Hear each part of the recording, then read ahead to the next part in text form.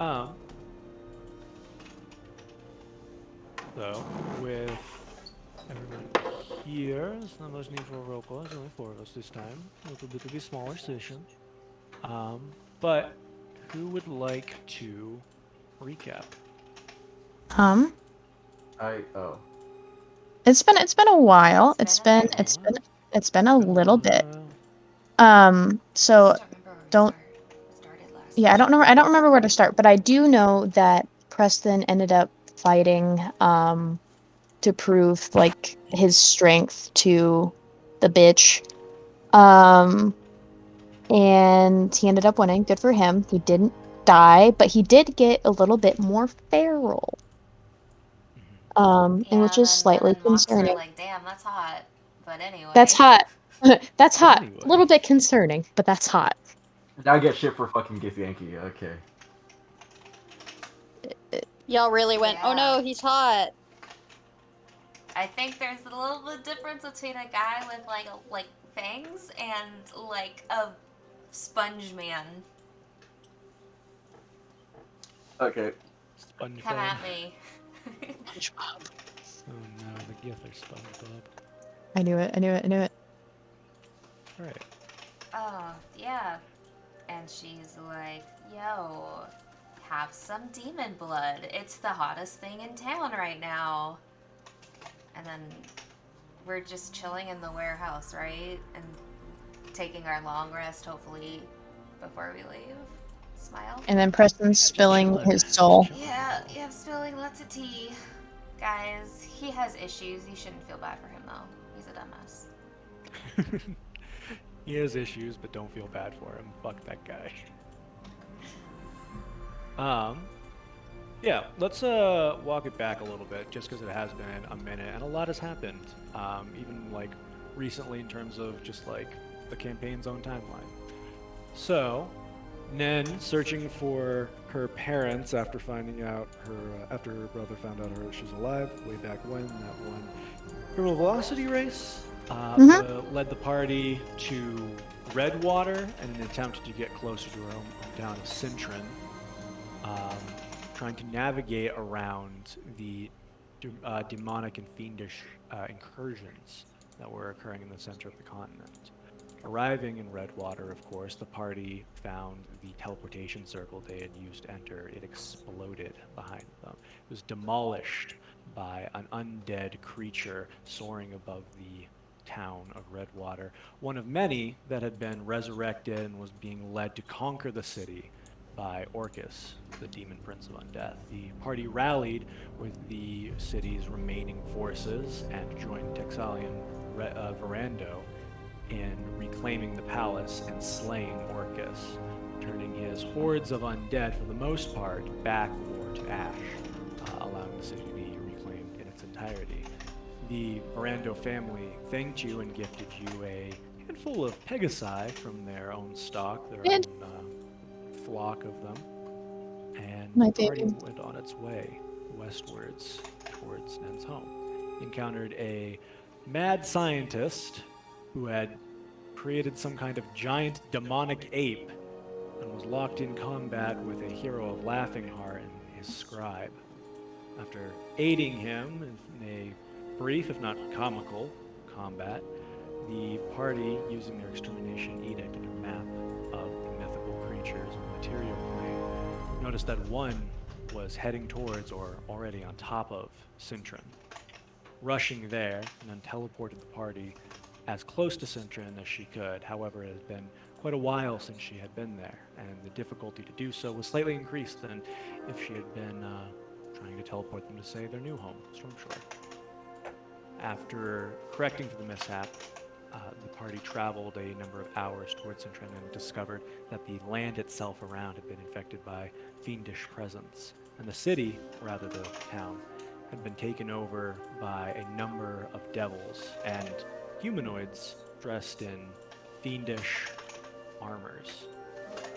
They approached the town straightforward. They entered through the main gate and were questioned by one of its fiendish guards. They were taken to see the Archduke Zariel, the new master of the town, and roped into a plot to return return to the Underdark and kill one of her enemies, the Demon Prince Baphomet, after she learned the party had such experience dealing with Demon Princes in the past.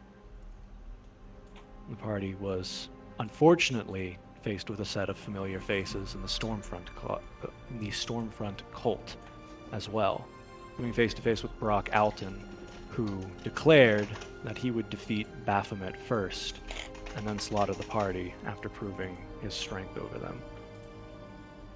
The Stormfront cult left that evening in search of the nearby entrance to the Underdark to plunge into the depths and presumably hunt and kill Baphomet. The party left to find Nen's parents to ensure that they were perhaps not safe, but as safe as could be, and found her father in poor health and her mother stressed by not only the recent events, but the caretaking of her father in the absence of Nen.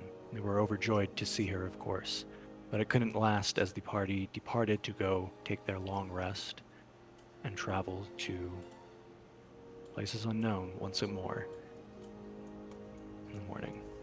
Preston, of course, having been found out by Hull of his previous actions before joining the party, revealed the scope of what he had done with the Stormfront cult in the past. And that is where we are brought now. For clarification for everybody up front, the long rest goes off without a hitch. Whether you want to place this RP scene before the sleep or after you have just gotten up and are getting ready to go for the day, that is up to you. But either way, your long rest is not interrupted by anything, unless someone wants to interrupt it themselves or do something before you actually take it. I do have a question. Yes. Earlier you said if I was able to name the city that Nen is from, you would give me inspiration? Yes, you do have inspiration. Let's Do I get to roll go. a d4 DM? Ooh, ooh. Yeah. Yeah. Ebbs, Emma, why don't you both roll a d4? Eight. Hey, twinsies. 3. Oh my god. You know, We have I 54s? remember. What part did you contribute again, Blue? Sorry, I'm not to make it a competition for no reason. Oh! You know what? Why doesn't everybody just roll a d4? Because I did most of the recap, but just because it's been so long and I wanted to recontextualize everything, so it's not like I gave everybody a chance to do it. Trying to find where I put that little handout of what the d4s do, because I You thought I say wrote this it. every single time. I know, right? I was sure that I wrote it down on Roll20 this last time.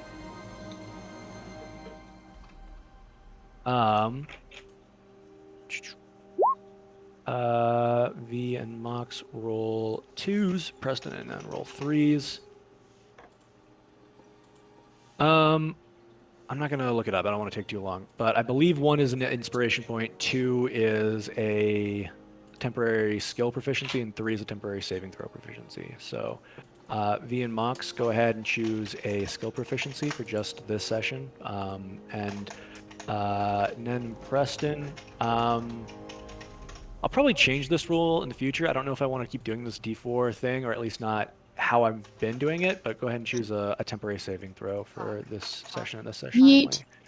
only. And make sure that if you have a skill proficiency or saving throw proficiency from the last time we did this, that you mark it off. Thank you guys. All right. So, Preston has poured his heart out, explaining the breadth and width of his involvement with the Stormfront So yeah, cult. I'm kind of an asshole, guys. No, I'm just kidding. We knew that. I mean, so if you guys have any questions, I'm an open book. Yeah, I have one. So what the fuck do they want with me then?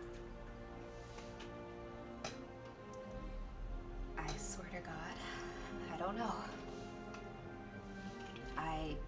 I've thought about it so much, and the most I can chalk it up to is just some fucking ego trip of his, but I don't get why, I don't get what the purpose of it really I just know that man's fucking crazy and desperate. Been like Right. that since like the whole fucking obsession started.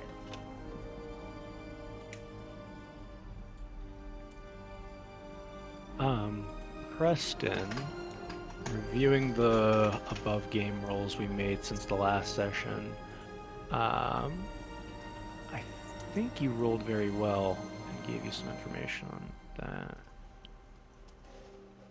Apologize not to step in the middle of the scene. You're good. I'm just going off of like memory of what. Yeah, This no, was like okay, a month yeah. ago. Yep, no. Yeah, you know his beliefs. Quick thing, with the game, if Cord. you don't mind. Yes, of course.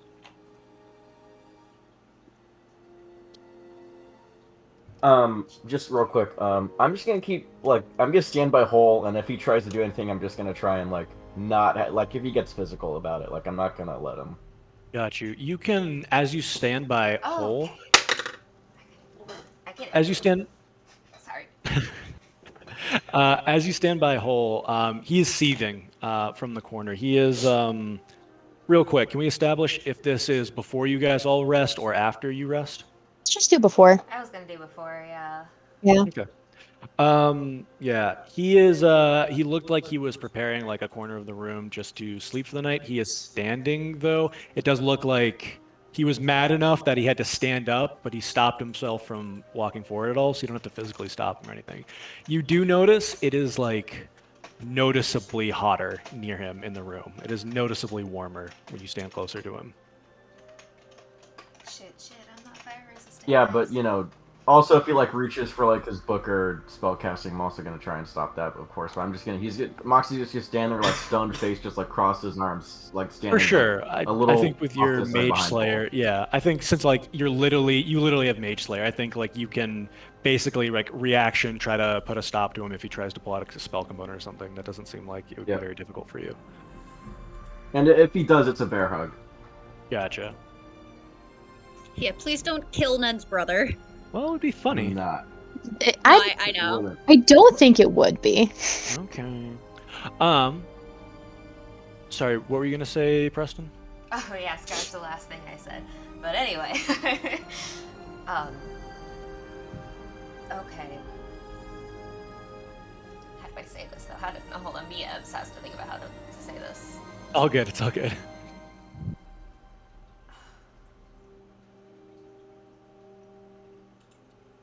The whole cult was basically founded on the basis of worshipping this god Cord.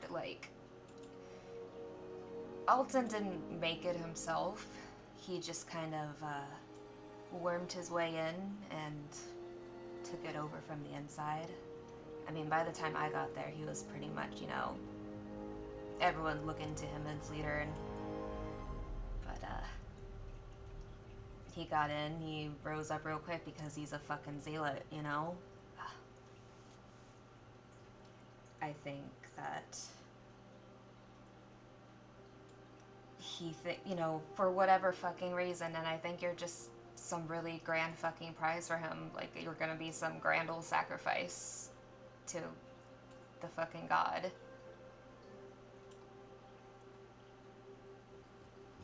Yeah, I bet Cord would love a random child. Seems kind of weird. Well, Nen, Mhm. you can make an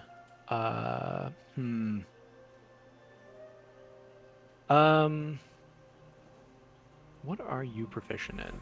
What are your Animal handling, Arcana, Intimidation, Sorry. Perception, Survival. Okay. I'm going to say you can make an Arcana check. However, this is going to be a little bit more difficult than if you were making, say, a religion check or a history check. Right. Just because the field is it's similar to what the information you're looking for. It's not exactly it. So the DC is going to be somewhat difficult. It's going to be 25. So go ahead. I and got the make an natural Arcana check. 20 after that, 12. so no. Nothing. Okay. don't you have Yeah. I mean, inspiration? Yeah, am I gonna waste that trying to get a natural 20 on this? you can if you want. I don't think that's gonna be the move Can I here. give her inspiration? inspiration? Like bardic inspiration? Smile? Bardic inspiration for sure. Yeah, Okay, absolutely. take some bardic. Oh, take some guidance too. Yeah, you can do both. Okay. Yeah. So that's a 6 and a 4. Yep, a D6 and a D4. Yeah, that's Okay. Oh my Okay. god. oof. Oh my god! Don't even look well, at me. I am gonna ask you to roll the the point of inspiration roll.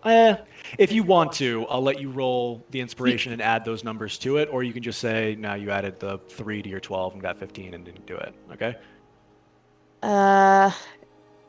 So essentially, it would be if you wanted to spend your inspiration point instead of being +5, it would be a total of +8 there. So a little bit better odds. Okay. Yeah. Let me roll again then. Okay. Sounds good. Okay. Well, 14 plus 3 is 17. That gonna unfortunately commit won't no. do it. I That's am what I going to figured. let Hole do it as well because he is Arcana proficient. I'm going to give him a little check to see if he is proficient in history or religion. I don't think he is. Oh, where's your feet? Here you are, buddy. He is not. He is not. Yeah. He is proficient in Arcana though, just barely.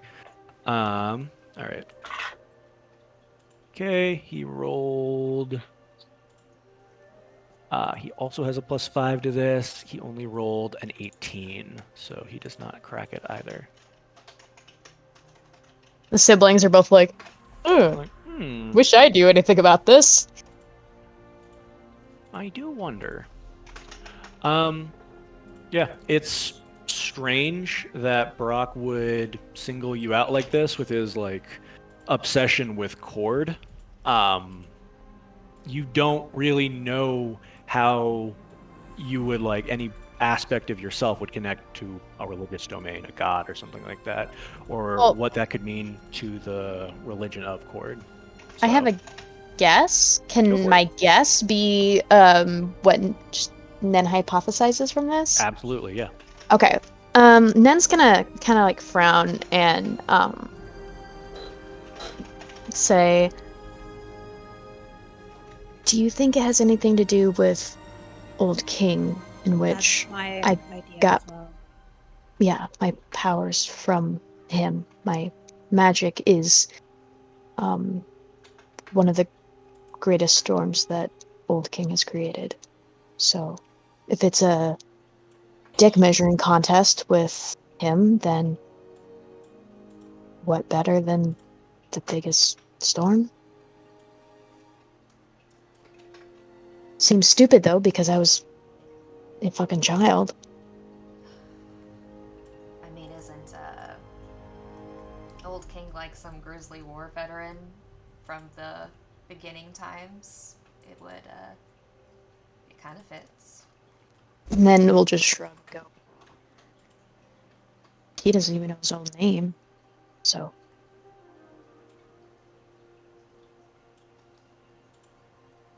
Isn't What his name happened to Old Cord? King? Does he have a different What name? What do you happened to mean? be Cord? Old King's name is Cord? You would all know Cord is the god of battle and storms. Cord is not likely to be like Old King in that sense. That's, yeah, Nen seemed pretty disbelieving of that. That kind of fits in my mind, DM. Do you want to make a religion or history check for me? Are you proficient in either of those? You know, I think I took temporary religious proficiency when you had me rolling earlier. Can I use that? You have temporary saving throw this time, don't you? Because you No, rolled. like I cast the spell Borrowed Knowledge when I was. Oh, rolling. that's right, you did. Yeah, absolutely. I would say that before Preston was talking to everybody is when I would set those like checks you were making. So yeah, you could still have that cast on yourself. Cool. Are you rolling religion or history in this I'm case? gonna roll religion. Okay, It's not, I Um, don't have a great. I'm gonna guide myself. for sure. Yeah. Fuck. Okay. Okay, 14. Cool. Is your intelligence modifier plus like nada plus nothing? Yeah. Okay, gotcha. was like, oh, that doesn't look His right. intelligence is twinsies. 11. 14. That's It's average. not a. It wasn't a high DEC. Like maybe you could have cracked a little bit more information off of a little higher roll. But from what you know, Cord is the progenitor of giants, especially takes pride in storm giants. Old King is likely either one of his creations or a descendant of like one of his original giant creations. Oh god, he So they're fucks very the closely Old King. No, I'm just kidding. they're very closely linked in the in a religious sense, but not all giants subscribe to that theory of like where they came from. It's just widely believed in the like Cord religion, at least. Okay. Sorry, guys. I've gotten too used to playing Lysithea. I'll try and calm down.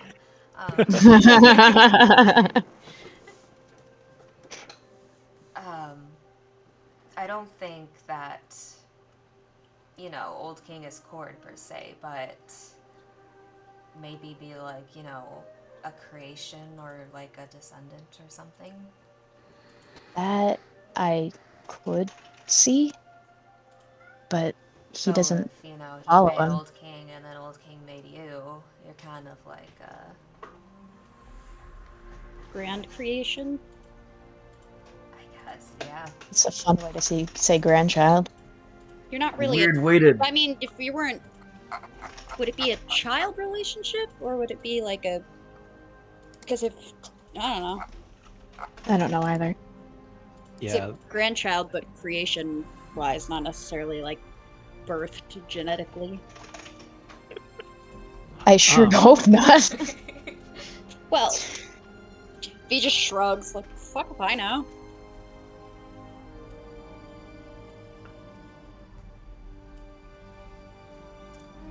all right.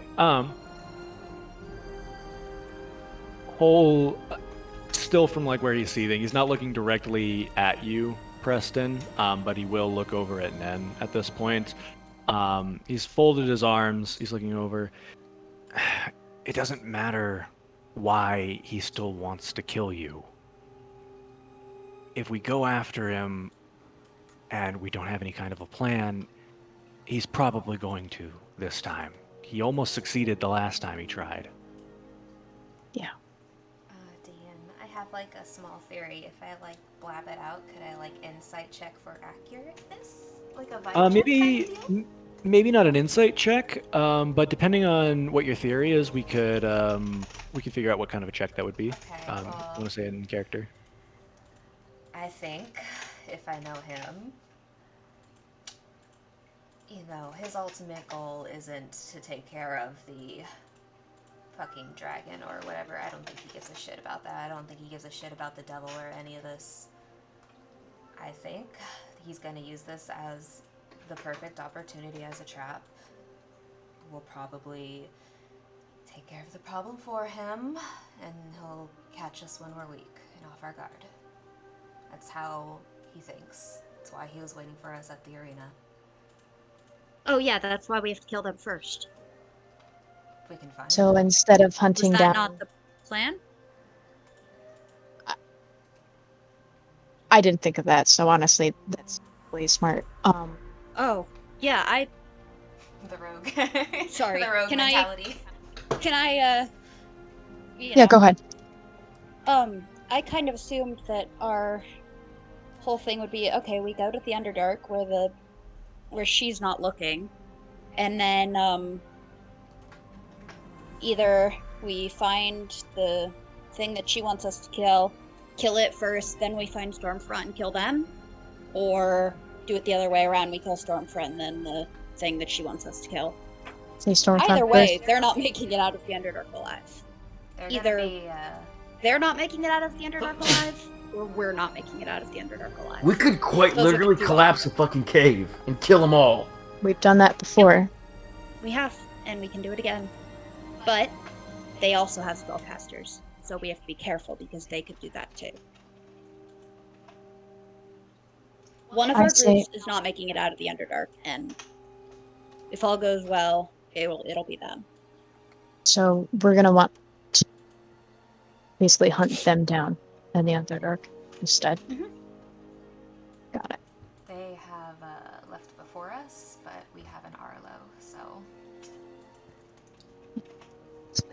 So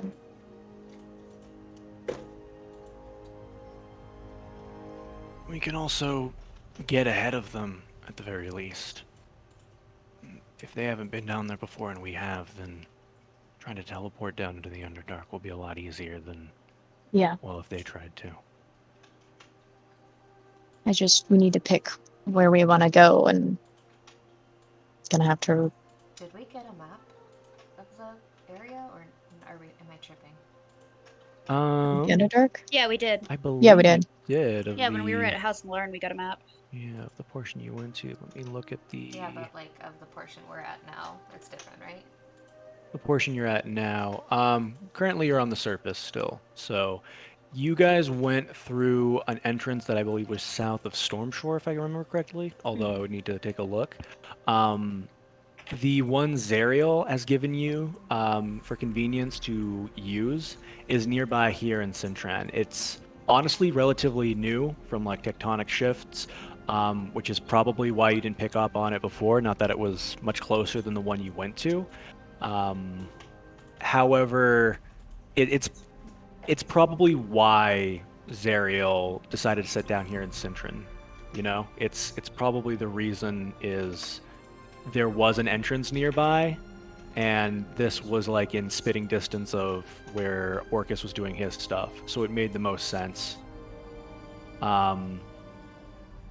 The entrance to the Underdark that you guys would be looking at, I don't know.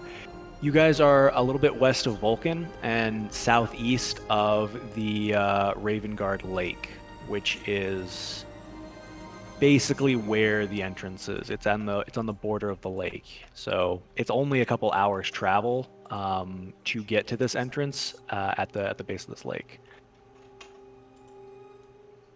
Trying to see if I gave you guys a handout for the general area you guys are currently in. I don't think I did, but I will work on that for next time just to make it a little easier to view this kind of area. You would know that your map of the Underdark, assuming you guys don't get fucking super lost, it's probably going to be pretty useful to you still for the location you're going to. Ravengard Lake is big, but it isn't so big that you're going to be in a totally different subsect of the Underdark when you use an entrance on the other side of it this time. It'll just be a matter of finding a landmark while you're down there to establish where you're at. Alternatively, you do have locations in the Underdark where you're familiar enough or where Nen has taken a keepsake that you could just teleport to if you wanted to try and do that. Yeah, that's what I'm thinking.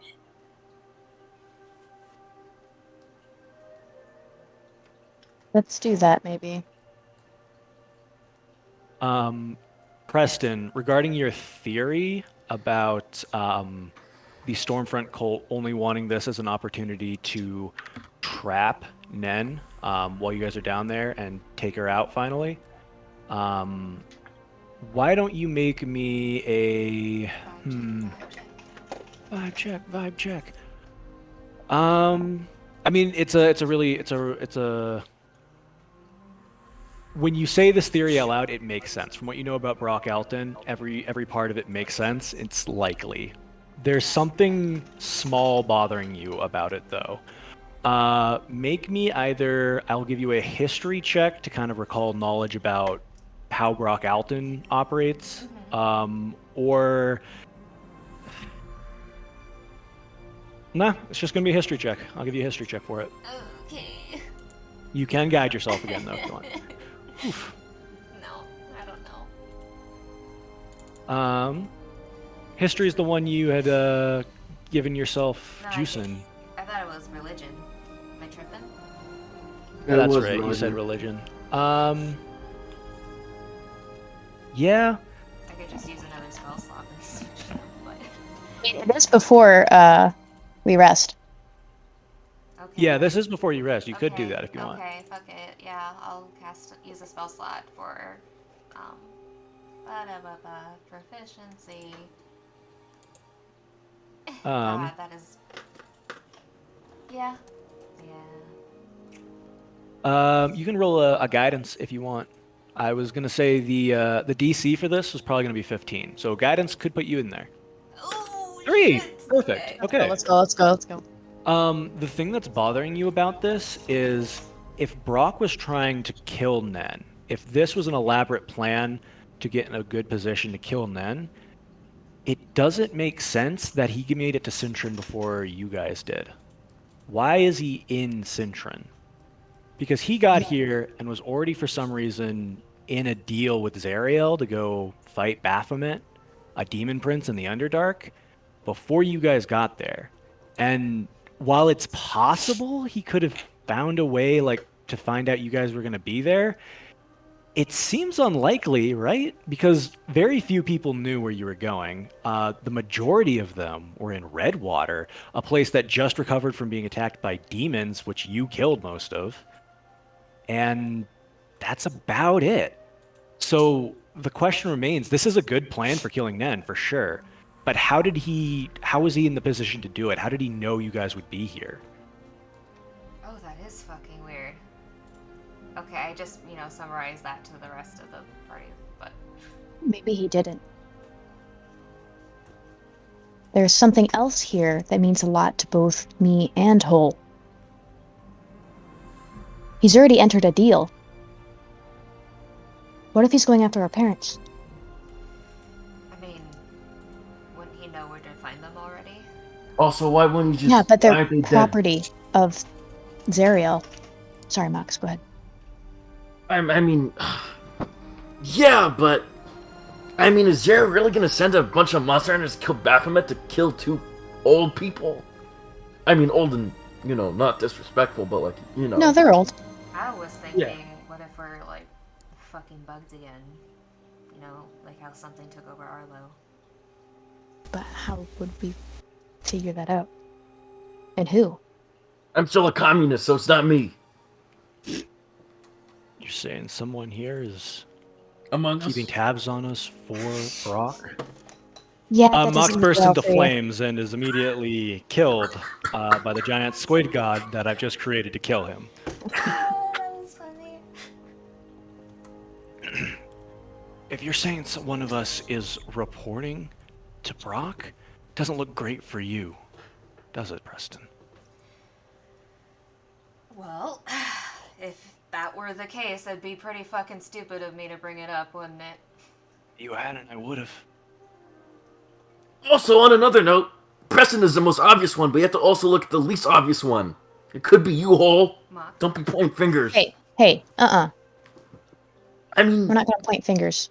least obvious, most obvious. I'm not even fucking saying it's something that someone's doing consciously. We don't know. It could be like a fucking magic item or something for all we know. Growing of some kind. Exactly. Go ahead and everybody just make me a wisdom check. Save or just a check? Just a check. This is going to be a vibe check, basically. Vibe check. While this is happening, I'm gonna summon my my Echo, and I'm gonna give this him is a little finger eye.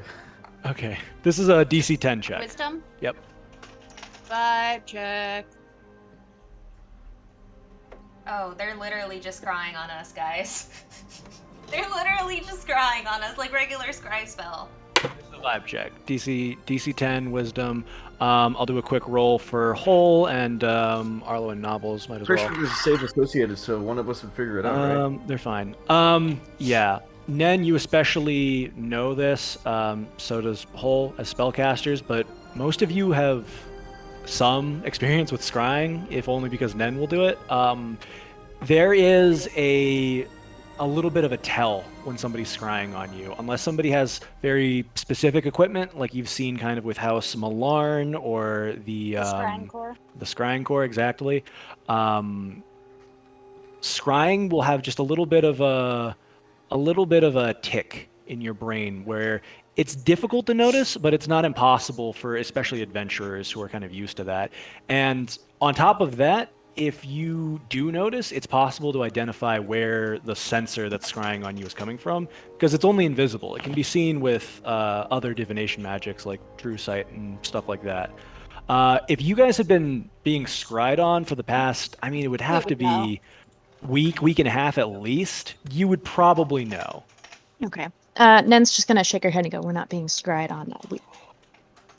We would have Maybe found it's that just out immediately." convenient for him. What do you mean? Like, maybe it just all fell into place for him. Maybe there's no grand conspiracy behind it. I can't believe that. No, there's way too. It's Um, too much of a coincidence.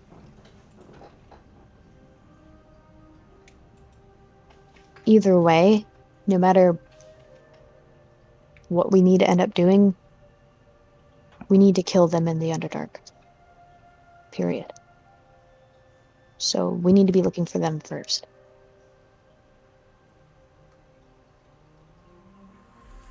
Agreed. Underdark's a big place. How do you want to go about cornering them?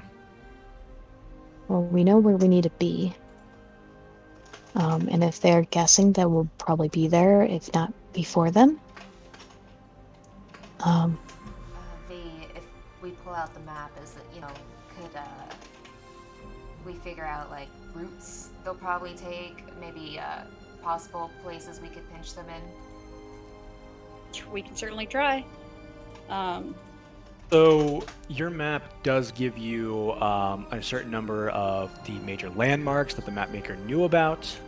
Some of the more major channels in the Underdark that would allow you through. However, a lot of the minor channels, as it were, that a lot of the more minor tunnels in the Underdark are subject to cave-ins or new ones being opened kind of constantly. It's just kind of how the tectonics of the Underdark work. It makes it very chaotic and difficult to traverse by foot in a long-term sort of sense. So you don't have smaller passages really that you could just kind of pinpoint and like really be surgical about cutting off.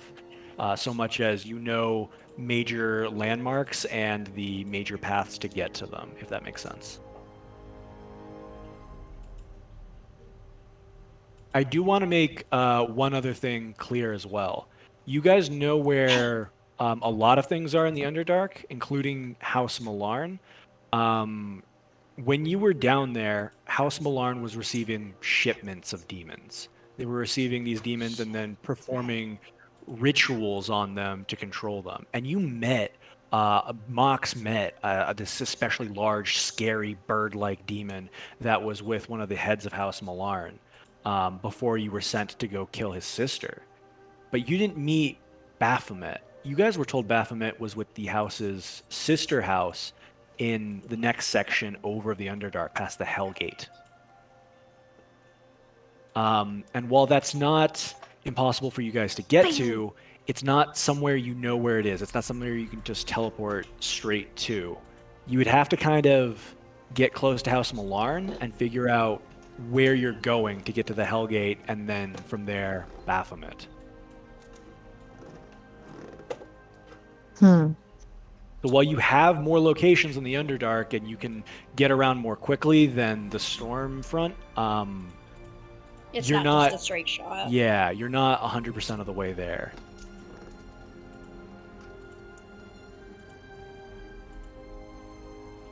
Okay. So if we can manage to track them down, how do we get around them?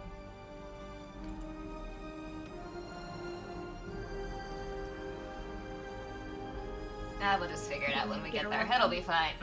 No, we need to go God. with the plan. I mean, Arlo is good with these things, so we'd be relying on him heavily. I'm Miles. I mean Arlo, and I have a good idea,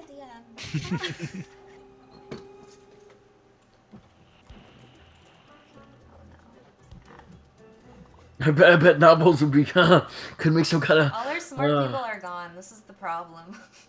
Yeah, we don't Except have Maggie, but thinking Maggie's power. tired. Yeah. So Arlo is certainly capable of tracking basically anything in the Underdark. It's his favorite terrain. He's got expertise in the proficiencies he would need. There is probably no one above ground who is better suited to navigation and tracking in the Underdark. He's great at it. The problem lies in that they're probably, the Stormfront cult they're probably going to have to head in the direction of House Malarn, however they navigate there, because that's really like the first stop on before getting to the Hellgate. That's a major Um, landmark, also. Yeah, exactly. They'll probably have to stop at House Malarn to get to the Hellgate and then work from there.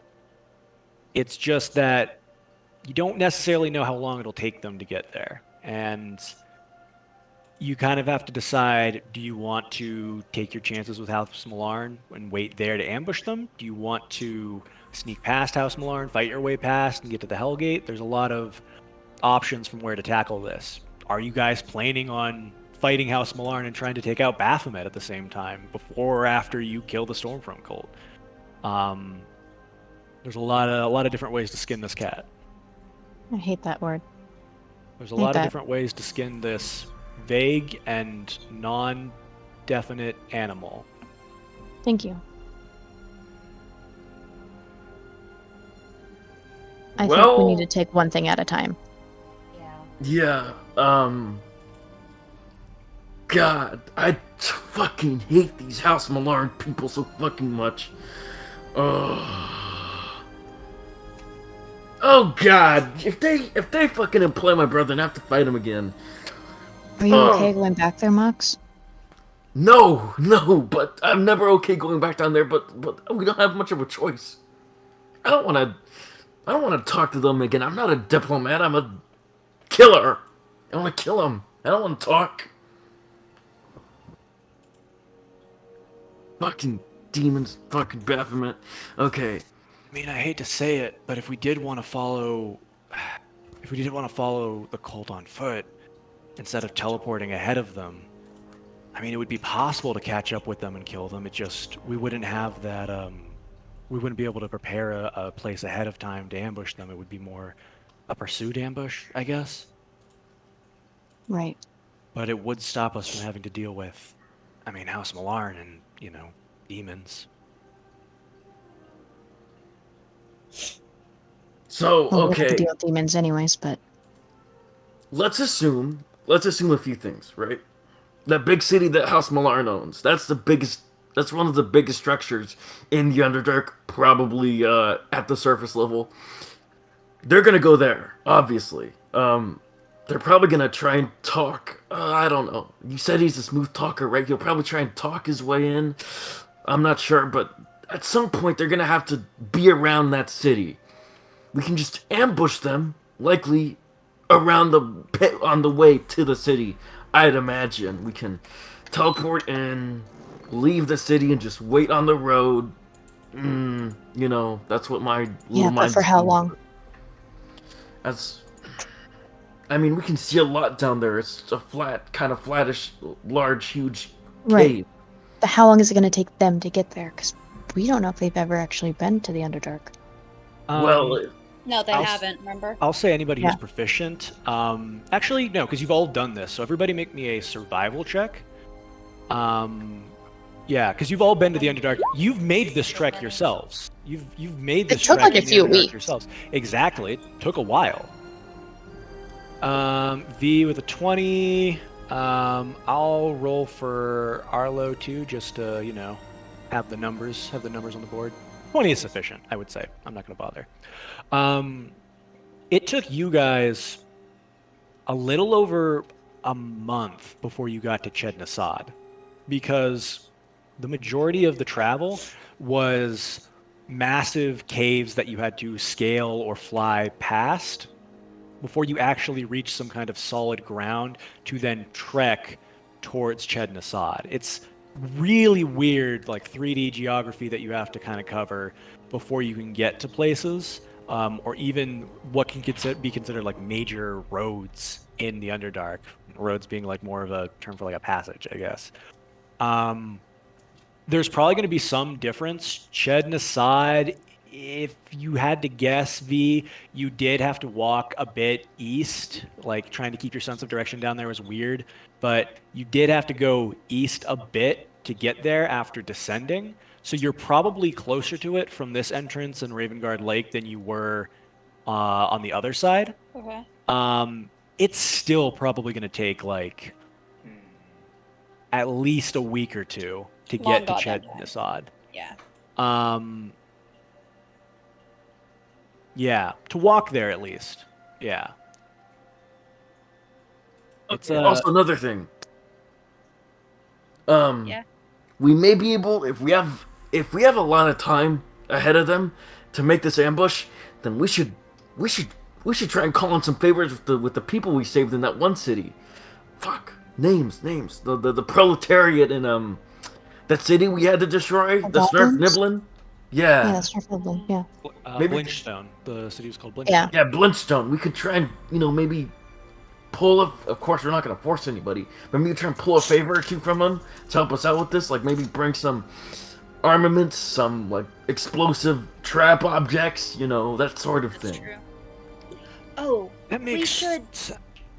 Before we go back down into the Underdark, we should bring a bunch of like leather and paper and surface stuff. Remember how much they fucking love that shit down there? Yeah, Make a ton of it down there. That makes sense. I could, I could probably make some art with the sculptures and yeah. The My God, trek, if we bring them wood. the trek between Ched Nasad and Blinchstone was about that long, if I remember correctly. I mean, if it's going to take him a week or two to get to Ched Nasad, it would take us probably about that long to get anyone from Blinchstone to Ched Nasad. Any forces, if we wanted to have numbers on them. That could work. We should, Let's and, do and that. these people are they're very into like crafting, and they're very good at what they do. We should fucking use it. I mean, we should not use them, but we should ask for help for our assistance of helping them, Utilize our allies. In solidarity, Utilize the help of our allies. Yeah, and, the incredible ingenuity of the working class. Mm-hmm. Or just a Snurf Niblin. But I agree, we should use what we have. That was not waste any chances dealing with them, because we deal with these fuckers now, then we don't have to fuck around later. I don't want to risk anything. Can't wait to skin that fucking Dragonborn. Holy shit. Mox, if I didn't know better, it sounds like you had a crush on him the way you talk about him. He's fucking ugly. The way you hesitated. Dragons are... You're not super convincing there, Mox. Anyways... He's like turning even more purple. How is that possible? Stop looking at me! Does he just get darker purple? How How far does it go? Like, purple wise. I put my helmet back on. Alright, then we can visit Blinchstone first then. Alright, yeah, sounds like that's the plan. Then we long rest, DM. We Longest long conversation rest. ever. Longest conversation ever. Cool. Yeah, you guys long rest after coming up with a pretty solid plan, to be honest. You awaken in the morning. The sounds in Sintren, they're not really the joyous sounds of a town waking up in the morning. There's no animals except for what withering livestock is being used still to drag around things for the remaining human population of this town. There are the sounds of carts being dragged by large fiends, the clanking of armor of weird bipedal and quadrupedal fiends that are decked out in equipment. And of course, if you look out the windows, there's the constant presence in the sky of spined devils and other smaller fiends capable of flight. And the presence over Sintren is oppressing. It's impenetrable. However, you do wake up, and as you get ready to go about your day and leave the warehouse, you are not stopped on the street at all. You are not harassed by these fiends. It would seem that there is an open understanding for your group, that you are currently working for the Archdevil. All right. What is the plan from here? Are you going into a teleportation? Are you stepping off? Are you visiting anywhere before you go? Well, we need to grab a bunch of shit like wood and leather and that kind of stuff. All the shit that we sold for a bajillion gold in the Underdark Oh last shit, time. that's a great idea. We have to Yeah. exploit the economy going- before anything else. Gotta exploit the economy. Great Listen, stuff. they don't Capitalism, have, if they not think to that the exploit rocks it. and stuff are like worth nothing and super. They're just like, sure, take our gems and gold. We don't give a shit. We barely even mine it. It's not worth shit to us. We do the same shit with like paper and leather and like wood. It's just Are- exchanging what they think is not worth anything for what we think is not worth anything, but it's really valuable in the other person's place. It's an equal Do- exchange. I do have a question. Yes. So they're not stopping them going anywhere, right? For the most part, yeah. They're not stopping you on the street or anything. Depending on where you want to go, it might be different for specific places. If you Her wanted to go to parents? you want to go to Nen's parents? Yeah, like and then we'll like walk around and see like they're not stopping her and go, it's free real estate. Yes. As you approach your own home, there are a pair of devils outside. One of them is that strange bipedal, hooved-looking devil, the one similar to the one Preston killed in one-on-one combat in Zariel's presence. It Mhm. doesn't look to be the same one. It just looks to be another of the same kind, with an equally menacing, twisted, fiendish infernal iron axe. The other one is a little taller and lankier. It looks like it's dressed in a golden armor, but as you look for any chinks in it, you can see its skin is also that color, and it's almost like it morphs together. The armor, it looks like it's gilded and shiny, and very dressy, but there's a weird tint to it, like it's been tainted. The creature is humanoid-ish, but its face is strangely long, and its head sports two small pointed horns, and over its shoulder it has slung this flail, like a Morning Star style mace, but like on the chain, so a flail, and there's like 3 of them attached to the base of the weapon. They seem bored, but they're guarding either side of the door. Okay. Have they seen her? If they have, they haven't made any. They haven't made any reaction to that they've noticed. Considering bad decisions. Mm-hmm. Nen's kind of like hesitate and turn to the others and go, do you think they're gonna let me in or no? Well, I mean, they have 2 guards there for a reason. I don't imagine it's, welcome people in. Right. Right. Okay.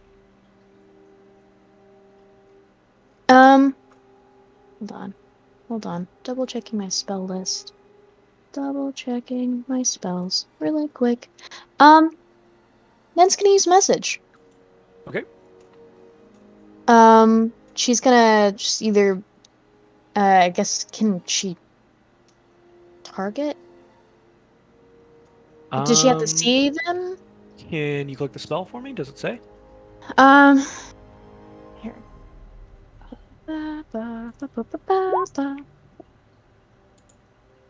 And I'm familiar with the target, so I don't think so. Toward a creature within range, whisper message. Target, you can cast it through solid objects if you're familiar. Yeah. Magical silence. 1 foot of stone. 1 inch of common metal. Thin sheet of lead. Or 3 feet of wood blocks the spell. I would say you probably would be able to. Okay. There might be like an extra floor the message has to go through, but you could just point it at the second story from outside. I think that makes sense. Okay, know it's in where the morning. your They still dad might would- be asleep. Yeah, and you know your dad is bedridden either way, so. Well, kind of. I mean, Preston kind of helped him out there. Yeah, a So, bit, definitely. then we'll cast message towards where her dad's probably laying down, hopefully. Okay. Don't want this to miss and go into outer space. Oh no, you contacted aliens. Oh god. Then started the alien invasion. How could this happen? That's crazy. No, so she'll message her dad and be like, "Hey, we're outside. Not sure if we're allowed to come in because of the guards, so I'm just gonna message you this. We're okay right now. We're gonna be heading out today probably, so I just wanted to let you guys know that everything is gonna be okay, and we'll see you guys soon. Love you." You're leaving a voicemail. Yep, literally. Oh. You can hear like the surprise in your father's voice. Clearly not typically contacted by magic. Yep. It's good to hear that you're fine. They put extra guards on the door since last night. We weren't quite sure why, but no, it doesn't seem like they're letting anyone in. Hurry back soon. We love you. That's the end of the message. And then we'll kind of like just straighten out her shirt and then give a nod to everyone else and say, "Okay, You let's sure go you get our don't- stuff." You don't want to go in? They're not letting people in. We have magic. Listen, I don't want to start anything with our new overlords Mm-hmm. because we have to leave anyway soon, and I don't. If we do anything wrong, I don't want them to hold my parents as collateral. Just putting them in trouble just because we wanted to see them isn't safe. It's not. Yeah, alright.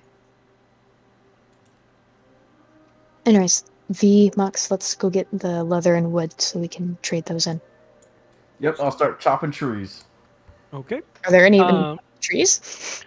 There are trees near the town-ish. Like, it's the kind of town that has its own, lumbermen who go out and collect. So there's a decent radius around it that is basically a clearing from where the forest has been cleared out to. Out to the distance that the trees are normally, they're pretty dead and withered. A lot of them because of the I mean, fiendish that's all we need influence. is wood. Yeah, you could convince Underdark people that like this is good wood. They probably wouldn't know the difference. I mean, wood is just dead trees. Mox so the always trees are had already has dead. good yeah, word. but a lot of it is like word. rotted. Oh, okay. Yeah. So you could chop this down and try to convince them that this good wood, you should pay for this good wood. For anything else that you guys would be looking for in town, like leather and whatnot, let me pull up the general supplies. Is there like a yield general, like secondhand store? Like a, Yield thrift shop. yeah, Goodwill. where they have like wooden chairs and shit like that? No, there's not. This is Damn. a small town. Most of these things are very utilitarian, and any artisans that probably like were in the town, probably either I think it's kind found of Listen, have you something. ever great been to a place small for town? a They're thrift like shop. half antique shops. Yeah. Okay, not in this case. This town's been taken over by devils. So if your job wasn't very utilitarian, you probably were given a utilitarian job. Yeah, that's fair. Me, like, if it wasn't taken over by fiends, I'd give you like a straight luck check to see. But there's no, I mean, not right now. why would the fiends fuck up an antique store? Because do you want an insight check the fiends? Do you want an Sure. insight check the devils? Go for it. DC 10 insight check. Why? Why would they do this? Zariel is using this town as her base of operations right now. This is like where she plans to launch attacks on demon princes. She doesn't care about the people here, but it's easier to use them if like they have some kind of purpose that she can take advantage of. And it's easier not to like just slaughter them all because they might have a purpose. So the people here have been enslaved to do Zariel's bidding. They're working for her out of fear to do whatever their craft is and keep the town running so that it can work for her army to like rest at. There's not really any point to anybody who's not doing that, so she doesn't have a problem killing them to make them an example or just getting rid of them because they're unnecessary. Yeah. Yeah. But there is like supply stores for, normal like things that you would find on the adventuring items. I'm trying to pull that page up right now. Like leather armor and water skins and just like leather. Is this like Exactly. a part of the kingdom? Do the And paper. officials know about Where the this? fuck are the Lots of cops? paper. That's my question. Yeah, where are the cops? Where Why the are fuck we the the cops at? With a DC 15 insight check, and while you guys are wandering around today looking for supplies, they're dead. They were killed or put in Zariel's army. Damn. This town probably used to have a mayor. That mayor is no longer alive. Bro, I know Um, what they need. They need a more police budget because clearly they don't have enough. They need the AR-15s. We need more Yeah, guns, that's yeah. what they need. We need more guns. They need more police budget. That's what they need. Nick, can we Second Amendment this place, please? Can we Second Amendment Cintron? Is that? Are you asking if we can Second Amendment Cintron? Yeah, can we Second Amendment them to give them firearms? Roll me a d20. Okay. Please land on a 20, please. I beg you. Oh. No, we cannot. No, but this place, Cintron is by territory in the, it's like right on the border between the territories of Ravengard and Vulcan, although it sits slightly inside Vulcan's territory. The reason it probably hasn't been retaken by Vulcan is because everywhere in, like, this side of Vulcan and everywhere on this side of Ravengard and the other like 2 territories that border it are in this kind of state where they're being swamped by fiends. Like, imagine if Redwater had a small town that they were in charge of protecting, and they were currently being murdered by Orcus, so they couldn't go stop that. Like, it's bad in the center of the continent right now. Everyone is dealing with something, so a small town kind of going off the radar because it's being taken over is like a drop in the bucket. It's not on literally this anybody's game is priority fucked up, I'm not gonna lie. This game sucks. Nen will good. suggest. Nen will suggest getting like clothes, maybe like smaller clothes or just Yeah, like clothes in fabric. general. Oh, silk! Fabric. We need silk! Not Um, silk, but like any other fabric. Cotton. They stuff use like silk. that. They have They silk. use like spider silk. Oh, Yeah, they right. don't need Shit, silk. I should Bring, know like- this. If But also we could like bring like cotton and like canvasy fabrics. also just like parchment. For Would sure. be Yeah, paper. good one. So if you guys want to take a look at the adventuring gear table, you can pretty much I just have it- Google it have it anywhere or open. just pull it up on your handbook. Basically, everything on there you'll have some access to. Some of the more expensive items, probably a little bit less. But everything on there you should have access to. The prices are triple in Cintron right now for what you do find, because anything that's not being used for Zariel's own ends, like the profits are going to her army, and they can use money on the material plane, so they're going to extort you or anyone else who's trying to do business here, because they can, because there's no one else to go to. So common clothes would be 15 silver piece. Yep. Then we also have where did I put the parchment? Where is it? Parchment is 1 silver piece each, so that would be 3 silver piece for 1 sheet of parchment. Mhm. Just if anyone's writing this down. I don't know. We'll get Take out of some notes. thing. How much parchment and clothing would you like to buy? Yeah, I think that's what we're trying to figure out is how much it costs, and then we'll figure out what we can. So we know for sure that, hold on, I'm using my art canvas to do this. Parchment is 3 silver piece, and then we know that clothes are 15 silver piece. I will say, when you plan to like sell off this stuff, you will obviously get a chance to negotiate the price, and probably can get a higher return, because significantly higher than even like what the prices for this down in the Underdark would be, because you guys have good persuasion and whatnot. I will say there's a limit to how much you can carry, so purchasing like paper instead of parchment while it would weigh about the same amount, paper is like more processed. It is like a more refined thing. So even though it's twice as expensive, you'd probably get twice the money back as well, even before you negotiate. So So if you maybe we want to buy invest. more expensive stuff, then it might be more effective. Okay, so then if that's the case, then if we do 6 gold, it would be 6 silver piece for paper. And then the clothes, we go back up to the clothes. Fine clothes are 15 gold piece. So that would be 45 gold pieces for one set of fine clothes. Yep.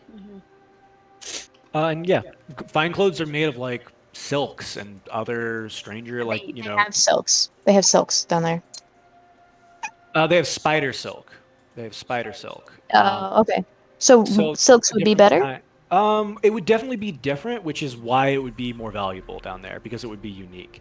And then there are other like nicer clothes as well, not just like silks that you could buy when you buy fine clothes. So it would be like an assortment of things they don't have access to that are really nice. Could we just get like basic like rations, like just like grains of like bags of rice and shit like that, like shit you wouldn't. Yeah, I find. was gonna say, can we? What about like Barley. seeds, like acorns and shit?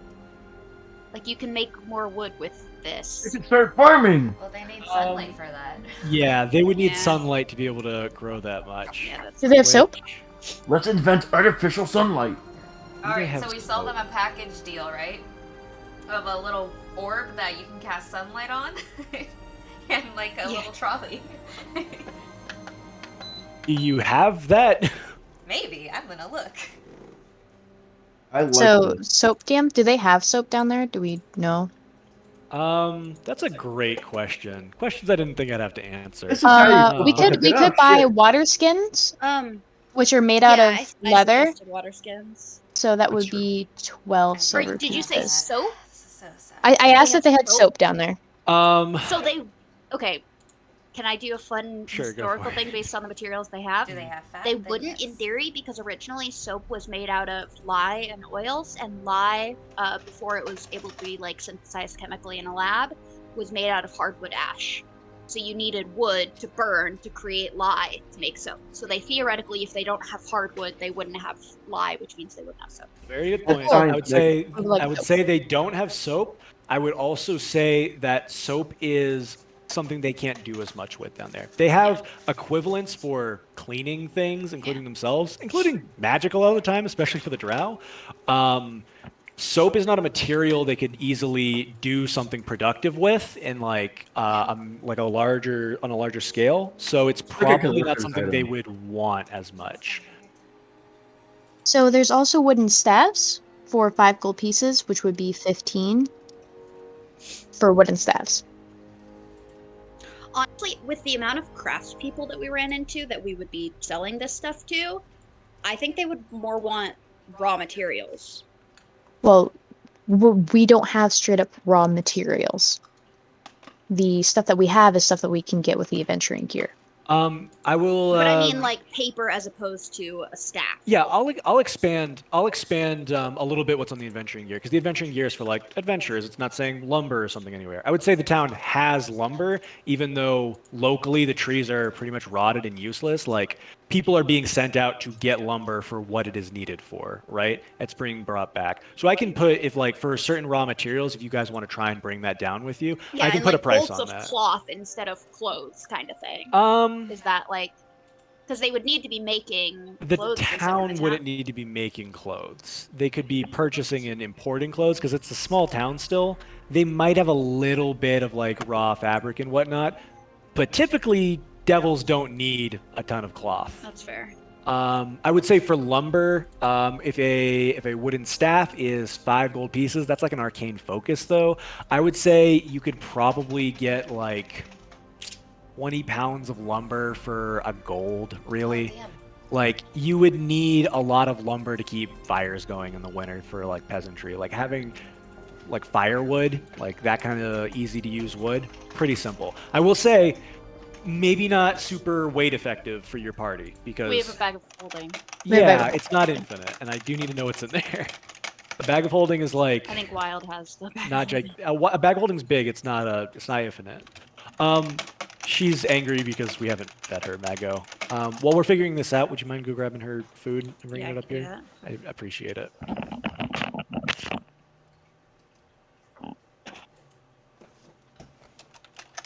So you guys are looking to buy paper, clothes, and lumber to bring with you? I was gonna ask, is there like maybe just like old books around that we could Old just take? Because why would books. demons need books? Or devils, whatever. I mean, theoretically, Being racist to yourself. you're being racist to Look, yourself. I'm a lore bard, fuck you. Theoretically, yes. All of them, literally all of them, are written in surface world languages. None of them are written in Undercommon or any like Yeah. Underdark equivalents. Yes. I would like to take the most kind of like mystical looking one I can find. Okay. Like, I'm talking like, it looks like, it could be like a basic bitch, like, introduction to the gods or whatever, but I want to see like a lot of pretty pictures and like one with some pretty fonts where it looks like it could be magical, you know? Okay. So you want one that's Very like specifically. really over designed to Yeah. trick someone with. I wouldn't say trick. I'd say trick. I'd say Do you trick. want one that just looks that way, or do you want to find an actually No, I mystical just want book? one that looks that way. Okay, that'll reduce the DC on this significantly. Go ahead and make me an investigation check. Gag items in the fucking devil hell place. Oh, got my go for okay, 13. I'm rolling my shit. With a 13, there is an old library. The librarian has long since ceased to actually operate it, and few people actually go in here because not a very good reason to. But no one's watching it. No one really cares. If there was any interest in like knowledge in here, it's probably already been picked clean for like maps and whatnot of the area by Zariel's forces. You find a small like. It's like a decent looking book. It's got like a bluish cover to it, which is like out of the ordinary for most of the ones in here because they're pretty plain. It's like a hardcover. It's blue and it's got like a little bit of golden embroidery on the spine of it. And the title reads 1,000 different kinds of mushrooms, fungi, and you. Nice. Awesome. I like totally take this. I'm good. Great. While they're in there, Dan just goes, "It's been a while since I've been in here, to be honest. They really haven't done much." Were you a book? No, No? no. I looked for the best picture books I could find. Funny how that works out. Mm-hmm. It is a Alright. little bit more impressive than when you were here as a kid. They it looks like they made a small expansion. There's a few more shelves in here. So it used to be pretty dinky. It looks like it was pretty respectable before the town got taken over. So Fair enough. everybody in the everybody who went to the library, just make an investigation check real quick, because I assumed you were helping Preston and maybe you found Yeah, something probably. else in the meantime. Investigation. Don't know why I wouldn't. 8. POV. Nen never rolls anything good. And that's okay. You know?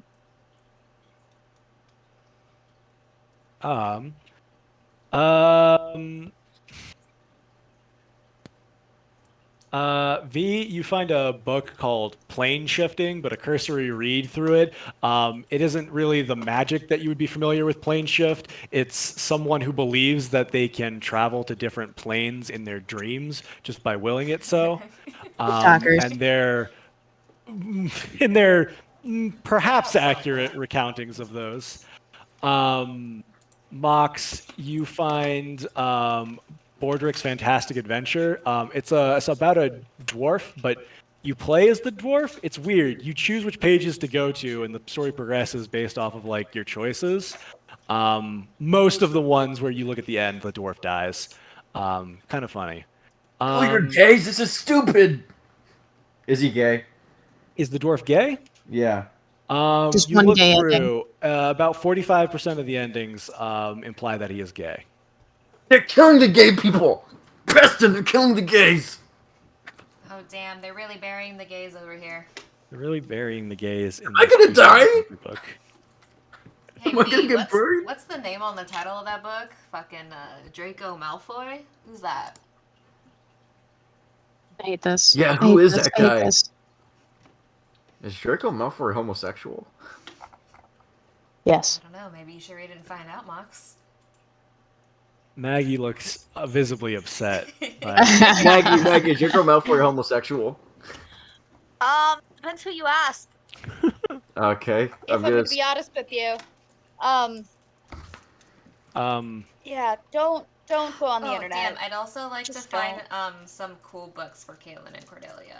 Since I'm Okay, here. these are the cool books you guys are finding for them. Oh, okay.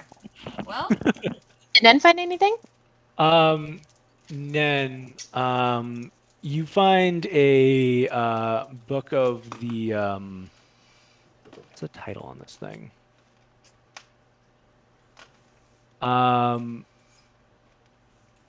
It is called The Space Between, A Theory on the Neutral Gods. And it seems to be less of a religious text and more of a philosophical one regarding the gods that are thought to be of like neutral alignment in Interesting. Santosia. Interesting. Yeah, we'll yoink that. Nen's gonna leave a note where the book was and say I owe you, and then write the title of the book and then dash Fistcasters, and then just leave it a little bookmark in the did you remember book to shelf. punch the back out? Yeah, we gotta punch it out real quick. Fantastic. And then if anyone gives her a weird look, she's just gonna go look. Society may be collapsing, but I'm still gonna like should at least check myself out of the fucking library. Thanks. Certain rules are sacred, and checking out books from the library is one of them. Exactly. Anyways, we're gaming. Great stuff. Okay. As you We guys really be out here like talking about casually killing people in 1 second, and then leaving IOU notes for library books in a desolated, devil-run town. We're good Right. people. That's what good We people really- do. Some we people really would debate are that. people, aren't we? We are We good are guys. people. Okay. Bum. Sure are, guys. Okay, as for stuff that we're gonna buy, gang, how much gold do we have? I have a bunch. I have a lot. And V's always out here for profiteering. Yeah, Nine keep has- in mind, I need to check. I think we specified how much of your gold each of you brought like with you on this adventure because I didn't want you to, risk all of your gold adventuring. It doesn't make a ton of sense to bring it. So I don't remember what we said for that, but I'm sure you guys wrote some kind of note on your sheets. I hope. can I have punch it, 198 Game, I give all my extra money to Cordelia anyways, so. That's true. for the car. Nen has 100 gold. I have 189. And Nen's gonna give all 100 to Ruby to figure out what she wants to do with. 360. Not Ruby? Ruby. Where the fuck did Ruby come from? I don't have anything specific, so I'm sure I probably just said, fuck you, I'm not leaving my gold anywhere, and brought it all with. You brought all of your gold with you. Well, I don't have anything written down for it. Okay. So, Nen's giving her 100 gold to V for V to work with. unless my fucking...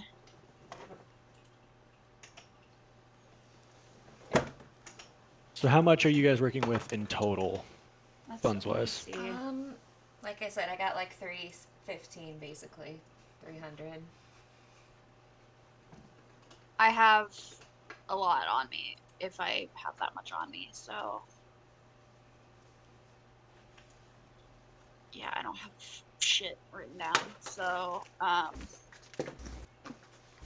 have over 3,000 Jesus. gold. Alright. That's Okay. a lot. Yeah. All right, what do you guys want to buy? And then give it all to V. So, Maggie, it's all on you. I'll let you Um, decide. I think we want probably mostly pay. I missed a lot of the conversation about that because I was dealing with I Bailey. can give you prices if you want.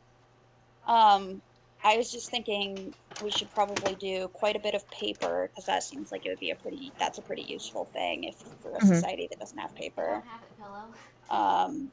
And in regards to like the paper versus parchment thing, like Oh, we do a probably paper. go more for paper, yeah. Yeah, yeah. And then a little bit of lumber and some clothes, but not a ton.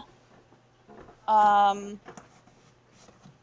so I think Paper is 6 silver piece for 1 paper okay. piece. Um, then for 20 pounds of wood, it's 1 gold piece. Okay. For fine clothes, it's 45 gold piece for like a set. And then for water skins, it's 12 silver pieces. 12 silver pieces. Okay, let me do some math real quick. I'll also ask you guys to keep in mind you have a weight limit. I'm going to calculate. I'm pulling up a bag of holding right now. I'm going to just keep it simple. I'm going to say you guys have probably half the bag's capacity left because I don't know what tracks. Wild has written down, so it seems the fairest way to handle it. Yeah, no, that makes sense. You fucking lost it. You had to laugh. I've been sitting here. Yeah, so have I. I haven't gotten up. Oh, I found it. It was my titties. Dun, dun, dun, dun, dun. Everybody's like, oh god, I don't have it. I don't have it. Leave me alone. I don't got it. The bag can hold up to 500 pounds. So just to keep So we it have simple. 250 left. Yep. You always have it Okay. every single time. Always. Just like every 9 out of 10 times. What are we seeing on weight for like paper? So, according to the adventuring gear,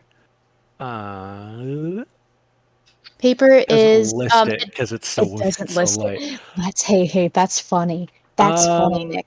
I think that's funny. Yeah, how many sheets of paper in a ream? There are 500 sheets of paper in a ream, and Wait. how much does a ream of paper weigh? It weighs about 5 pounds. So I would So 100 say, sheets a pound ish. yep, makes sense to me. That's probably the most efficient one we can fuck around with, to be For honest. sure. Yeah, that probably. Okay. The Fistcasters Paper Company. We're literally It's not the even, office. We're not even a paper company. We're just like the delivery company. We are Literally the UI. office. Like we're the like Salesman. yeah, we're the middlemen. We're the ones who like the That's distributors. what the cast of The Office is. Yeah. Yeah. Yeah. All right. All right. Who's Michael So- Scott? So 100 sheets of paper. I'm just gonna work in things of 100 is a pound. It's 60 gold pieces. Because it's 600 silver. Okay. That's what we're working with for that. That's gonna be our most efficient weight wise. If we want to do, I will say, when you get to the Underdark and you're like, I want to sell you all this paper, depends on who you're talking to, like how well that's going to go. Like, for example, if you find a town or a city and you're like, hey, I'll sell you a fuckload of paper, they'll be like, for sure, we, a city, can use that. You find a single wealthy merchant and you go, hey, I want to sell you all this paper, they'll go, no. But you say, I want to sell you these nice clothes, they'll go, oh, wow, I've never seen that before, and that's something I personally can use and will pay a lot for. yeah. So So we need to diversify. Is the you can if you want to. yeah, we should. It's capitalism. How much I'm does the water joking. skin weigh? Empty. Let's see if the adventuring gear will say it That's says it's 5 5 pounds pounds full. Yeah. So say a Well, we pound. just call it- yeah. Say a pound. Easy. Just keep it simple. Playing game. How's the game going? We're shopping and talking about our feelings. That's what I want to do at D&D at the Looking Podcast. Sorry.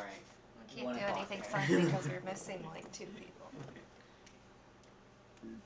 If you guys want to buy straight up leather instead of water skins, that's available to you and probably easier to sell to somebody looking to buy Yeah. leather. I would say probably price that a little bit heftier than the lumber. I would say, let's say a gold piece for every 5 pounds of leather. For one Okay. gold piece? Yep. For 5 pounds? Okay. We're sure good at burning time for you, Nick, huh? Yeah. I mean, I didn't expect this, but I appreciate that you guys remember that this happened last time and are capitalizing on it. It makes me think you guys are engaged as players, so it's We cool. are. We're V gonna will break the take literally economy any so hard. opportunity to like do dumb small shit for money. Mhm. If it means buying something somewhere, putting it in the bag of folding, and then selling it later, and she's gonna make a fuckload of money, of course she's gonna do it.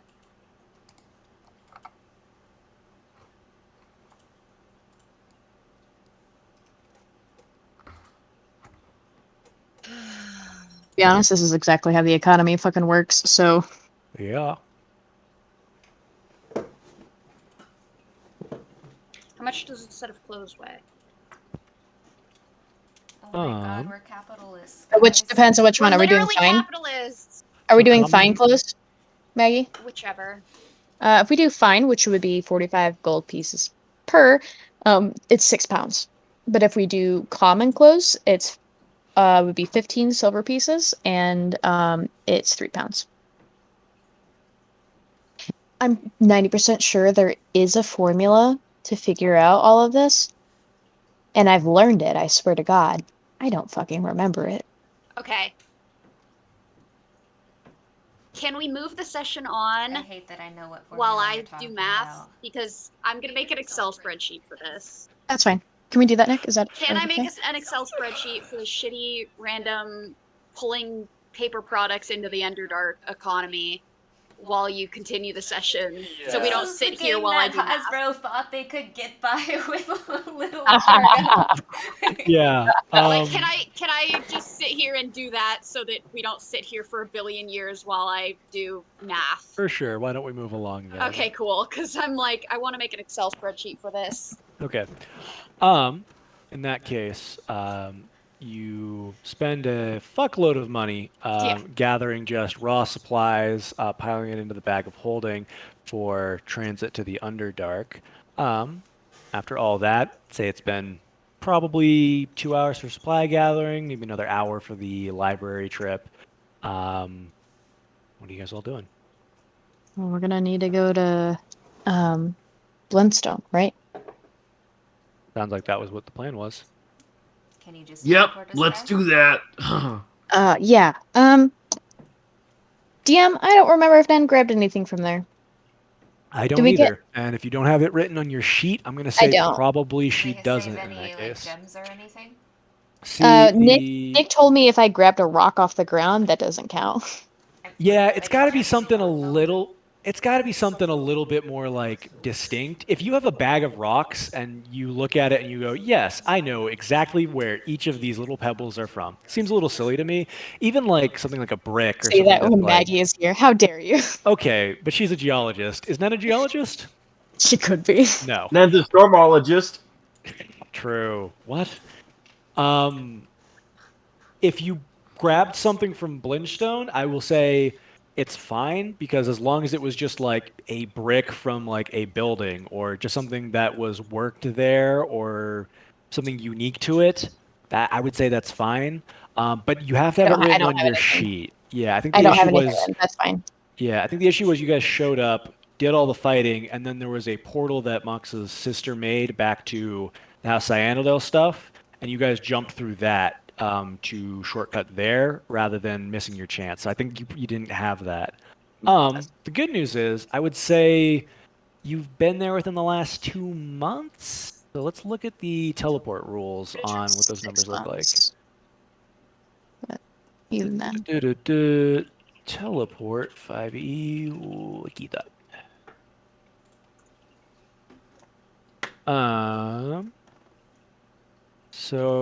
associated object means you've taken something within the last 6 months. We've discussed that that's probably not it.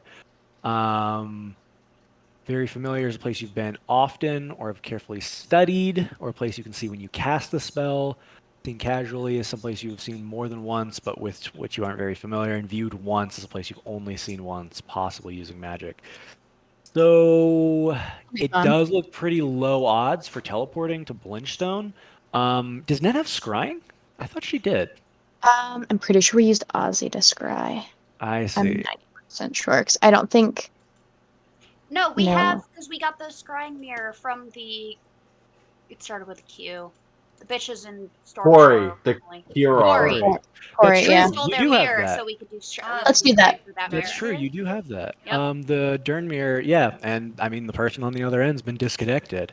Who has that? Does it have stats written on I it? think it's in the bag. Then for simplicity's sake, let's just say the scrying mirror gives you once a day scrying. I think that makes sense, right?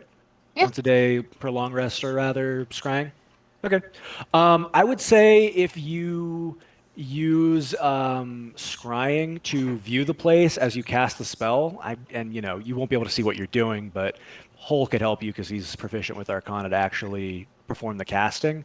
Right. I would say you could use it as very familiar with scrying. Okay, let's do that. And what level spell is that again? That is Teleport a or scrying? 7th Yes. teleport. Okay, my 7th level spell is bye-bye. Let's go, bitches. Let's That's a go, 100. bitches. D100, please. On anything lower than a 25, something will happen. 87. Fantastic. That's on target. I got rid of my 7 and my 2 from earlier. Yeah. All right. So as Nen sits down with the mirror, and her eyes kind of go that cloudy and blue that happens when she casts magic, you can view over Blinchstone, and you can see it's pretty still thoroughly destroyed. However, the lack of drow means that the Smurf Niblin can roam about Blinchstone as they please now. Oh, wait. Yeah. Yeah, no, that's right. You guys did find them. Yeah, never mind. Yeah, the freed Smurf Niblin slaves are roaming about as they please. As you scry, you can actually see quite a few more than there were when you guys left. They're reproducing. No. You begin engaging your teleportation spell, and the lightning kind of crawls out from you and surrounds your allies, and you are all gone in a blink. And a moment later, you can kind of feel it in your bones, like the pressure shift, and the darkness around you is pretty jarring. Your eyes adjust to the little bit of crystalline magical light that is placed around Blinchstone to give a little bit of dim light for sight, but it's still not great for the humans of the group, the non-dark vision havers. And then, go ahead. No, go ahead. That was it. Nen sticks a pinky in her ear and is like, the pressure's miserable down here. Have you tried Yeah, like your heads chewing explode from some the pressure gum, shift. or like closing your mouth, plugging your nose, and then like blowing? Mm-hmm. That sounds painful. But Nen will try it anyways. Pop. Her head explodes. Finally. Sweet release. Jesus. Okay, anyways. Nen's gonna kind of squint and go, alright, so let's go talk to the Smurf Niblin now. And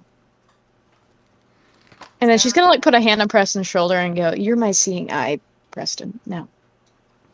Let me handle this. I'm good at speaking to the proletariat. Do they call themselves a proletariat? No. Maybe That's don't like call a them that here human then. word. As you all burst into Blinchstone, an explosion of electricity, there are quite a few of the Smurf Niblin who's begin screaming. Hey! And they begin screaming at each other in Undercommon and Gnomish. And then a few of them point at you, squint, and look to the others and calm them down and go, saying something in Gnomish. And one of them, an older one, walks up to you all. And you recognize one of the gnomes that you Sorry, saved from ignore the... It's all good. Oh, you shoot them. Okay, No, neat. I was looking at my I was looking at my language proficiencies and I Vigo's couldn't like, tell "Oh, who poor pressed person. someone Kill dead. him." I'm sorry, I was looking at the thing. V goes, these people are too poor for me to sell No, my that's wares not to. what I was Plan. looking. I was looking at my language proficiencies. Mox will like raise a finger and he'll like start speaking Undercommon. It says, "Greetings, old friend." It's the travelers who saved us. You're back. I certainly hope that there's no more of them drow down there. He kind of like looks over the edge a little bit. You guys are kind of close to it. Maybe a little bit of a close call with that teleport. We're fine He though, looks right? down Right. kind of towards the abyss below. Good tidings, I would hope. Worry not. House Cynodel is deprecated. Its power on the Underdark has significantly lessened. Be known that the revolution will come, but there are obstacles. We need some assistance. We were hoping that maybe we could lend a hand or two with dealing with some unsavory people that would dare throw the working man for collateral damage in their endeavors. And he gives like a look to Preston. But Well, we do owe you our lives and our city back, but what kind of revolution are you talking about? there will be a day when the sun will set on slavery. It's the sun. And I mean, there's so the sun, on the surface is this No, big let's warm let's ball. stay on task. But Mox, let's stay on task. Yeah. I'll explain the sun later. After we finish our business. But anyways, I have a son. I do too. Anyways, What? What? I don't have a. I'm just trying to really. Okay, just chill out. Okay. Anyways, And that's how you chose to do it? anyhow, Nick is losing his shit in the back. I'm speaking with my. You try to be personable and be like, "Oh yeah, I got one of those too." That was your go-to? His Yeah, name is that's Jerome. it, Okay, dude. don't get on my case about it. Jesus. What the? Anyways, Mox, we gotta work on your people skills. I am a people.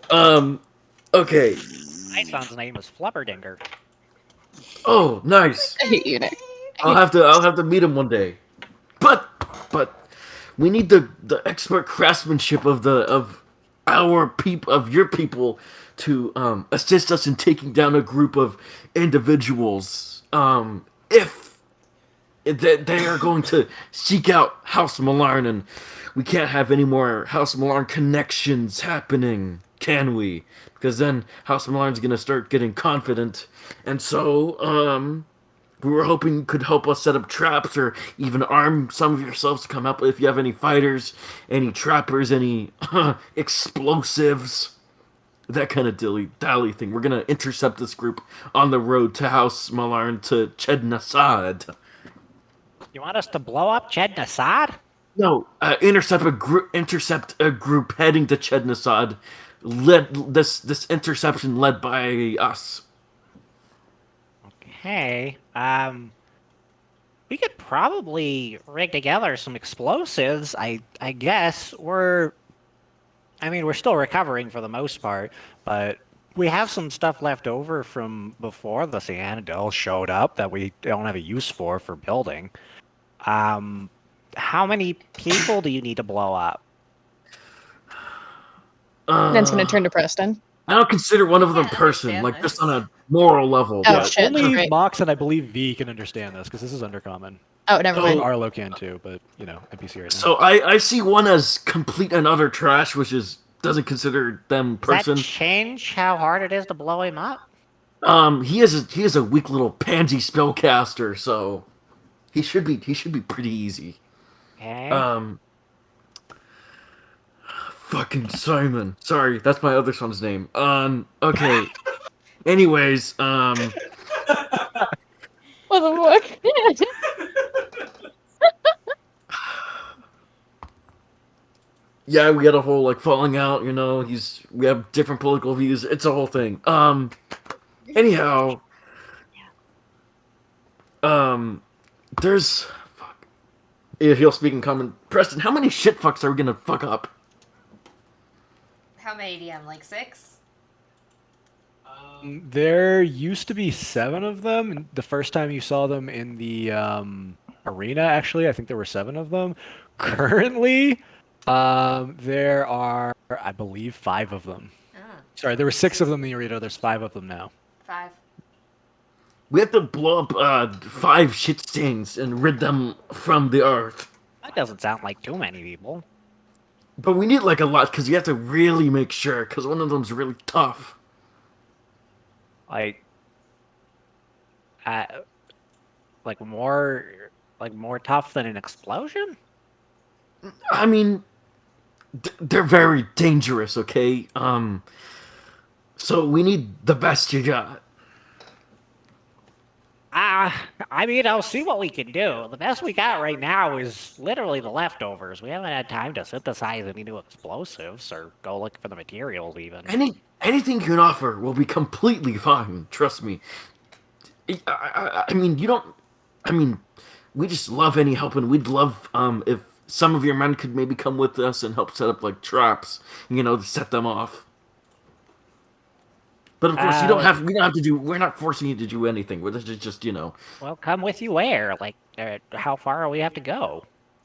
We're going to be heading to the road that leads to Chednasad, and we're going to intercept them on that road. So, I mean, that is quite a ways, but we could make it work. Mox, why don't you go ahead and make a persuasion check? I'm going to say with advantage because you guys saved these people, they like you, and what you're describing sounds like it would hurt the people who hurt them, so it's like, it's not against their interests. You haven't described them having to, like, fight anyone themselves yet, so... Persuasion, 16. 16? I'd say that's sufficient. I'll get the word around and we'll see what we can gather. I'm a little old to make the trek all the way to Chednasad, but we might be able to get a couple people with you, as long as they don't have to fight or nothing. They could probably set some traps. We're pretty good, handy like that, but I don't have any fighters left after everything. Yeah, I understand. And our friend Nobbles, and he pokes the NPC Nobbles. He will be very helpful also in helping your men. Albino Savior! Yes. Yes. Hey, old cousin! They start talking in Gnomish for a little bit. It's okay, disturbing. and he gets on one knee and he puts a hand on the Snurf's shoulder and he says, "Spend as much time with your son before he gets differing political opinions like mine. Don't be like me. I'll never see Simon again." Okay. The only real political opinions down here are who should and shouldn't be enslaved, so most of us are pretty much in the camp that not us, but... The revolution will change everything. Be prepared. We're gonna be enslaved again? No, there will be no slaves. There will be no class. There will be no rich. There will be no poor. Equality. Okay. Forever. Just make a charisma check, Mox. Just make a straight charisma check right now. Dan's gonna lean over 16, to. Of course you fucking did. Dan's gonna lean over and go. I think he's doing a good job. I mean, he seems confident. All right then, sir. He turns around, starts yelling over at people, yells something in Gnomish, and then he switches back to Undercommon a little bit. Start making bombs for the revolution! I need 5 good men! This is gonna be good. Mox, make a essay check real quick. Oh no. Just You're gonna make nukes. Oh. You may have aspired a little insurgent cell here, a little cell of bomb make terrorists. You may have inspired terrorists. There's nothing wrong with terrorism Oh my down God, here. I'm gonna be they're honest. No jihad. They're commie terrorists. This is the best. Okay. That's awesome. Did you do the Bolshevik Revolution, Blue? V, I'm a terrorist leader. I feel great. Yeah, I think you did a Bolshevik. I think this is Who the what fuck is Mux was meant to, Bolshevik? do. I think I'm just gonna leave it and pretend that yeah, it should be fine. That's some guy at your guild or something? Nope. Look at that gore. Nope. Alright. Well, I love this Bolshevik fellow if he's a fellow commie terrorist like me. Sure. Gonna add that to my Um, personality traits. Commie terrorist. Great. That's the lore now. These Smurf Nibblin, they're not very strong, but there are actually quite a few of them. Being in here for a little bit, actually, a lot of them were in hiding when you guys got to Blinchstone and freed the ones that had been enslaved. Most of the city that had been buried was actually just blocked by a barrier of rubble that they had designed to cut off part of the city. The Drow didn't know that because the Smurf Nibblin they had captured all held strong. They didn't talk about it. So they're Mad just holding out hope for their own guys to mount the counterattack or some kind of trap to save them. But you guys handled it first. So there's actually quite a few here, and the town is pretty much, except for the outskirts, in working order. There's a lot of them, and they are handy with their mechanics. Their materials are a little low. They're going to, I'm going to say, be able to create either dangerous or deadly level traps for a 5th to 10th level character. So what that means in game terms is a dangerous trap can do 4d10 damage, a deadly trap can do 10d10 damage.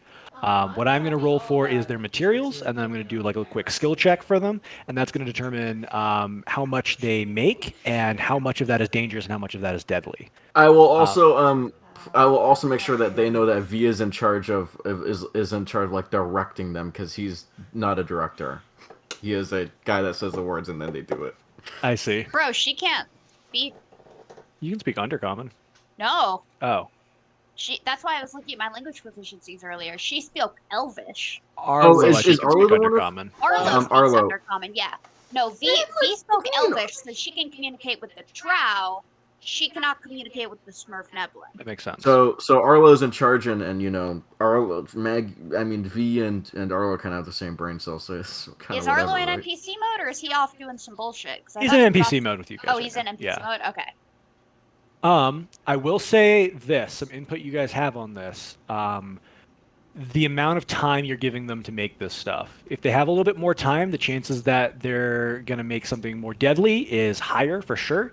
But the more time you waste, the less time you have, the less the chance that you're going to be able to get the ambush set up in time, because you still have to travel to Ched Nasad and to the main road, and then be able to find an ambush point and put it down before your guys get there. And I don't know how long you're planning on taking to get to Ched Nasad. You can't teleport with a bunch of Smurf Nibblin around you too. That's going to cause complications. Plus, trying to teleport closer to Ched Nasad is going to have its own complications, considering they don't like you there. And trying to teleport just near it is going to be difficult. So, kind of got to figure that out. How long do you want to give them to build these bombs? What is the safest amount of time? Tell me all about it. What's your opinion on the And They how could many probably they have enough material for potentially 5 bombs. And that's if everything goes really well in their creation. Potentially 5 bombs. They'll create less if they roll worse. You could be done in the next 24 hours. You could have them. You could give them 12 to 24 hours to make these, and then get on the road, and that would be the minimum time they would need. Chances are the worst for their damage amounts, but that's probably the safest time-wise. To give them the best chances, I would give them 48 hours to try and work on these.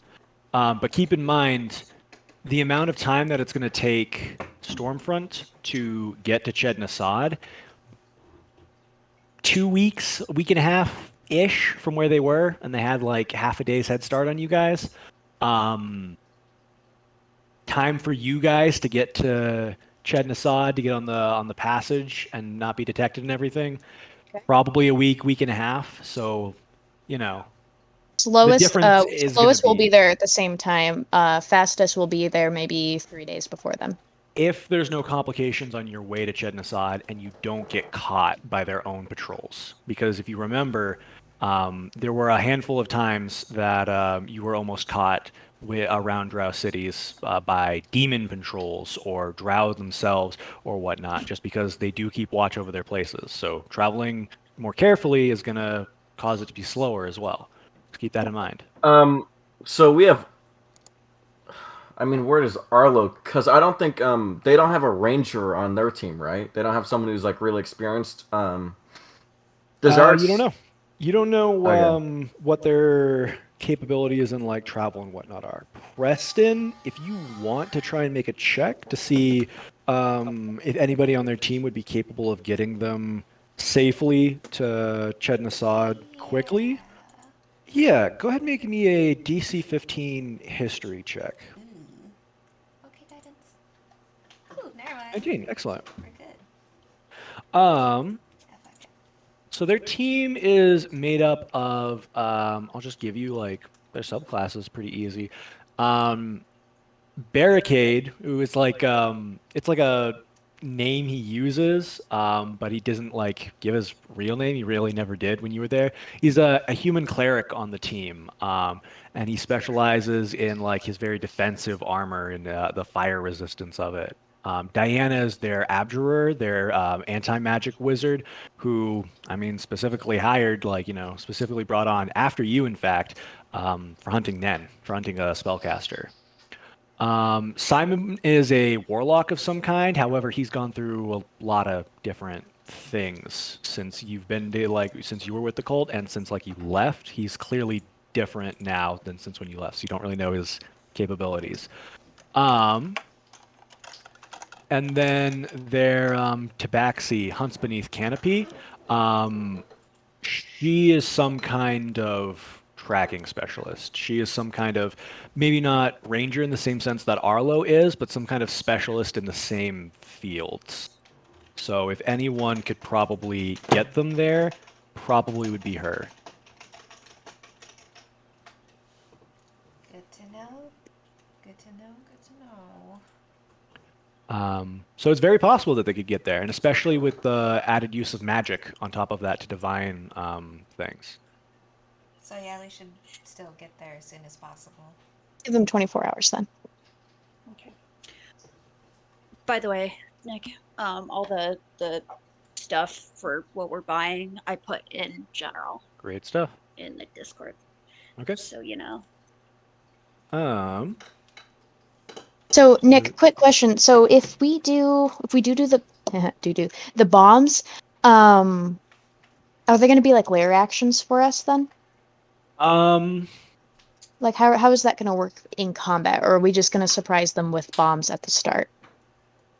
If you want to start the combat off by blowing all the bombs up on them and hitting them with them all, that could work. I'm not going to say they work like features or spells where they don't stack on each other. If you hit somebody with all 5 of the bombs, they're going to make saves and damage from all 5 of the bombs, Right. or however many you end up building. So if you want to like fucking roadside terrorist them, like make them walk into a bomb trap and explode them before you start the fight, you can totally do that.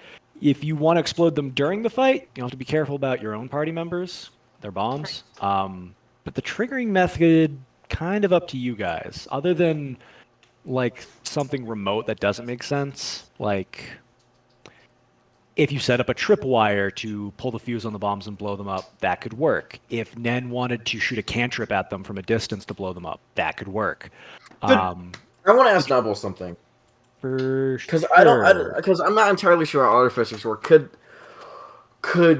Would Nobbles be able to make a pressure plate? Okay, this is some Minecraft shit. So like a pressure plate that looks like stone, that would just trigger on a step instead of like Let's- tripwire. My biggest concern is they're going to be looking for traps because they're going to Chednasad literally like there's traps along the way anyways, so they're gonna be on their guard. If we want to set something off, we need to do it in a way that is like not possible to be seen, or at least very less likely. So they're gonna be looking for things like pressure plates Could we? or lines. Is there some way we could like disguise the bombs themselves? Because I was thinking hallucinatory terrain, like make the bombs look like rocks, but I don't know how that spell works. Yeah, you're not wrong that a spell like hallucinatory terrain could disguise structures and That's cover natural them with terrain. something. Bombs aren't natural. Yeah, but I would say you could create natural terrain to cover over a small object or something. I don't think that that would be undoable. Like if you wanted to create like rocky terrain to disguise the bombs you've placed around a tunnel and just put like an overlay of the tunnel over it. Problem is, you guys don't really have an illusionist. And also, they have a fucking anti-fucking mage wizard that probably That's- find it. That's true. You do have to keep in mind they've got a cleric and a wizard at least, and the Dan, can wizard we borrow specializes in Val for a bit? abjuration. Can you borrow who? Can we borrow Val for a bit? You know? Can you that other borrow guy? Val from a different? Can you borrow Yeah, Val haven't you from heard? your campaign? I've never heard of this person, so Mhm. clearly he doesn't exist. Okay, fine. I think I know some. I will. If I sleep on it, I have bard spells. Smile. I don't know Well, what Good it news is was. you'll have a week to do it. So I mean, that's true. If you can find an illusion spell in your bard list, you could do that. What level bard is Preston again? I always forget. 3. So second level bard spells, you Yeah. might have something in there. Might be a little difficult though, because Yeah, major I'll look into illusion it. is third level and minor illusion's like a cantrip. So I don't know if there's something good between those. I think silent image is actually in there. There he goes, Googling. God, All I can just don't know. I really I don't want to. Depends like, on which have to bard set you up are. with combat. Silent image, first level illusion spell. It's on the bard, sorcerer, and wizard pages. Oh, never mind. I thought it was second level. It is a 10-minute concentration spell and can cover a space no larger than 15-foot cube. So Nen could do theoretically, that possibly as well. yes. From the sorcerer's spell list. Yes. So theoretically, yeah, you could both take it even, and then be able to cover up to like a 30-foot, well, not cube because it's two 15-foot cubes next to each other. Wait, I but, can't change yeah. my spells. Never mind. Did we decide that? It's when Nen levels up that you allow her to change spells. So, out of like shared kindness, because Ebbs lets me switch a spell on a long rest for Bard, I'm gonna let the same thing be true for Greatest Hunt for Bard and Sorcerer. I'll try to write it down so I don't try to like flip the script later on because I forgot that I said that. But it seems fair and reasonable. And honestly, like I think I put that in my Sorcerer revision draft. That's already a thing. So I will let you switch a spell out on a long rest. If it's like something crazy though, or something very specific, just let me know that you're doing it, just so I'm not like, oh, that's weird. This feels like you just had that because it was a really good situation for it. You said it, you know. Alright, so Splash, we both get silvery barbs. Ah, I mean, if you want oh, to, hey, liar. if you want to, you can take it. I can't. Oh, I have enough I'm barbs gonna be for the you. last person to Yeah, fuck you. say you can't have silvery barbs with Val spitting it Yeah. out like fucking 8 times in a combat. I think that's funny though. Shitting, Yeah. hissing, crying. Cool stuff. So you're gonna give them 24 hours to work? Yes. I mean, Yeah. okay. I guess. I feel like. Ugh. You're just making noises now. I know. Just thinking noises. Thinking noises? Uh-huh. So we want to be able to get there before they get there, so we can set our traps and shit. We're taking like at least 5 bombs with us and like a few snarf Maybe nib one. up to 5 bombs. I still have Up to to roll 5. for it once you guys let me know how much time you're giving them. What is the radii of these bombs? I'll say 30-foot radius. Okay, that should be able to catch. I mean,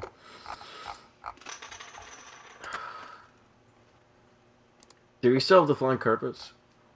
You should have a flying carpet, yes.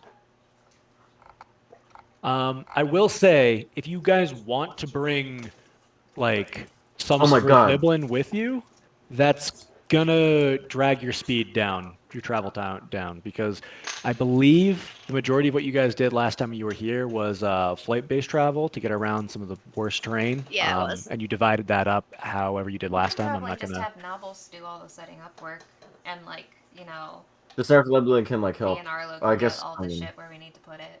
yeah, I It'll guess. be fine.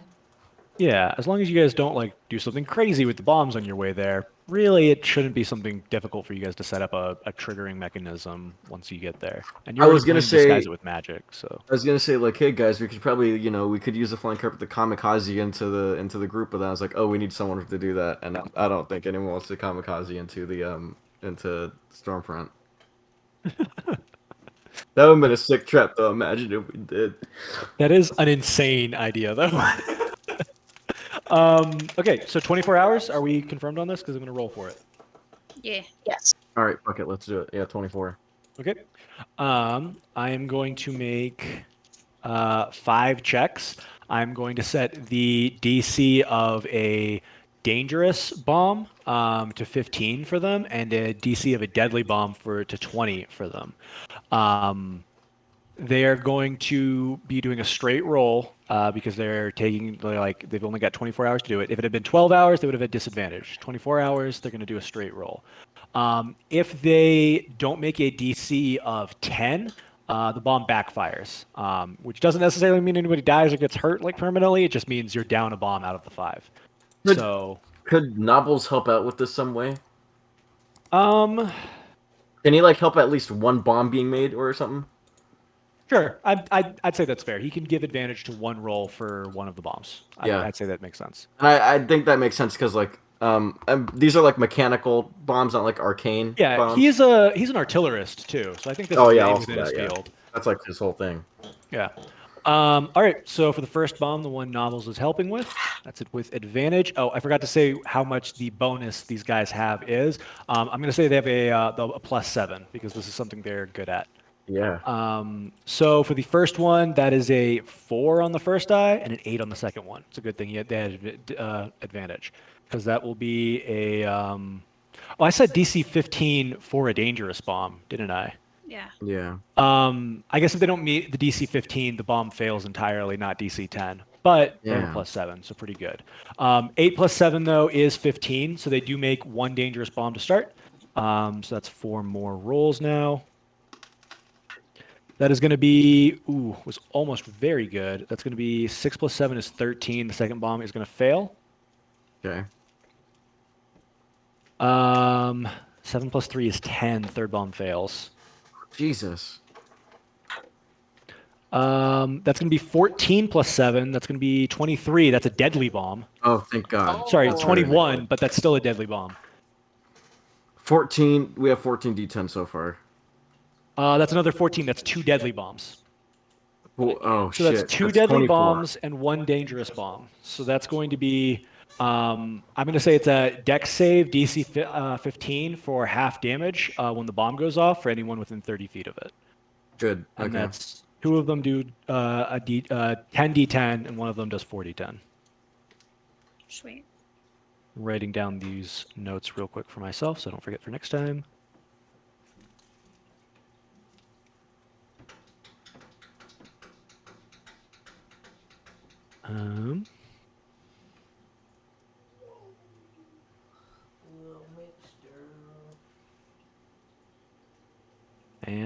Fantastic. Yeah, that is a considerable amount. You have 3 working bombs after spending 24 hours waiting for them to do the thing. Excellent Not stuff. bad.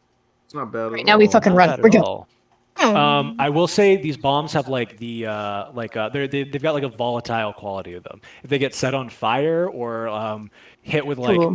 like a big burst of kinetic energy, they're gonna explode. That's gonna set them off. They've also Yeah, got that's like fair. a fuse on them for setting them off in a a more intentional way. So just be careful. Who's holding the bombs? The most careful is probably VR Arlo, right? Or Nobbles because he knows how they work.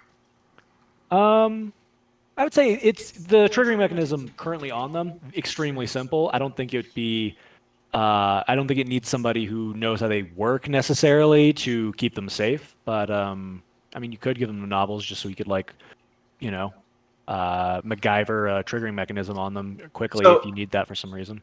Just to get it all down on the table, right? If by massive force of kinetic energy is like so, if this person takes this amount of damage, it sets it off. No, I'm not going to say that a character takes damage, it sets it off. I'm going to say that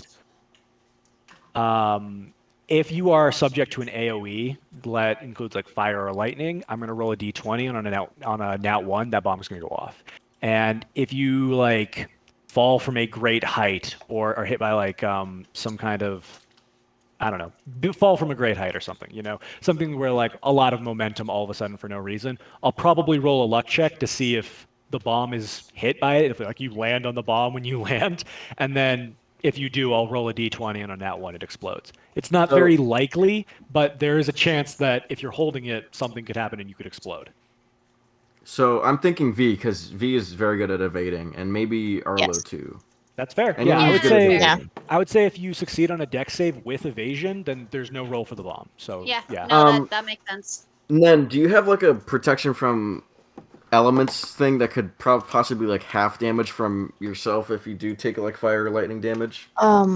I am immune to, or am I resistant right now? Resistant. I'm resistant to lightning. But the only thing I have that can reduce things is psionic. Okay, I'll so take them. you'll take all of them. I'll take 2, or Why don't you take 2? Arlo's and a we give far away one to fighter, so he Arlo. should take. Yeah, he should Yeah. take one. Yeah. Yeah. Okay, so V's holding 2, and who's taking the other one? Arlo. What if we give Arlo. 2 to Arlo and then 1 to you, Maggie? Yeah, that way if Arlo explodes, then we only have It'll to be tell far Wild away. out no of one else game. will. Well, no, but if he does fight further back and V fights closer up front, if anything were to like happen, He detonate around the bad guy who's attacking her. Also, it's up to you guys. That is up look to you at guys. bomber jacket. Look, suicide bomber. Yeah, we turn V into a suicide bomber. It's fine. So, She's I got I a mean, if dead you man want to go full switch. terrorist, we should just do suicide bomber. Jesus She's Christ. got a dead man switch. Hey, Hey, using Maggie, rogues and don't you monks have, as like, an suicide bombers is emergency button? terrifying because they could just not get hit by their own. Maggie, don't you have an suicide emergency button too? All right. I so do have a next panic plan for button, yeah. Riven. Oh, she has a panic button. Then just give her 2 of the bombs. Screw it. That's what I said. V's got 2 of the bombs. Arlo's got the other one. Which ones does V have? Both the deadly ones, or a deadly and a dangerous? She'll take both the deadly ones. Okay, Just suicide bomb them. you have And both burn of out. those. I will say, just in case you get into a combat and you're like, well, it's time to use these, and it's not necessarily the ambush for whatever reason, action to trigger a bomb, and then you can throw it immediately after using the action. It'll probably be some kind of check to figure out if you throw it far enough, you know, because it's like Yeah, an fair. improvised weapon. Fair enough. Yeah. Anything other than just like activate and throw is going to be some kind of mechanism you guys need to engineer. Hitting it with like a ranged cantrip or something? Does that Yeah, work? that would do it because that would definitely be like you know, setting it on fire or you know, hitting Right. it with lightning or something. That would definitely explode it. You wouldn't necessarily need to engineer that. I mean more like if you wanted to put a timer on it somehow, you would need to engineer how that works. Or if you wanted to like Right. make it take a few seconds before you pull the pin and it explodes. So cool stuff. You guys have 3 bombs now. Fuck yeah, 3 bombs. So after 24 hours, you guys have a long rest in Blinchstone while you're waiting for the bombs. Everything's hunky dory in that case. Emma, you rolled a 14 earlier. That is correct. Great stuff. Great stuff. What does that mean? What does that mean? What does it mean? You know, that's a good question, Emma. Might be like a random encounter table. That's my best. That's what I'm thinking. I live with I do not want that.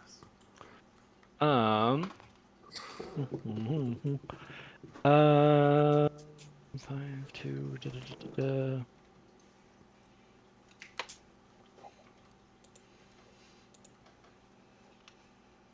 Okay.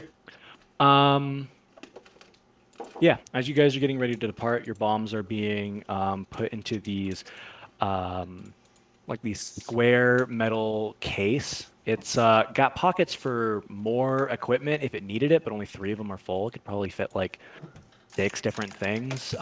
Clearly, some kind of consistent storage thing for explosives. Not uncommon for gnomes. You have it's a heavy case that's keeping all 3 of them safe.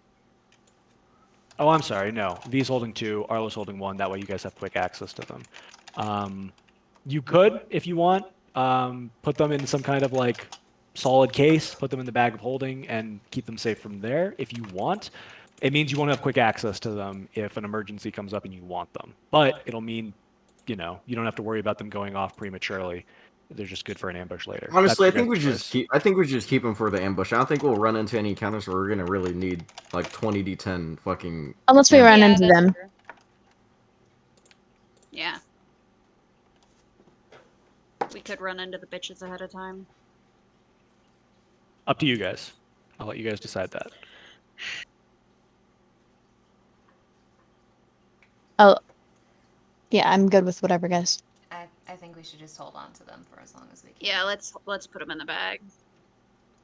Like hold on to them as in the bag or like on the person. As in, like, in the bag. Okay. Yeah, it's in the bag. Okay. As in, I don't feel like exploding on the way there. Fair enough. They give you guys a containment case, and then they place the bombs inside the bag. Cool stuff. Before you guys leave, Hole speaks up. I know we've got a lot of travel ahead of us, but Nan, the item you used to see ahead of us before we got here. Yeah. I know we were worried that they might have been spying on us before we got to Cintron. I mean, What we if could we spy spy on on them. Yeah. Yeah. Let's pull it out. They're gonna Manuel- know. Yeah. Well, Yeah. and so what? Oh, dude on the dumb one. The ugly one. Oh, and Ellen, because he's a spellcaster. Preston, which one do you think would be less likely to notice that we're scrying on them? Which one do I think would be most likely to try on them, Oh, good question. I'll just forward your good history check from earlier because you strapped that guidance to it, so it was like a 23. Extremely solid stuff. The cleric, obviously a no-go. The wizard, probably not a great plan. So that leaves Simon, the warlock. Right. He might have some kind of mental resistance to it. It's really up in the air on that one. Hunt under canopy is some kind of tracker, so maybe not. Brock is strong, and he's not a dumb guy, but he is pretty impulsive. He isn't like the wisest dude. He might be the best target. Yeah. I was afraid of All that. right. All right. Well, we're gonna do that, DM. Okay. Then I'll roll a wisdom check for Brock Elton. Wasn't Is it a saving check throw, or a rather. saving? Saving throw. Sorry, I'm rules learning. It's all good. No, I was going to roll a save. I just didn't say the right words. I almost just rolled a random die for Brock. I don't have like a good die out for just him, but A I'll low pick. wisdom religious guy being the worst at religion makes a lot of sense. Yeah. I almost got sidetracked by explaining a thing Brunley Morgan, so it would have taken a while, so I won't do that. Oh shit. Why does he have such a good roll of this? Hold on, I might have misled you. I won't roll just yet. We check the other ones. That is a I see a proficiency. Is it because he's a zealot? Because zealots might have that. Did you It's get the, possible. It's did it's you want possible- to roll? I'll leave that one. it's possible he has a Sorry. feature or an item that gives him proficiency. Let me look at the other 2 real quick. There's all unscribable. We fucked up. Yeah, you fucked up. They've all got plus 20 to this, real dumbasses. Um, Hunts Beneath Canopy, not to be a racist because she's a tabaxi, but she does have this very animalistic and instinct like based quality to her, and how she operates. She talks very little, and she acts very much based off of like instinct for the most part. She would probably be your best target. Unrelated question. Yep. Are all Tabaxi supposed to be named like Argonians in Skyrim? Have I been missing that? In the player's handbook, the little blurb about them does say that their names are often Hey, Nick. descriptive of like places or yes, Emma. Tabaxis aren't supposed to exist yet here, right? No, you guys aren't super familiar with the Baxies. They're not native to Santosia. Oh, okay, Most of the okay. places I in was like- Santosia So you've we're been definitely to. racist, is what you're saying. Huh? I was like, what the fuck? We're Yeah, you definitely guys are gonna be racist. I'm gonna be a little racist, that's for sure. I'm gonna be a little racist, Blue says, not me. Yeah, no, tabaxis are extremely uncommon. However, Okay. the ones that are known in Santosia, they're travelers. They're specifically the ones that do get around here are known because tabaxi are very commonly world travelers. So Gotcha. Okay. they're not completely unknown. So wisdom saving throw for this motherfucker is going to be a +2. What is your spell save DC, Nen?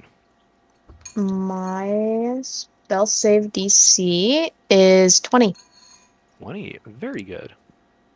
Okay. That is a 5 on the die for a total of 7. L, L, L. And then as you peer into the mirror, your eyes fog over again, and your vision spins, and you kind of like lurch forward through space, adjust your perspective. You travel for quite a while in this vague, undefined space around you before silhouettes form in your vision, specifically Hunts Beneath Canopy and a number of people around her. And as they come into focus, it is in fact the Stormfront cult. However, while they've made camp, they don't seem to be surrounded by stone or tunnels. They are on what appears to be a beach. There's sand below them. There are strange, tall trees with long frond-like palms on them. And just past them, just past like the foliage behind them, you can see blue water. And you can kind of tell that they are near some kind of like tropical area, near some kind of beach. They are not in the Underdark. As you look around, most of them are making camp, not doing a lot. Diana's doing something weird though. She is cutting squares of silk from what seems to be a like a what are they called? The like big rolls of cloth. They're called like Bolt. a bolt. Thank you. This bolt of silk that she has on her person, and she's weaving some kind of magic over them. You can make an Arcana check for that actually if you want. Yeah, fastest Arcana check in the. Yeah, it's going to be a DC 15. If anyone wants to give her anything on top of it, Please. I'll try and help with what I can. probably going to say you need to be proficient in Arcana to help, but Hole can help in that case. Hey, so I'll just put Ebbs, that are out you there. here? Ebbs. Ebbs. What? Ebbs. What? Ebbs. What? Ebbs. Can I What? get a little bit of guidance? Oh, sure. I slapped Ben on the shoulder. Okay. Uh, That's not great. Can I get some bardic inspiration? I hum and men's shoulder. You have inspiration, by the way. Palm in Ben's Remember. shoulder. There we go. That's great. You meet the DC 15. In the future, please try to do your guidances and bardic inspiration sorry. for the roll. You recognize Silk is an uncommon spell component, but there is an illusion spell that uses it. Specifically, I don't know if you'd be familiar with the specific spell, but its use in the illusion spell is to protect against divination. It is literally a spell that guards against divination. It seems you've caught them before they've set it up. Nen's But- gonna let everyone know that, and especially explain that they are at the beach, and that they're not in the underground. Does it look like if Nen describes it, or does she remember? Does it look like the beach that they went to near Stormshore? Because No, we've it's more been to the beach tropical. outside Stormshore. No, Okay. it's Stormshore, tropical. you would know from traveling along it and being at it, it doesn't have a traditional big sandy beach with like foliage. It has giant, rocky, sheer-faced cliffs for miles and miles down the coast. Okay. So no. They have a wizard, don't they? It's wizard shit. Maybe But- maybe the beach is fake, guys. Like that's what I'm thinking. Whatever it is, we've caught them before they've prepared because she's preparing an anti-divination spell. Nan, if you want, scrying lasts like 10 minutes, so you could still be viewing this as you talk to them. Oh yeah, absolutely. You would know you would know illusion spells aren't perfect. You can probably try to look closely at the details around them and investigate further to see if there is an illusion spell at play. Yeah, she's gonna do that. Okay, go ahead and roll investigation. I am not going to give you the DC of the roll. That's her spell save DC. So Okay. Can I get any buffs before I roll? Yes, I could hum you a little tune and give you some guidance, you know? Base. All I right. was going to be able to give you advantage, unfortunately, because That is fine. That okay. is. Come on, Nen. What the fuck is that? Great rolls on the D6 and the D4, and good enough to tell you that I'm doing my part. you're probably not looking at an illusion here. Okay. It's not, 100% possible to tell. You can't hear what's going on for the most part. Actually, I don't know if scrying lets you hear, but I'm pretty sure it doesn't. You're deprived of certain senses you would have being there in person. You're pretty sure it's not an illusion spell. With 9, 10, 12, you see what looks like a seagull fly by above them and try to snatch some food from Simon as he's making camp and then fly away. And that's kind Nen of will a tip off describe that this to is Mount. Not Mount. Mount. Nice. Blue. That's kind of a Is he- tip is he- off that is this he- probably isn't an illusion. Is he distressed? Is he sad? I want to know what he's feeling. Well, a seagull did try and DM. steal food from him. DM, Yes. it's the spell specifically says you hear the creature too. So Fantastic. Yeah, I would say you hear like the seagull come down. You can hear the crashing of waves behind you. It would be a pretty elaborate setup to be able to trick somebody, for this to be an illusion. There's just a little bit too much you can kind of see here. Okay. Your check wasn't that high. Parts of it could be an illusion, maybe, but the idea that they're entirely at the beach probably isn't. Okay. Plus, they're setting up that spell to block divination right now, so the idea that they did a Kind of different embarrassing one for to do them. that too beforehand. That's kind of embarrassing for them. Yeah, Nen's gonna. She's gonna try and listen in if they're talking at all. Yeah, I mean, for the 10 minutes that you're doing it, they're not really talking. Brock notably gets up, paces on the beach outside of your frame of view, but comes back pretty regularly. He looks, I don't know, frustrated. He looks impatient. He's carrying a new weapon on his belt. We're gonna You look at didn't that. Notice it before when you were in Zariel's tent, whether or not he had it or just was like hiding it or whatever, but he didn't have it on him last time you saw him. It's a great axe, like his usual MO, but it's a lot nicer looking. The hilt of it, the handle of the whole thing, it's this very old but very well preserved looking wood that is carved into a mane of hair going up it, and at the base of it seems to be like the screaming face of some kind of warrior. The blade itself is gleaming silver, in color at least, and on either side of the double blades there's one rune on either like face of it. It's like a double-sided great axe, so on the one facing forward there's one rune, on the one facing back there's another. What languages Nen- does Nen speak? Okay. Nen speaks Common, Elvish, and Primordial, and if she doesn't speak any of that, she's gonna try and commit those to memory to write them down to see if anyone else. Sure. Why don't you make an intelligence or history check if you would like to, and I'll say DC 10 to be able to record them successfully. Oofa doofa. DC 10 for what? DC 10 to successfully like record them accurately to show to people. DC 15 for some more information. Okay, so do I roll history? Is the DC 10 for history? Yes. Uh, We got a natural 1. That is unfortunate. You could spend your point of inspiration that you didn't earlier. Yeah, let's do that. I feel like Okay. this might be a little bit more important. Okay. Let's try again.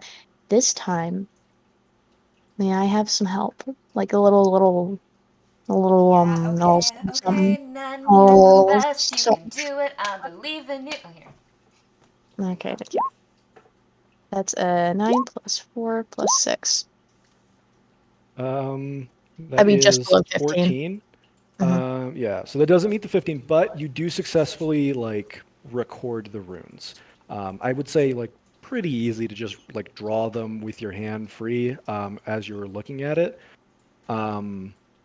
What languages does everyone speak? This is gonna get annoying because I could just say, fuck it. Does anybody speak Giantish? Giant, rather. Mm-mm. I was gonna take giant, but I didn't. Dwarvish and Infernal. Isn't primordial part of Giant? Not really. The elemental languages like Aquan and Oris and all that, those are all subsects of primordial, but giant really isn't. And while giants can like have their own elemental things going on, it's not quite close enough for you to be able to tell. Nen committed it to memory, right? We would say that. Yeah, I would say you committed to memory. I would say you could even have it like written down. Arlo speaks giant. Nen. Okay, I was gonna be like Nen can speak to Old King when she sleeps, but that works too. Yeah. The what Arlo's able to discern that the runes mean, giantish runes, they're pretty like giantish sentences are very simple, but their vocabulary is very expansive. They write things very like shortly and short sentences and short ideas, but they use an expansive vocabulary to convey the details of that quickly, if that makes sense. Yeah. The first rune means specifically victory, but it's more of it has more of a prideful connotation. It translates to triumph. And the second one is a giantish rune for weapon or blade. It specifically refers to the edge of a weapon. So the runes on it read Triumph's Edge. Interesting. Nen's gonna make a note of that to ask Old King later. Cool stuff. Is anybody proficient in religion right now? I could be. Currently, no. I could be DM. Yeah. Okay, I'll use the spell slot for that. Okay. Mox is a gaytheist. Mox is a gaytheist. Yeah, this is going to be a DC 20 religion check to try and derive more information about this weapon. Give yourself Guidance, some. yeah, definitely yeah. a little guidance for sure. Is no one else proficient in religion? Do I look like I'm proficient in religion? I You don't could be. think they are. I'll check Arlo and Mox's. Arlo's a cleric. That's I'm not technically a proficient cleric. in religion. I'll check I said Arlo and Mox is Nobbles. atheist, but he actually has some religion goals. I didn't get to Actually, not all clerics are religious. All right. Arlo has no religion, despite being a cleric. Nobbles. He might because he's We're just a intelligent. bunch of atheists. That's true. Where's Nobbles Tam? does not either. Where's Tam when you need her? Okay, I'll just No, it doesn't YOLO. look like it. Does Mox have religious proficiency, Blue? Nope, but he has religious interests. I'll Come talk on, to big you money, about big later. money, big money, big Okay. money. Yes!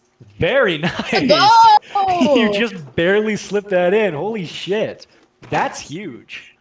I would like to walk into a Whispers channel with you. If that's cool. Okay. Yeah. Oh god. I'm gonna die, guys. Goodbye. I'm freaking out. I'm freaking out. I'm freaking out. Good luck. Okay. Okay. Okay, DM, give me a second to get a piece of paper, a pen and paper. Oh my god. Maggie's got to leave the room. What? Maggie's Oh, got to leave Maggie. the room. Get out of here, Maggie. Get out of here! Here, do you have a piece of paper over there? I need some. Oh shit. Oh god. Are you on a computer? I have Blah, blah, Get blah. out of here! my Wait, tablet's like Maggie killing me. forgot to mute. I didn't want to hear it from General, and I can't mute her myself, so please mute her. Love you. Dude, she's leaving the room. Yeah, here. Oh my god. What is she talking about? I don't know, dude. Oh, mute Maggie because we can, Oh, here through her mic? yeah, I guess. Okay, hold on, I got this. Can I mute Maggie from here easily? Oh, I never don't know if mind. I Yeah, can. you Give me can one like second. right click her name on the call and then like server mute her.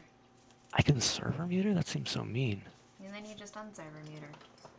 Yeah, I server muted her. Okay, what's the thesis? Okay.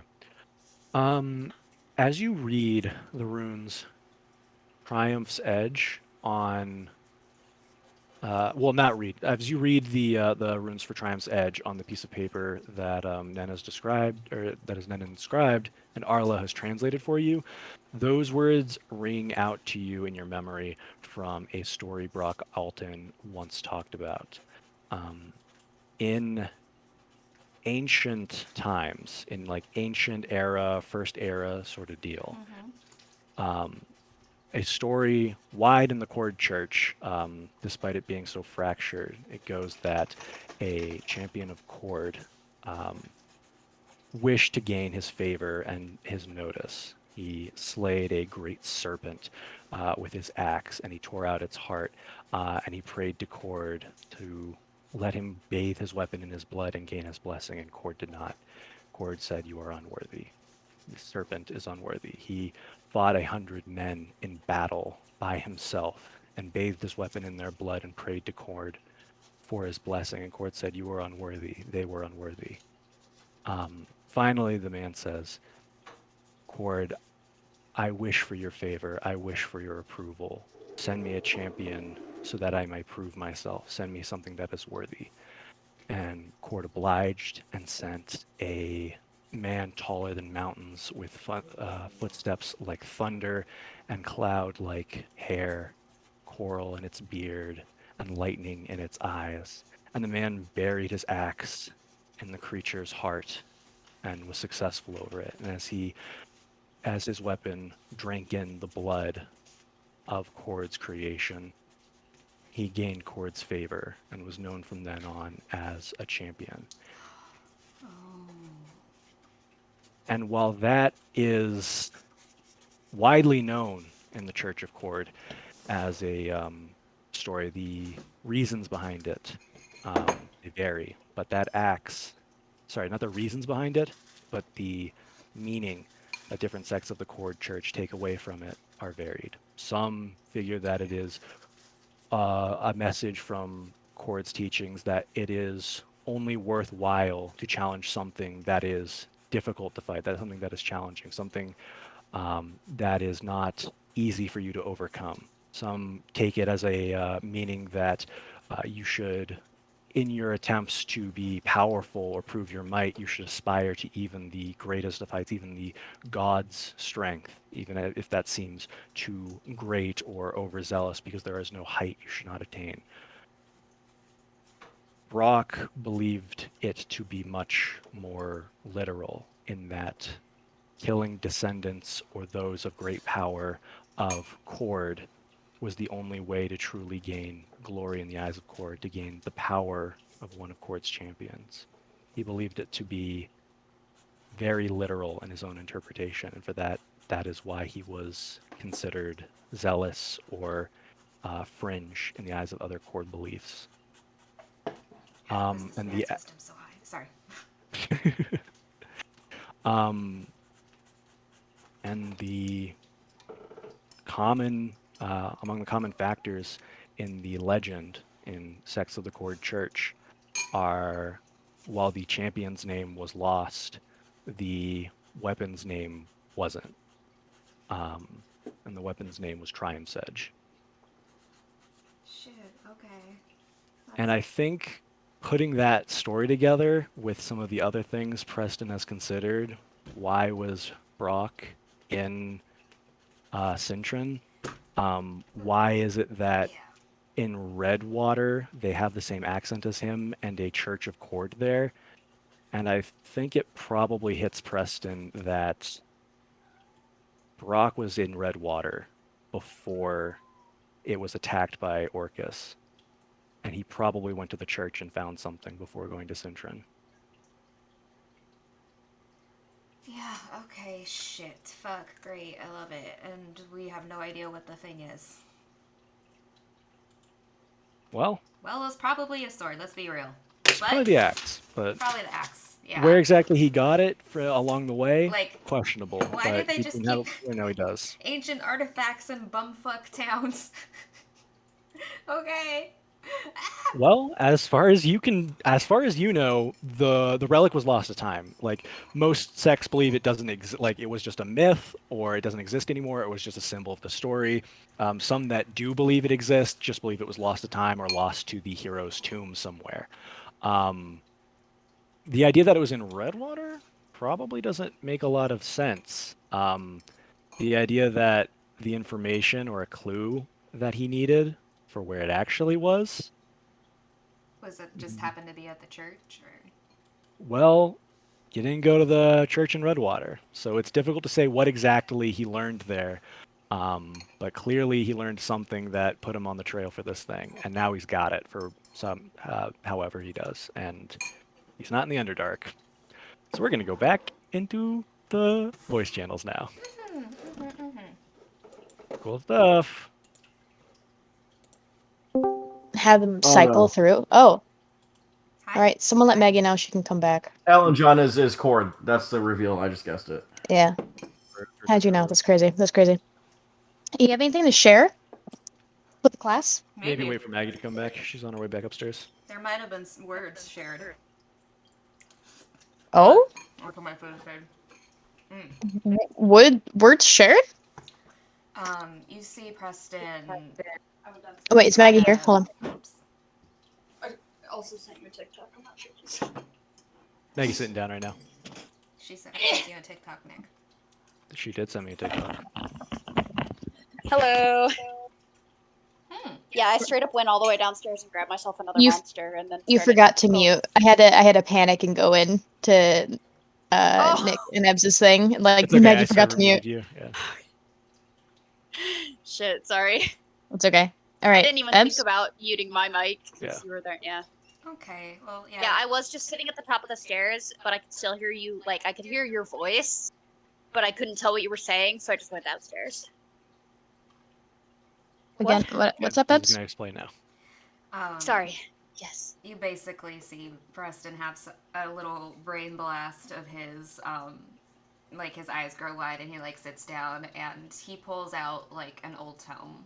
Like, it's kind of been established low-key at this point. He tends to take record of all like the interesting or things they've been up to or shit like that. Not enough to like probably like detailed records you could use to look for adventuring, but you know, more like stories and things like that, right? And as he goes to the front of the book, he finds kind of this old scribble mess that he forgot about, and he finds the words in the book called Triumph's Edge. This was one of Brock, you know, he's the religious type. He liked to preach stories constantly. There's this old story that was passed down through the Church of Cord that he like shared with us. It was about some old champion about the time where the gods were still, you know, walking around.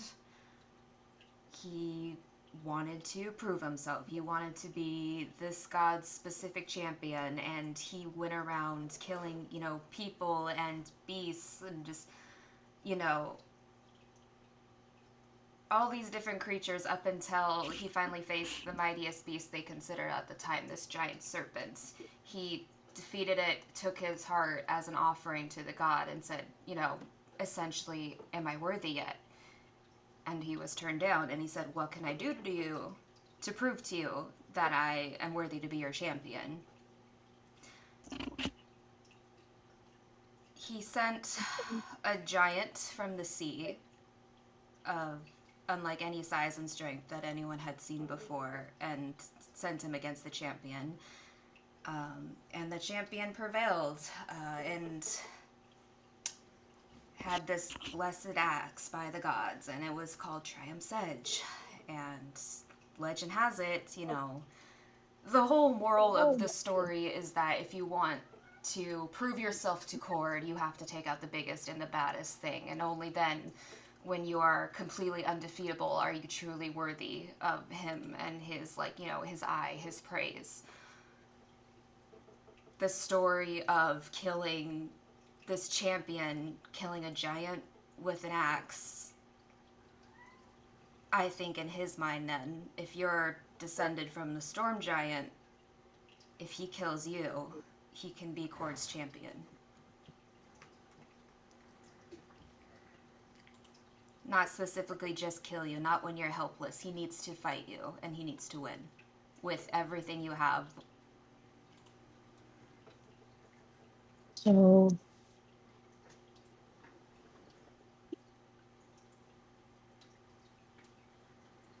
then if that's the case, then what they've been trying to do is just take me away at first, so I'm by myself, and then we fight. As far as I can figure, yeah. Got it. So, we knew we were walking into a trap, but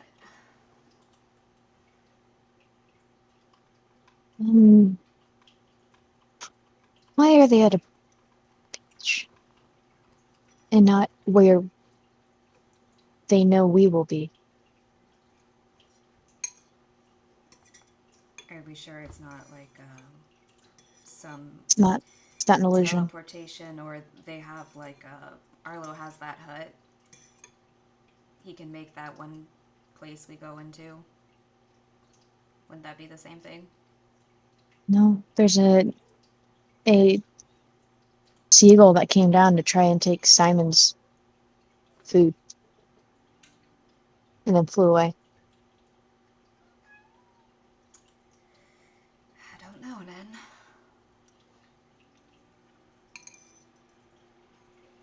There's something we don't know.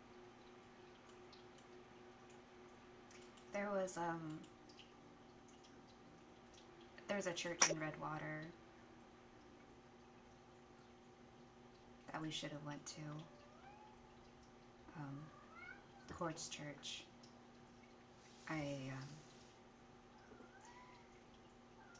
He must have been here for that. You know, even before the demons and the devils or fucking whatever showed up. I mean, I don't have fuck of a clue what was there, but I think that's the missing puzzle piece.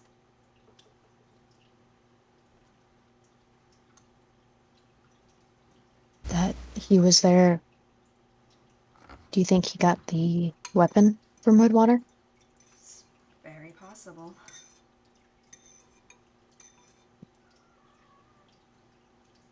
Is there something else, like any other myths or anything that are related to the beach, that like a more tropical area, like I mean, would I know of any DM? Cord is the god of storms as well as combat and challenge. The idea that there would be a lot of beaches makes sense in Cord's myth, but nothing like no singular one that stands out in your mind. That would be insane. It doesn't seem like, at least. we can't take him at his word. He told us that he was going to try and beat us to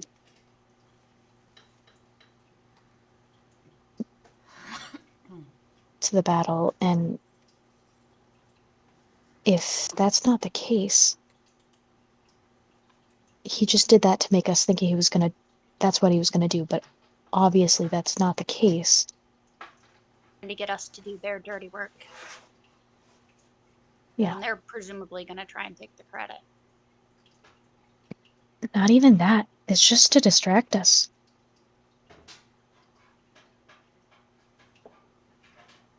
There's no beach within half a day's travel or a day's travel of Cintron. Especially not a tropical one. Exactly.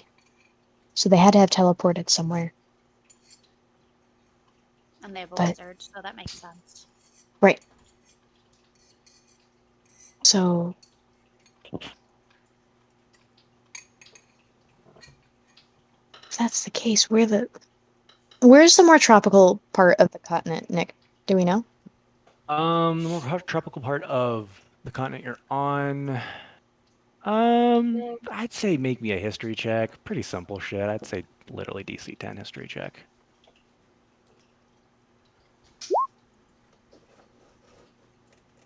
$17.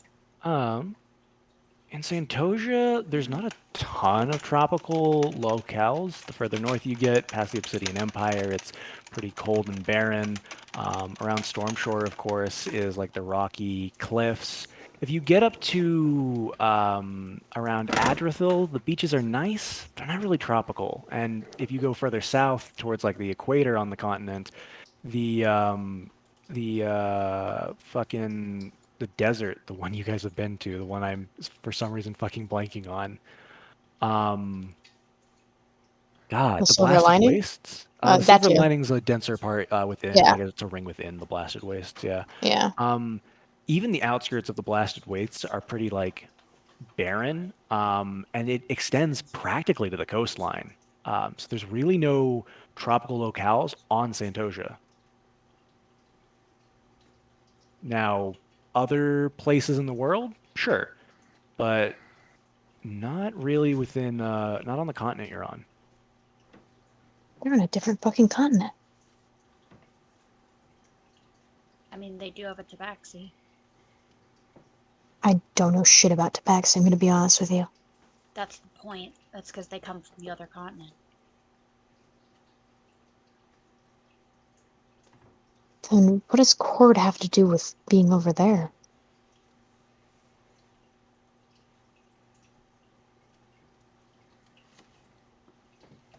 I wish we had our Encyclopedia Arlo around. I was thinking, like, okay, maybe someone could recognize, like, the plants or something that were there, or the kind of symbol.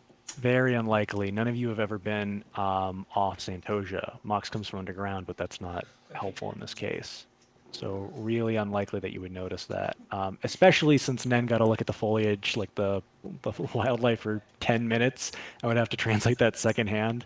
I would say that's probably not very doable to find out exactly where they are. They're on a beach somewhere in the world. That's not this continent, though.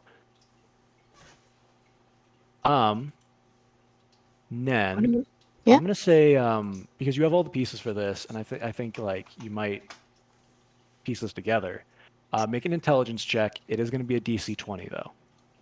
Flat intelligence. Can I? Give a little guidance and inspiration. Yes. Yeah, that's what I was- how many of those bardic inspirations you got left? Just for on my Well, I've sake. used 3, so let me see.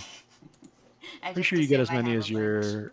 I think you get as many as your charisma modifier. So probably got 2 left. Yeah, I have 2 left now. Cool.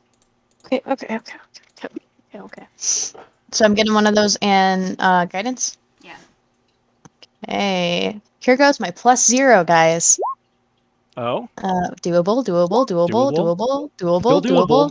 Oof, 17. I'm gonna throw my computer across the room. I don't know. I mean, they have to have used teleport for sure, but whatever else happened, who knows? Probably something to do I'm with gonna kill you. teleport, but Yeah, but I think Like, I'm why would- stupid. it's like why would they use teleport to go here of all places? There has to be something there.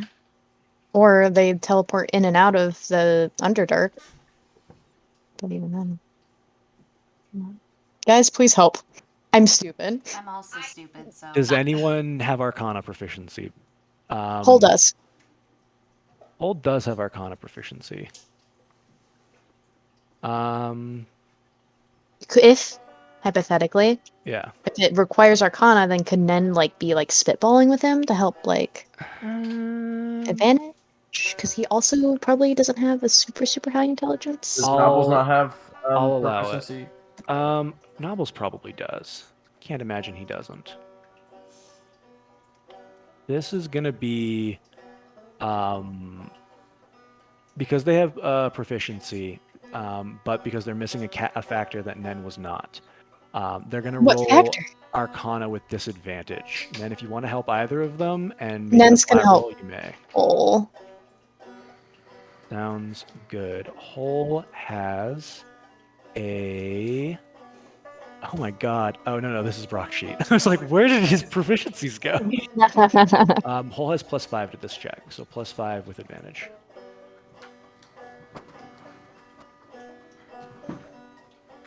Oh, so I need to use the bathroom, so I'll be back in a bit. Yeah, of course. And Nobbles will roll. Disadvantage. Oh wait, +5 neutral roll. I'll re-roll that for him. Oof. Nobbles is gonna roll with disadvantage. If you want to use your last bit of Bardic, Preston, this is your time to do it. Nobbles has a +10 to this roll, but Sure, fuck it. disadvantage. Okay. And guidance. Okay. Go ahead and roll both of those then. This smells good. Oh damn! You rolled an 18 and a 19 on the die. Fucking go. It doesn't need the How help, easy but here. I do apologize. In this case, you have spent your bardics for I think the day, because I don't think you have the short rest feature for him yet, because you didn't go 5 levels bard. But probably good idea. With a 28 total, even at disadvantage, Novel speaks up. Nen, is teleport entirely accurate? Nen blinks a few times and then she bursts out laughing. Did they fuck up and end up on the other continents? Yeah, that's why he looked pissed. That's why he looked pissed. That's hilarious. Nen like rolls onto her back and like continues laughing her ass off. No. Oh, that's so embarrassing. So funny. Guys, we have to make fun of him next time we see him. Oh, absolutely. Oh my god. Like, right before we murder them, all of them, we're making fun of them endlessly. I wish- for this. I wish I knew sending. I wish I knew sending. I wish I knew sending. Oh my god. I wish I knew sending. I wish I knew sending. Is it possible we could find out where they were trying to go if they missed? I would assume the Underdark. Yes and no. The But, problem like, where in is, the Underdark? you could just go fucking anywhere. You could just. Oh, We- I didn't know we- that's how it works. We ended up in like the Raven Queen's realm for a little bit. We ended up outside of the Raven. Okay, whatever. Outside of it. And Either specifically the way- Great Vale, which is like a giant, albeit magical, forest. Yeah, exactly. So, you know, it could just very well be that. And it seems like we have a little bit of extra time. Unfortunately, we don't have any way to prevent them from scrying us. And they're about to find a way to prevent us from scrying them. This is fine. Everything's fine. It's still fucking funny, though. In my opinion. We just will power through their scrying with our mental fortitude. Right. Having kind of like narrowed down that, I'm gonna give you one last check here, Nen, because you know the spell teleport, so you're familiar with its details. Should I just pull up fucking teleport just It's so I gonna can like be look a at it? DC 20 intelligence check again, but this time, yeah, it's gonna be a DC 20 intelligence check, and only you can make this because you're the only one in the party who has like intimate knowledge of teleport.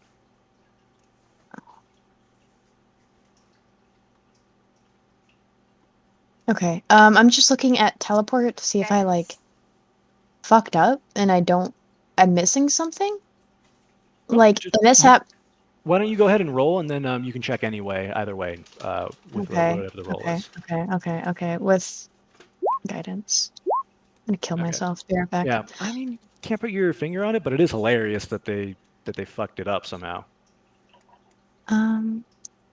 Wait.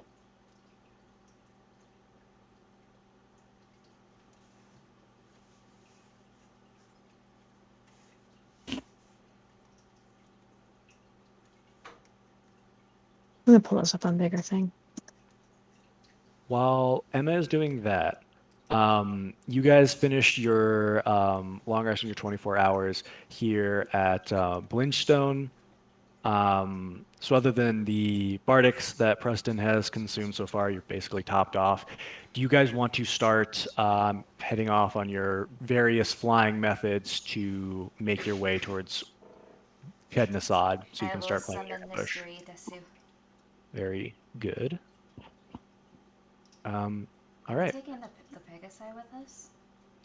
Did we take the Pegasi with us? Your choice whether you left them Mm, in Sintren or if you brought them with. As I remember it, you guys left them outside Sintren before going in through the front gate. If you wanted Yeah. to bring them inside the town, from how everything went with Zariel's forces, I think that wouldn't be out of the question for you to do. I don't think they would stop you from doing that. If you wanted to leave them to like graze out in like the radius where the wilderness still exists outside Sintren and come back from them later, they're intelligent. They're probably going to be fine. So your choice. If you wanted to bring them to the Underdark with you, I don't know if teleport can. I don't know if teleport can support that many people. Nin would probably Bandana is more of a pet than a creature to like help them along in their journeys more the thing. Sure. Like she would be pretty concerned about bringing her brand new Pegasus with her into the Underdark. So she would probably send Bandana and Novel's Pegasi to give them the vague area of where her old farm was, and hopefully that's a little bit further outside of the reach of the fucked up land, so they'll have like food and stuff. But Sure. she'll Yeah, let that them makes know that that's where she'll meet up with them when they get back. That makes sense to me. Okay, cool. All right, you guys begin taking off for your day. Yes. Nen is in deep thought, thinking about it. Is it something about like a false destination, maybe? Or they try to Um, teleport somewhere and they just get whoop? I'm not gonna. I mean, I can't really give you the specifics for what the check you made and you failed. So I Could I apologize for that. could I If make a you check every single day until I figure it out as we're traveling? Just like once a day. I don't know if I. Okay, yeah, I will let you make that check again. The DC will increase by 2 every day you try it and fail. Does that sound fair? Yeah, that's fine. Okay. So if you make it the following day, it'll be DC 22. Okay. For the first day of travel, as you guys are traveling towards your ambush point that you want around Chetnasad, one, I would like some survival checks from whoever's guiding the group. I imagine Arlo and V, as usual. Yeah,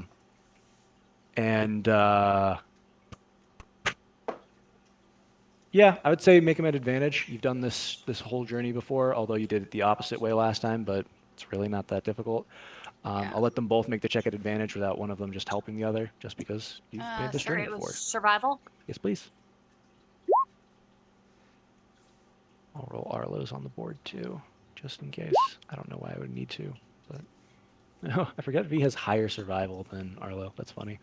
But yeah, between the two of them, you guys begin successfully navigating. You have a lot of experience from this, and it's all coming back to you, V, where the best course of action isn't to fly blind through the emptiest part of the cage. cave. It's to keep closer to the edge of the tunnel and follow along because sometimes it will branch out or make smaller tunnels in unexpected places, and you won't be able to really see them from the middle. So it's much easier to follow along the side Hug the and look for wall and places then- you know where you're supposed to be going. And taking smaller tunnels that are like parallel to the larger one is just always safer in terms of finding monsters. Yeah, makes sense. I am gonna roll for an encounter. Oh boy. I hope I get to kill something. I hope I can get that kill something.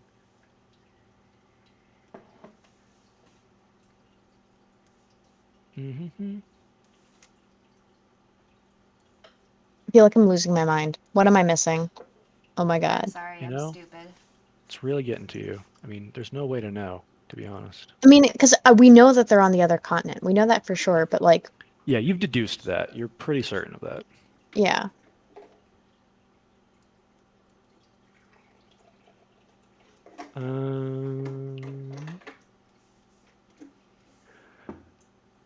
I don't remember where I put my own table, so I'm like fucking referencing one right now. I feel like a shitty DM.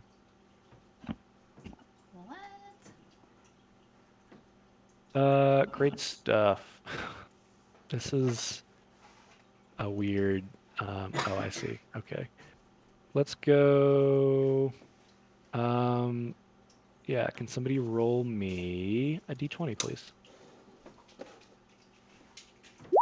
Fuck! I was like, I'm gonna beat Emma. I'm gonna beat Emma. No. Ah, I beat up. If it's funny, on my screen it appeared like I rolled it first. Great stuff.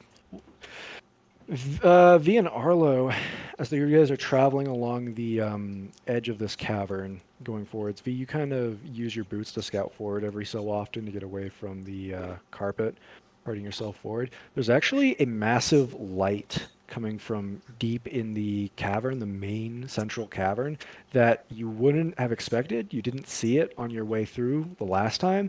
And for light to get to you from this distance that it must be at, from like kind of where you're gauging it, it has to be huge, like big, which is usually a death sentence for most things in the Underdark, especially something this big. As you get closer, go ahead and make me a perception check. I'll give Arlo one too. Okay. No, I'll wait until we're not doing things right now. I'm gonna. 15. Oh, my roll 20 is freezing up. 15. I will give Arlo one as well. I feel like Arlo gets advantage on these because we're in darkness. He's got a natural 20 anyway. You fly forward to get a better look, and you feel a hand on your shoulder as Arlo stops you, puts a finger to his mouth, and you take a closer look at what he spotted exactly, and you see that they're very far away. You're right about that, but they're enormous. They're gigantic, and they're humanoid shaped. They have their own fire, but it's not actually lit. It's like a campfire that's not lit. It looks like they made camp either recently or they're about to leave. These humanoids are strapped with enormous pieces of armor, gigantic weapons, and they have manes of like red hair. And you recognize these as fire giants. 4 of them. Ooh, shit. Let's just keep walking. In the keep walking. underground. Fire giants. Arlo, like, finger. It's not uncommon for. I'm doing a whole voice because, of course, I am. I can't do Arlo's whole deal. I mean, fire giants aren't uncommon for down here. They pride themselves in forge work, and they have the same sort of take on slavery as a lot of the races down here in the Underdark. So they kind of make themselves at home here pretty often. Got it. They're not uncommon for the Underdark, but 4 of them, this must be some kind of scouting party for new ore veins or something. They probably have some kind of settlement nearby. Huh. All right. Arlo kind of relays that back to everybody. I mean, what's the plan? Should we try and take them out quietly and move along so they don't warn anybody, How do or? you take a fire giant? 4 fire giants. Out Yeah, how do you take down quietly? 4 fire giants without them making enough noise to alert people? Let's not fight. Or just the visuals. You guys would know that even if they did make a lot of noise that echoed in the caves, things that make enough noise to reach for miles and miles aren't so uncommon. Like a purple worm could like run through a cavern and make like a tiny earthquake, an enormous amount of sound, and freak out a civilization tens of miles away just because of how sound bounces around in the Underdark. It's less that making a sound is going to alert their entire civilization. It's more that if one escapes, or perhaps has some kind of item for alerting their allies, like some kind of alarm horn, that could be a problem. If you sneak by them and they see you, they could either pursue you or also warn other fire giants of your presence. Any But of which would be you guys bad. are very stealthy. We're very stealthy. Me and Arlo. Some of The us rest are of y'all very are not very stealthy. Arlo can cast Pass Without Trace. We do So also I have a have a flying horse. carpet, so like Preston and Mox could just hunker down and not move at all. So they wouldn't have armor. It's up to you guys. flanking. I'm down for hunkering down. I'm fading, guys. I'm not gonna lie to you.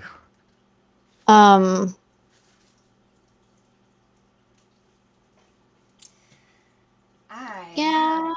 Me, Ebbs wants to go fucking kill these things, but True. I don't know if that's gonna be a good idea. And if Arlo speaks giant, we run into them, they see us, we're like, listen, Just we're negotiate just your way out. You'll be fine. yeah, we're just here to Hey, we're mess just with passing some through. fuckers that are they're trying to like hurt you guys, so we're just trying to help. You know? Alternatively, it would occur to you, if you can reason with these fire giants, they would probably have good, like, enough giant goods to trade for all of the equipment you brought. If they gave you something of fire giants, like, their craftsmanship is literally legendary. It's like, we clown on dwarves for how good we are at making shit. If they have something a fire giant make, especially something of like jewelry, if they had jewelry on them and it's like a gem the size of you, I mean, it's some shit. There's not like zero benefit in attacking them, or trying to trade with them for that matter. guys, well, we are monster hunters. I mean, come on. Monsters, you weirdo. It's free. Like, how much could we get from Karsus for like some, fire giant bits? So is all I'm Oh. saying. Yeah, You know? that's also as soon as you said that, I was like, oh yeah, these are You're not a racist. humanoids, they are monsters. Which means that we could chop them up for parts. Okay, can you stash the bombs though? Oh wait, they're already stashed. Cause aren't giant body parts are good for like potions and shit, right? Some of Or them toenails. can be. Their skin, especially like Mox said, like the chitinous parts, like their nails, aren't like so rigid like their bones, but are still tough compared to like their skin. That it can be used in vitality-based potions. It is an ingredient. Theoretically, yes. And there is a health potion shortage going around. We're really doing this for the greater good. True. Yeah. Guys, I don't think a fight is You wise. guys should see the look that Nick is giving me right now. I offered you guys giant jewelry, and you're like, "What if we mutilate their toes?" I never said anything about toes. Yes, you did. I did not. I Well, said body parts. Blue said Nen- toes, and you agreed. Nen- We Blue like said dissect nails. everything You with said nails. toes. Ned would like to reason with them. But if she's outnumbered, then she's outnumbered. Then- But I Yeah, love no, you. like, We're I gonna think go kill Uh-huh. let's them. try and trade with them, but also We're gonna I fight would- 4 of them at once. Are you guys fucking crazy? Dude, I would like don't to think save you my spell realize how slots. fucking badass we are, and there's like 6 of us. We'll be fine. Dude, one sword swing Yeah, and number them. your torso is ripped away from your fucking waist. Okay, I'm sorry. one swing from that massive sword, there goes your torso. Mox, I think okay, we'll be I already fine. know how to deal with your massive sword. I can handle whatever they throw at us, okay? Nick is Okay, At each other Did and you just thought the make an- same innuendo when you said that. So you definitely just hit on Mox. the only sword you get hit by is anyway. Never mind. This is going great. gang. The DM just rolled a nat 20 perception. For you guys. That What? nat 20 perception was Arlo. Ugh. Oh, thank God. I'm not gonna roll Fire Giant's perception in front of you. I have That's fair. dice. That's fair. Jesus. Yeah, I was like, yeah, you guys already seen. Actually, everybody makes stealth checks. You guys have been talking about this for a while. Yeah. I'm gonna say everybody with advantage because you guys are a very long ways off and you're not emitting light like they are. So So anyway, like I was saying, I can handle whatever. I would prefer maybe Um, not. for Preston But- and Mox, that will neutralize out to normal, obviously, because they're armor. Mox, go ahead. I thought we were hunkering down. Is that not the case? Well, you haven't yet. You've been discussing okay. whether or not to Yeah, kill no, or we're trade with these talking. guys for a while, and it's time to If we roll stealth make checks. a lot of money while we're down here, right? Mhm. And if we get out of this alive, that's like farm money, that's college for the kids money, that's save our ass down the line money. But it would also be just jewelry money that we could just sell back for exorbitant amounts of money. We could always, Money? okay, I know I'm being greedy here, but Kinda. I'm going to be honest here. Look, they already fucked up. We know they're behind. We got time to kill. It's kind of like an opportunity on a silver platter, you know? I feel like I'm missing something though. I feel like there's something I'm not getting right now And what's with that? that I'm not getting situation. something either. This is fucked up. I don't like this. I mean, then if you The want to stay here, I'll go by myself. So. You're not No, the gonna fuck fucking you are kill them by not. yourself. Sorry, go ahead. Um, sorry, just doing a little bit different. Just doing stealth a little bit different. Oh, I do need a roll for whole, but it doesn't super matter. For group stealth checks, there are 6 of you total and an NPC. So I'm gonna say top 3, the lowest one of the top 3. That's how Brennan Mulligan does it. I keep watching Dimension 20. I'm like, he does good stuff. So the lowest stealth check among the top 3 for you guys, yeah, 28, 26, and 25. So that's going to be your group stealth check is going to count as a 25, if that makes sense, gamers. Works for me. I'm going to roll their perception checks, but I don't think they can beat a 25 unless they crit. No, they can't beat it. Oh, they have +6 to perception, so they could theoretically they have 10% chance, but unlikely. You can continue. Sorry, I just wanted to make that known. You can continue with what you guys are talking about. So. Ned, Let's see. I feel like, just leaving them there is kind of passing up a golden egg, and we might not even get by safe anyway, so wouldn't it be better to get the jump on them? I don't- Sure, but go ahead. Isn't Mox. this like needlessly violent for you? For me? Yeah, I mean, I'm usually the violent one. Mox, we kill things for a living. Yeah, but these are like sentient. Mox, we have killed so many people. Yeah, but they're evil. I mean, these guys are too, but fuck. I don't. Oh. I don't know why, I could totally flip this around and ask, I don't know why you're weirdly attached to them. I'm not weirdly attached to them. Okay, it's just. You're not usually the one that goes for the throat the whole time. Well, you could just say I'm on edge lately, alright? I don't know why Uh-huh. we throw out just talking to them. I mean, if they have things that we want to buy, we have things we could sell them. So Exactly. And then they're less likely to try and fucking murder us. I don't know. It just seems kind of weird. Usually you're the one holding me back, Preston, not the other way around. Well, I mean, if we could take it to a vote here. You know what B and I want to do. You both are unhinged. I But, mean, you knew this. I If wait he's a minute. woman, very unhinged. I have a sword made out of my own spine. Did you think that any point in that I was hinged? No, that's just a Maggie thing.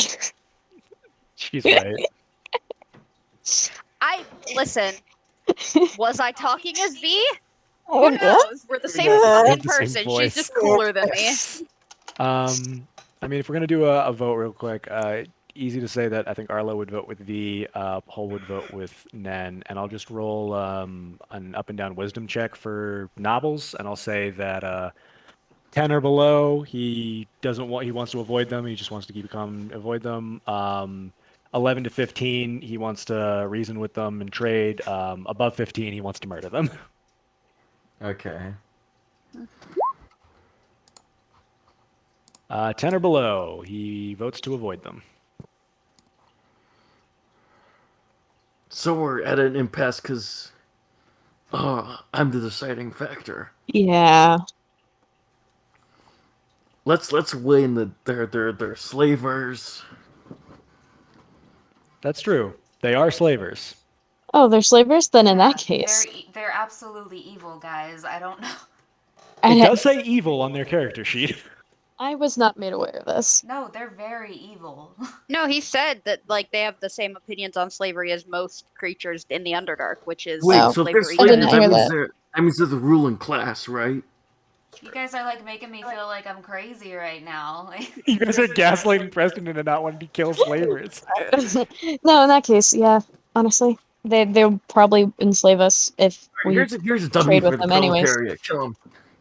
Great stuff. Your guys' We gotta redistribute the wealth. All right. So if you guys are gonna go fucking kill these guys, you guys can either keep your group stealth check of 25 or roll. Everybody rolls again, and we see if you get higher. That's your Okay with You're good. 25. yeah. It's all or nothing kind of thing. If you guys want to keep the 25, it's as a group. If you don't, everybody's re-rolling. So just Yeah, I think keep it. Okay. Alright. These fire giants are going to roll again for perception on your guys' approach, but assuming, they don't notice you, that's going to be a surprise round because you guys did get great stealth. Trying to pull the battle map for you gamers, but, sometimes we don't always Battle have map. battle maps.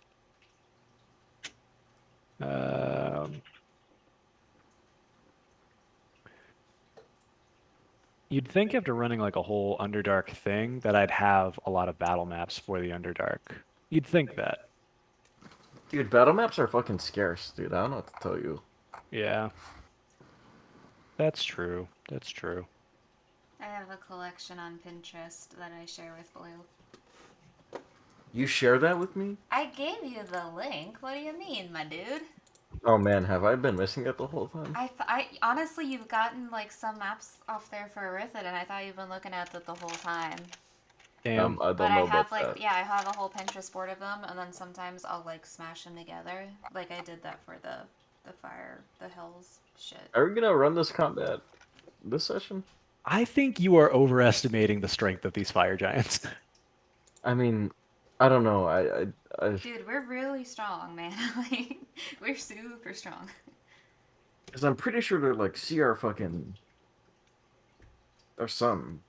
I don't They are know. CR something. That is true. I didn't consider that. Sorry, I'm like in my paranoia stage right now. I don't know why. It's okay. It's okay. It's okay. Don't even worry about it.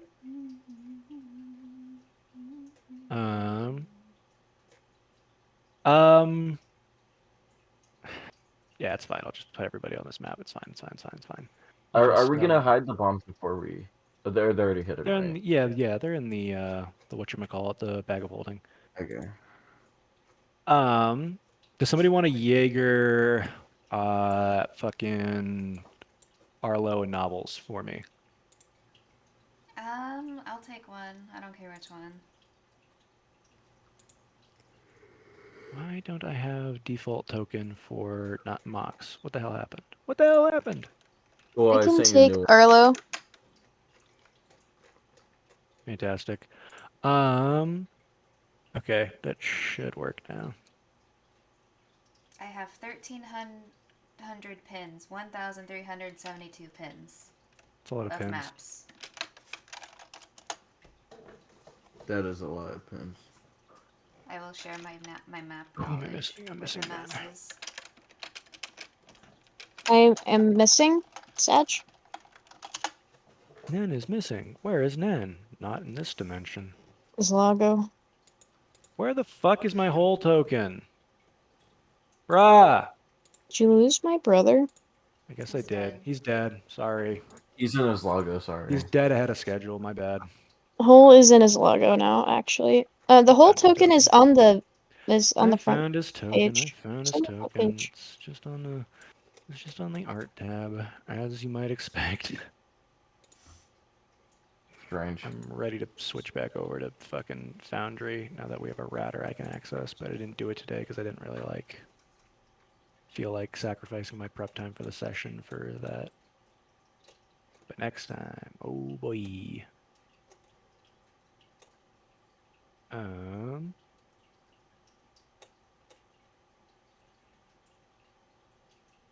We should definitely get the toenails though off of them, like just metagame. Oh yeah, no, like Terrifying V- shit. We are V literally is Skyrim. planning We on, cut off their big toes. when they murder, V is planning on chopping them up into little bits and carrying as Hey much of them guys, out as she where can. where the You guys fuck are we sound gonna like be able to fucking carry them? murderers. I was you gonna think ask about the it. same thing, yeah. Well, we still have 40 pounds of room left in the bag of holding. Oh, did so- you guys not Great, take the 40 whole pounds of 250? giant. Nope. Great. I love that. Listen, even if we can't get I anything, did we're still gonna 200. carry We it. put 210 pounds of stuff in there. Because I figured we would find stuff in the Underdark that we wanted to bring back. So Damn it, you guys let Maggie plan and she thinks ahead. Yeah. That's why I'm yeah, like, that hold screenshot on. I I'm sent just it gonna... does say 210 pounds. So It does. She plans too good. Okay, can you guys all see the map? look, Yeah, when I think Oh, about I missed the things, giant. things go well. Who would have known? Yeah, currently they're all sitting around a campfire. They do seem to be armed and armored, but they have not noticed your presence. I will roll their perception checks. Those are some big swords, Preston. You sure you Nope. can handle that? God damn it, guys. All I right. myself making that joke. You really did. So V can fly independently. Mhm. Preston can fly independently. Yeah, where's my horse at? Where's my horse at? I'll make sure to summon my I'm thingy sorry. before Hold on. before combat starts. Okay, I got it. Okay, Itty well, bitty. thank you for doing that. Itty bitty. I can make him large. Don't worry. You wanna ride, Ned? Absolutely. Let's go. Many euphemisms. All right, let's start. That, Man, I'm on Well, a the roll sword. today. awful. You're awful. And just like that, I'm on a roll. Resus post. Blue, give me something fucking rad on the How do I move the playlist. You got it, boss. You got it, boss. I'm pretty sure this is gonna be a slaughter. Yeah, Yeah, none of them noticed you. Let's roll initiative. Can you? This is just gonna bother me personally, but can you move the token? Yep, for yep, the yep. horse Let me bananas? host, my Thank you. brother. Let me host. I don't know how to do that. You just want to nuke the activity and have me host it. For sure. Let's fuck them up. Or I got some tunes. Got some tunes. Tunes are gonna be up here shortly. God, I have to remember how to play V. Luckily, she's not as hard as Ruby. Hit and run. You have a knife. Yeah. I have many knives. Guess what the dexterity modifier of these giants is? -2. It's -69. Ah, I was close. Oh. I was totally pulling that out of my ass. I So can't select my token. Can't select your token. It's because you didn't put on the character sheet, I think. I set it as your default avatar. Oh, odd. It does say represent generic token. That's weird. Represents mocks. Yada yada. See if you can do it now. Yeah, I can do it now. Thanks. Great. Who wants to pilot Arlo? Me. Hand him over. Can I have his stuff? Yes, that is what I'm trying to give you right now. Hi, I'm Arlo. Oi. Hi. You can tell I haven't played in a while when I don't remember how to edit the access to his character.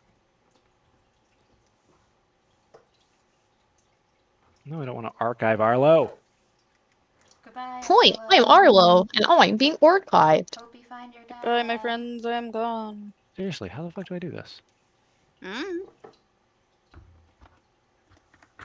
Oh, here it is. Oh, it's still in Preston's control too. None. All right, you should have access now. Nice. And who Look at wants to me, pilot gang. novels? I'm Arlo. I'll do it. Gnobbles. Novels, good novels. Nobbles gobbles. Gobbles, novels. Knobbles gnobbles. Prestione, prestione, 7 changes. Hey, Okay, we should have access to hello. novels, good novels. If you want to roll initiative for those two clowns. It's a me, Nubbles. It's a me! Chris Pratt. Mushroom Kingdom, here we come. Wow, you did a better job than Chris Pratt did. That's crazy. Literally. I'm gonna cry, guys. Roll a quick initiative for Oh, Hole. Oh, a good. pair- oh, You God. got, Hole also has a -1. My brain does horrible, horrible things when I'm sleep deprived. Yeah? Yeah. Oh, right, God, that's now everybody. So many spells. Preston, you're up first. They are surprised, for sure. Hee hee, a hoo hoo. Oh boy. Well, I'm gonna fly my horse over, first of all. That's crazy. Right? Isn't that wild? I'm gonna like, I'm gonna come up and stab this thing from behind. If I can find where my sheet went. Great stuff. If you can find where your sheet went. If I can. Hey, Nick, I One, have a question. a two. Yeah, what's up? How many hits do I have? I think Um, two. If I like dual cast Witch Bolt, hypothetically, do I like as an action for the next turn? Do I just get to activate it, and it hits them both again? That's that's what I believe That's how it the works. spell is. Yeah. It's concentration. Yeah, Let's even though fucking go. it's twin cast, yeah, I believe you can hit both of them still. Okay, thank you. That's my question. That is Great all. stuff. Have a nice day. Preston, 26 hits, 22 because you have advantage also hits. Go ahead and I'm deal sorry, damage to it's this been guy. like a hot minute. Can I say I casted Spirit Shroud too? For sure, yeah. Bonus action Okay. Spirit Shroud? Yeah. Yeah, 4th level. Let's go, dude. 4th level Spirit Shroud? Wait. 5th level. I want to get the 2d8. You don't have 5th level. Yes, I do. Right? Oh, Bard. Haha. Every time. Fucking bards. Sorry, I always mix up the multi-classing rules where it's like you don't get to cast spells of the level until you Yeah, reach I the don't level, know but you have fifth spell level slots spells, from the but I have combined. the Yeah. slot, yeah. You do have the slots. So yeah, absolutely. Let's go. So, does the 18 hit? It was a 22 because it was surprised, but 18 would hit. Yes. So. Okay. Cool. And Cool then stuff. 4d8. Bang with extra radiant damage. And the 48 is the 5th level Spirit Shroud. Yes, the 5th level. Remind me, does Spirit Shroud go up by a D8 every level or Every 2 just levels. every 2 levels? I thought it was 2d8 at 3rd level and 3d8 at 5th. I could be wrong. No, they used to make it like that, so they changed it. So it starts at 3rd level spell, so that's 1d8, 4th levels 1d8, 5th levels 2d8. And then if you wanted to go 3d8, you'd have to cast it at 7th level, and then if you went cast it at 9th level. Sorry. My brain isn't working. I thought you did 48 on the first hit. You did 48 for both hits. I'm a moron. I mean, I'll take another 48. No. It is okay. So that's 27 plus 7 is going to be 34, plus 8 is going to bring you to 42, I believe. And then plus 22 is 64 points of damage. You careen into this guy on Nimbus's back. I'm gonna flex. Fuck it. I'm gonna flex too. Hold on. Fuck it. I'm going for it. Okay. We're here for fun. I'm gonna. What's the number I just said for the damage so far? Did I say 64? Yeah, let's do a 2nd and a 3rd level. So that's Okay. 2, 3, 78. Okay, so there's 4, and then there's 3. I'm just showing off for none. Absolutely. 64, 74, 84. 84 plus 8 is going to bring you to 92, plus another 8 is 100 points of damage. I missed you, Preston. You come soaring out of the darkness towards this central, like, camp of light. Your sword ignites. The fire giant barely has time to see you approaching, and you hit it in the back of the neck with this massive blast of radiant energy and a thundering boom. As you just take 2 swipes and absolutely like put a dent in the back of its fucking spine. It is not looking good. It is well past bloodied already. Chef's kiss. Wow. Okay, that's my turn. Great stuff. It is Arlo's turn. I believe that's still you, Ebbs. No, Arlo's Oh. me. Oh, that's Um, right. That's right. Yep. So from where Arlo is it just like he can only see these 3? You guys are on a flying carpet. I would say you have the height advantage even over giants. Okay, so you we probably can hit see any of them. Yep. Okay, cool. In that case, he is just gonna unleash some arrows. Cool. Does he only get to shoot once or twice? He gets to shoot twice. However, on his first turn in combat, he gets to shoot 3 times, and the third shot does an extra D8 damage. Okay, so 3 times it is. 1, 2, 3. Those all hit. Which one are you targeting? Oh, wait, that's Normie Longbow. Does he have like a... Oh, there it is. Comet. Never mind. Can I re-roll this? You can. I don't know if Comet does any more damage, though. Oh, think it it's might be 15. It's +3. plus... Okay, hold on. It's +5 to hit, and then I can just roll the actual damage as is. Yeah. Oh, wait. That's Hold fine. wait. Do they all hit? And he's aiming Yeah. for the one at the bottom down here. This one. This- Bottom right? Yeah. Yeah, So- those will hit. So then we'll just add 3 to all of those damages, and then you said a plus D8, correct? Yes, plus an additional D8. Oof. Oof. Okay. So that's going to be 23 plus 7 is 30, plus an additional 9, because it's a +3 bow he's actually using. So 39 plus 1 is 40 points of damage. Very good. Okay. I accidentally double-clicked on a token. That was the better move. Not quite bloodied on that one, but definitely like already has arrows pinpricking out of like one of its eyes and in one of its forehead, and it's freaking the fuck out, roaring in pain. Is that Arlo's turn? Yes. Why does they look like Ganondorf? They're just Ganondorf. Yeah, Ganondorf's just a fire giant. The fire giants begin like getting up, getting prepared for battle, screaming at each other to fight, but they spend their turn being surprised. They're no longer surprised, but they don't get a turn, obviously. Nen, it's your turn. All right. Trying to decide if we want to focus on the ones that are hurt already. I'm gonna say yes. Nana's going to. She's gonna use. Let's go 3rd level Witch Bolt. And she's gonna dual cast that. So sorry, twin cast.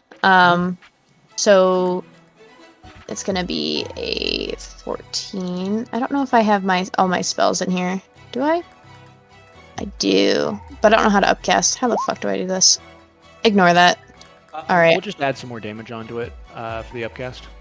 Okay, so then it is a plus 14. That's a 23 for the first one, so the one closest to she and Preston. Absolutely. And then the second one is an 18. 18 will just barely hit. Nice. And then for the Maggio, it's supposed to be with the upcast. It is supposed to be 3d12. So they each get 3d12. Sounds good. I can just do this instead. So one gets 14, and then so the first one gets 14, the second one gets 18. Right? Got it. I don't know if you're supposed to roll same damage for both of them because it was twin cast. I'll say yeah, different damage makes sense. So 14 for the one directly in front of you. He is looking pretty awful. And the one in the back that Arlo peppered with arrows is just about bloodied now. Okay. After that. Then I think she's gonna flip up her hood. I'm not sure if she did or not, but we'll just do that. Sounds good. Is that Nen's turn then? Yeah. V, you're up. Oh, it's my All turn. right. Oh, that's right. Sorry, I didn't reorder it. Yeah, Mox, you're up. So before combat started, I think I mentioned that my, little bro would be up.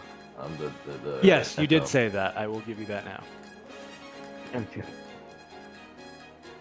roll, bro. I mean, Mox might as well just rush in, right? Like, why waste time? Yeah, for sure, dude. He'll. Oh, I think it just knocked something over. It's probably fine.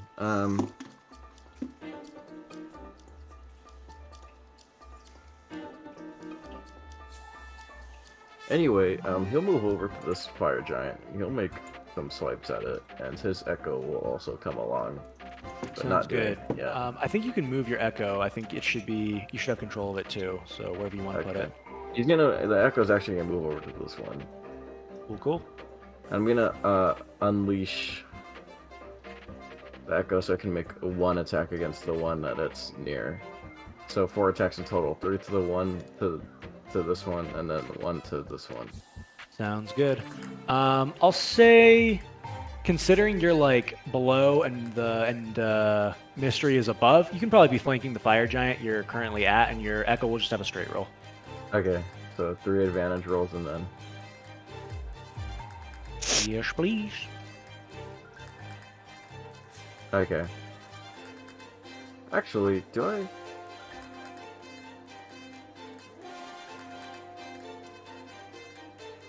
What's up? What? Did level? Oh no, that's slasher. Okay. Just making sure. 22, natural 20, Hell yeah. and then 30. These are horrible damage rolls, though. I'll just be honest. 2 nat ones. Yikes. Anyways, 15 plus 13 is 18. 9 and 9 is another 18, so that's 36 points of damage. He's like last legs, last breath. all right. your Bye sword bye has time. Bye bye time. Ruling class. Yeah, I was about to say, oh no. Okay. DC 19 charisma saving throw. Oh no, it gets sent there now, and it gets to make that save at the end of its turn. Also has slasher effect on it. I don't know if that. Once per turn, you reduce its speed by 10 feet until the start of your next turn. You score a critical hit. Deal slashing damage until the start of your next turn. Okay. Well, you're sending it to the astral plane, so Yeah. Sending it to the Shadow Realm. a little difficult for him to do anything else. And the last one for a straight roll for other guy. Got it. 30. Wow. Okay. 18 damage. Hell yeah. 18 points of damage. Fuck yeah. Your Echo, like you're rushing at this one fire giant, and you immediately slash into it 3 times at blinding speed, and sparks come off of your sword from where you hit its armor that immediately take form and appear like astral stars, and then they explode around it in a burst and consume and take the fire giant away to its astral detainment. At the same time, as you're kind of like stopping your momentum to actually make these slashes this quick, your Echo peels off of you and then jumps at the other fire giant and stabs at it between the armor while it's not expecting it. It freaks out, panics, steps backwards. I said bathroom because Emma typed BRB bathroom while I was saying that.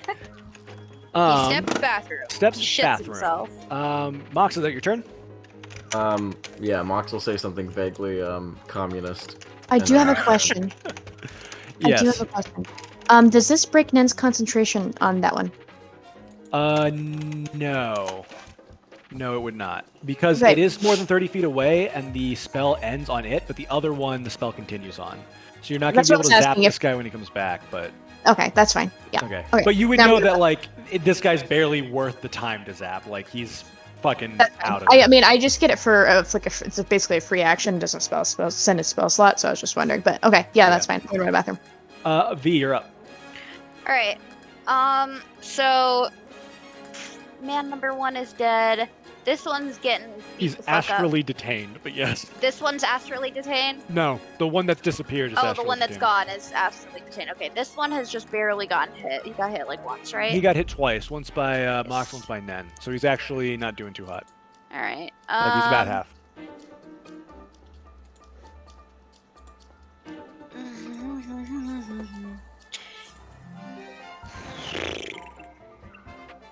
Can I? Okay, is this like over here? Is this like a cliff, or is there a way that I can get around them and outside of their? Basically, I want to go around this one and go beat this one up, but I want to end up like over here. But I don't want to take an attack of opportunity from this one. Can I go like around if I use 100 feet of movement?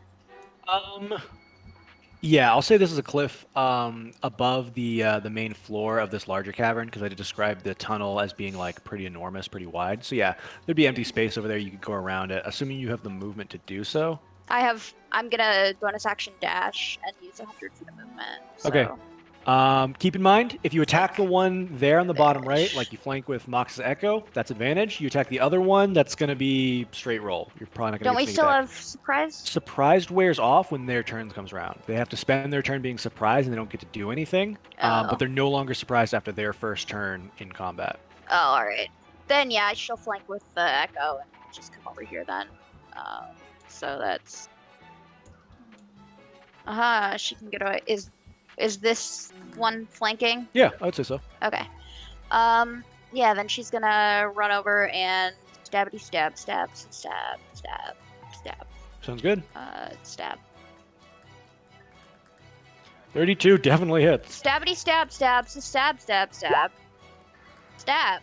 Deal Stab. 46 points of damage. He is well past Stab. bloodied now. And you still have your bonus action if you'd like it. Yeah. You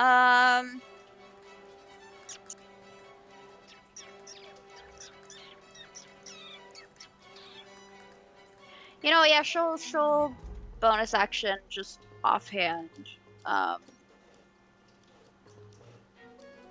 Another stabby. I have to figure out which one she has in her offhand. I think she had this in her offhand. We'll go with that. Hydra Dagger. 23? 23 hits. Alright, there's no sneak attack on this one, but... No, ignore the poison. It's just the 8 piercing. Gotcha. 8 points of piercing damage is significant. He is looking terrible. I'm going to put you on the other side of him with your token. Just Oh yeah, so we see sorry. it. So, I'm also going to bring that other guy back just because he was the one I was tracking initiative off of. Yeah, So I do need to make sure I can see it. Yeah, I just want to be able to like show it on the thing. But he's detained right now. He's not like, you know. Yeah, he's in doing Bye Bye hot. Land. He's in Yeah. he's in the gulag. he's not physically there, but Yeah. Can I call it the Bailey! Bailey! You call it the gulag. It's some concerning imagery for sure. V, if that's your turn, it is Yes. Nobbles, which I believe Ebbs is piloting. Yeah, so I don't know how the fuck Nobbles' guns work, so I'm just not gonna fuck with that. But also the problem is that both of his spells are fire spells. So Uh huh. let's see. A little like I'm gonna I'm gonna be a basic bitch. He's just gonna jump down if I can get my mouse to work. Oh god. Oh shit. Oh fuck. Oh jeez. Oh, geez. Okay, wait. Oh 5, gee, oh gosh. 10. Oh golly. Just, stumbling down, hitting his head. Oh, Like a little gee, kid oh, getting off the high seat. gabagool. Oh jeez, oh god.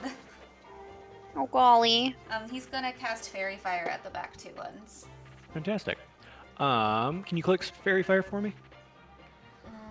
I can Say try. that- I can Say certainly that try. 5 times fast. Fairy Fire for me. Fairy Fire for me. Fairy Fire for me. Great stuff. Each object in a 20-foot cube in line. I don't know why it says okay, any creature in there. Yeah.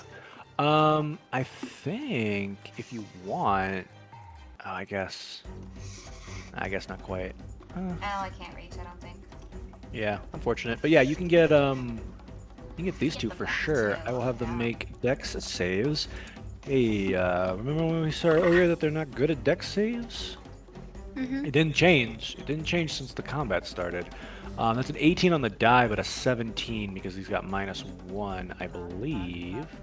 What is Nobbles' spell save DC? I would imagine. Yep. So yeah, that one fails. The other one got a natural 1 because of course it did. Because it needed to get a 0. Okay, they are both fairy fired. Cool. That'll be his turn because we don't get to try. It's fine. We're fine. Fair enough.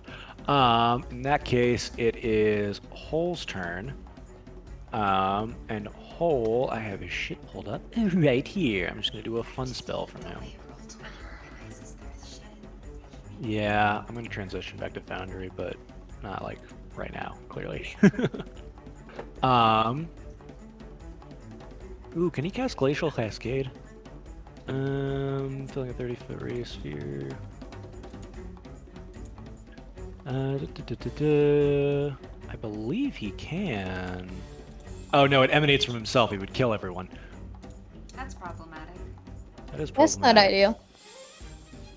Let's try. All enemies within 40 feet of you. That one will work better. 30. Can that do the trick for 40 feet? We'll find out. 25. 40, just barely. 40. You guys are in the air, so I'm gonna say he's not likely to like hit you in the crossfire here at all. Not that this spell it matters because it is only targeting enemies. He takes his book, reads some words in Infernal. His hand begins to become covered in soot, and he like slams it against the ground, and rays of burning purplish fire like scatter across the ground at each of these fire giants. They're not going to take the fire damage, but they can take the cold damage from this. As they are all hit by a ray of fire, they don't look too concerned at all. But then there is this strange explosion, or rather implosion, as the fire hits them, consumes all the heat around them, and leaves only frigid air that snaps and freezes against their armor immediately. They all have to make dex saves. Martin and your brother's so cool. Fuck, I hate that he hates you. They all fail. Maybe you can because they say have something -1. nice. Maybe say something nice. Tell him how cool he I is. think he'd think I was mocking him.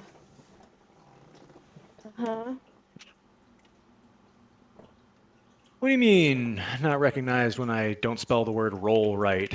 Roll 20? Come on. He hits them each with 38 points of damage. And not bad. Oh, did we run out of battle music? It's pouring rain right now. There it goes. Oh, Nailed as it. the cold snaps around the one between V and Mox's Echo, it grabs at its chest piece, and the armor like breaks as if it had become too brittle. Snaps around, and the sharp ends of the metal poke into its chest and stab it, and it falls over dead. Fuck yeah. That leaves 2 alive and 1 astrally detained. Preston, back to you. Oh gosh, oh me. Okay, I'm gonna fly over and murder this man. Great. Move horse. Get over here, Nen. Move, horse. 29,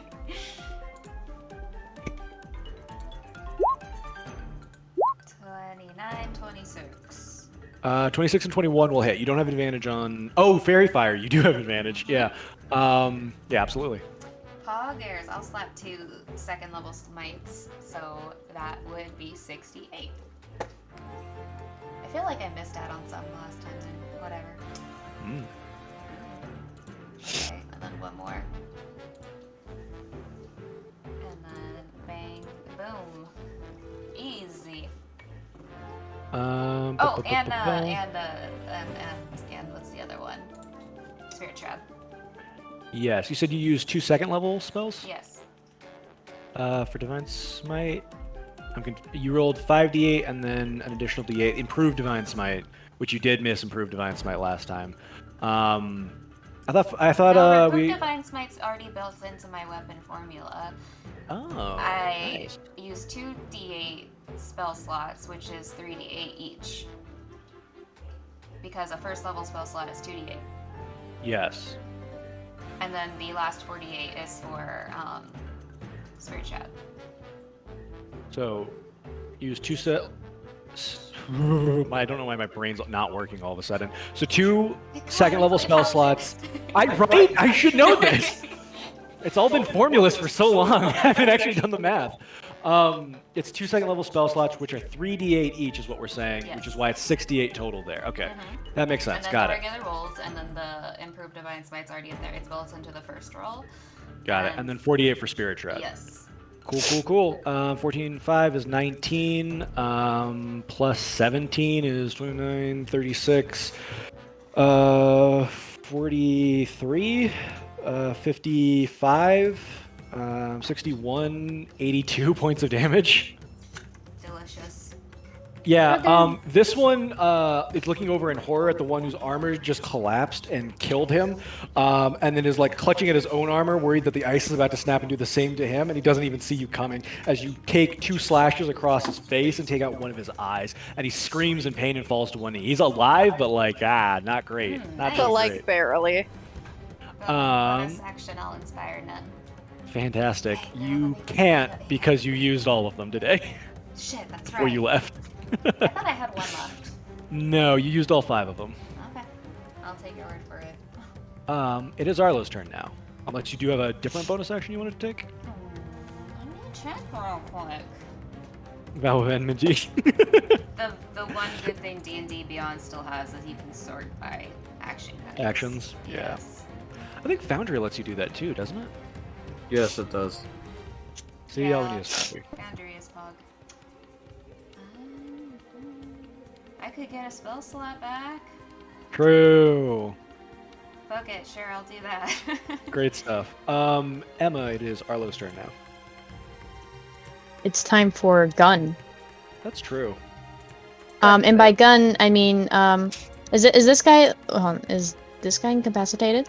He is currently astrally detained, so he's not He's on this gone. plane right now. Beautiful, beautiful, beautiful, beautiful. I guess he's gonna fly the carpet this way since no one else is on. Yeah, everybody hopped off. Yeah, and then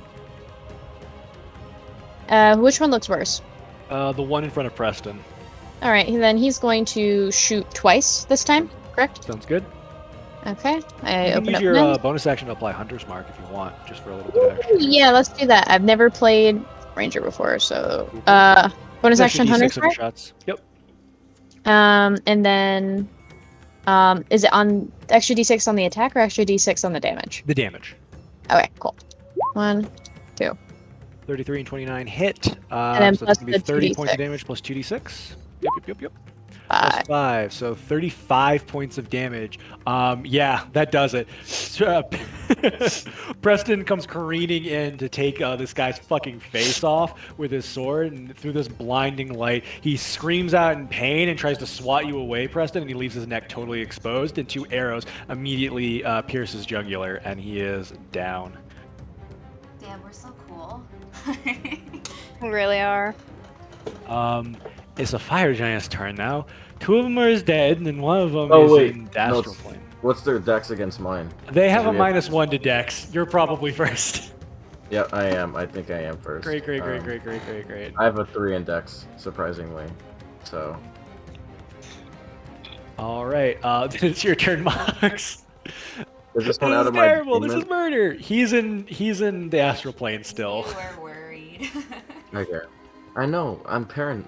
Man, I don't- I'm just playing with you, dude. I forgot that I was using dreadnoughts in my session, and these aren't dreadnoughts, so I should... Yeah, I didn't throw dreadnoughts at you. Those things are like, I mean, they're not that much stronger, but they're for sure stronger. Mox will pull out this vaguely wooden shape of a vase that holds about 6 hand axes in it, and he holds it out to the fire giant and still slowly says, "You want to go out on a date?" And he pulls out a hand axe and starts tossing, throws about 4 of them at the fire giant. Not the bouquets. The I'm bouquet sorry, of hand did you axes. carve a vase for your hand axe bouquets? I mean, I didn't do it in session, but I feel like that should be a thing that I Oh should my have. god. It's Agreed. fucking pouring outside. All right, roll your hits. He's gonna step closer though, because I want to be at Come to Seattle. disadvantage. It's a sign. Sounds good. The and you echo have will move advantage over to for. the retained one and just keep. Yeah, it was Sounds fucking good. pouring here last night. Go ahead and roll your Oh, attack. it's heading your way. Great. 28. 28 definitely hits. You have advantage because of natural 20. Hey, he goes he goes bye land. No, not with your hand axes. He doesn't. It says if you score a critical hit with this With weapon, this it gets- oh, weapon. damn. Come on. Your hand doesn't extend to all your weapons. It'd be so cool though. You already have one detained. All right, so that's gonna be 23. fantastic. Excellent damage. He's not looking so hot. He's also looking fucking terrified. You want to go out or not? I'm waiting. Come on. He doesn't seem to understand you. Okay. I end my turn. Great stuff. It's the fire giant's turn. This one is going to flee. He's going to flee. No, you better stop. You better Um, stop. He is fuck, he doesn't really have anywhere to run is the issue. Yeah, he's gonna begin fleeing you. 5, 10. What is his movement speed? Only 30 feet. Yeah, he's gonna move 60 feet in the opposite direction. So just like, I'm not gonna move him off the map. Just know that he's 60 feet farther from wherever you guys like can see. And he's like audibly crying super loud. Are we Giant bad? fucking tears hit the. hit He's the a ground. slaver. He's a slaver. This is like a cliff face here, so he's like trying to slide down it right now without like tumbling over. He's a big guy. It's hard. He's gonna have to make a dexterity check. He just made a 3 for a total of 2. He falls prone and begins tumbling down this cliff. So that's what's happening with him. Does he Humpty take falling Dumpty. down a cliff damage? When he hits the bottom, he hasn't gotten there yet. Is it? If he hits Wait. the bottom, you guys might kill him before he gets there. The other one's gonna make a charisma saving throw. It got a total of 7, so it is still astrally detained. Nen, you're up. I was gonna hold monster him, but I guess he's Can already we still see falling. him? 'Cause we're like in the air. Yeah, you can still see him. He's just falling down a cliff. He's tumbling down a cliff right now. Humpty Dumpty. So You should kill him then. how is he looking? Not great. Like, he's not quite bloodied, but he's definitely not looking great, and he just saw his entire fucking squad get murked before he could even respond, so... Bad.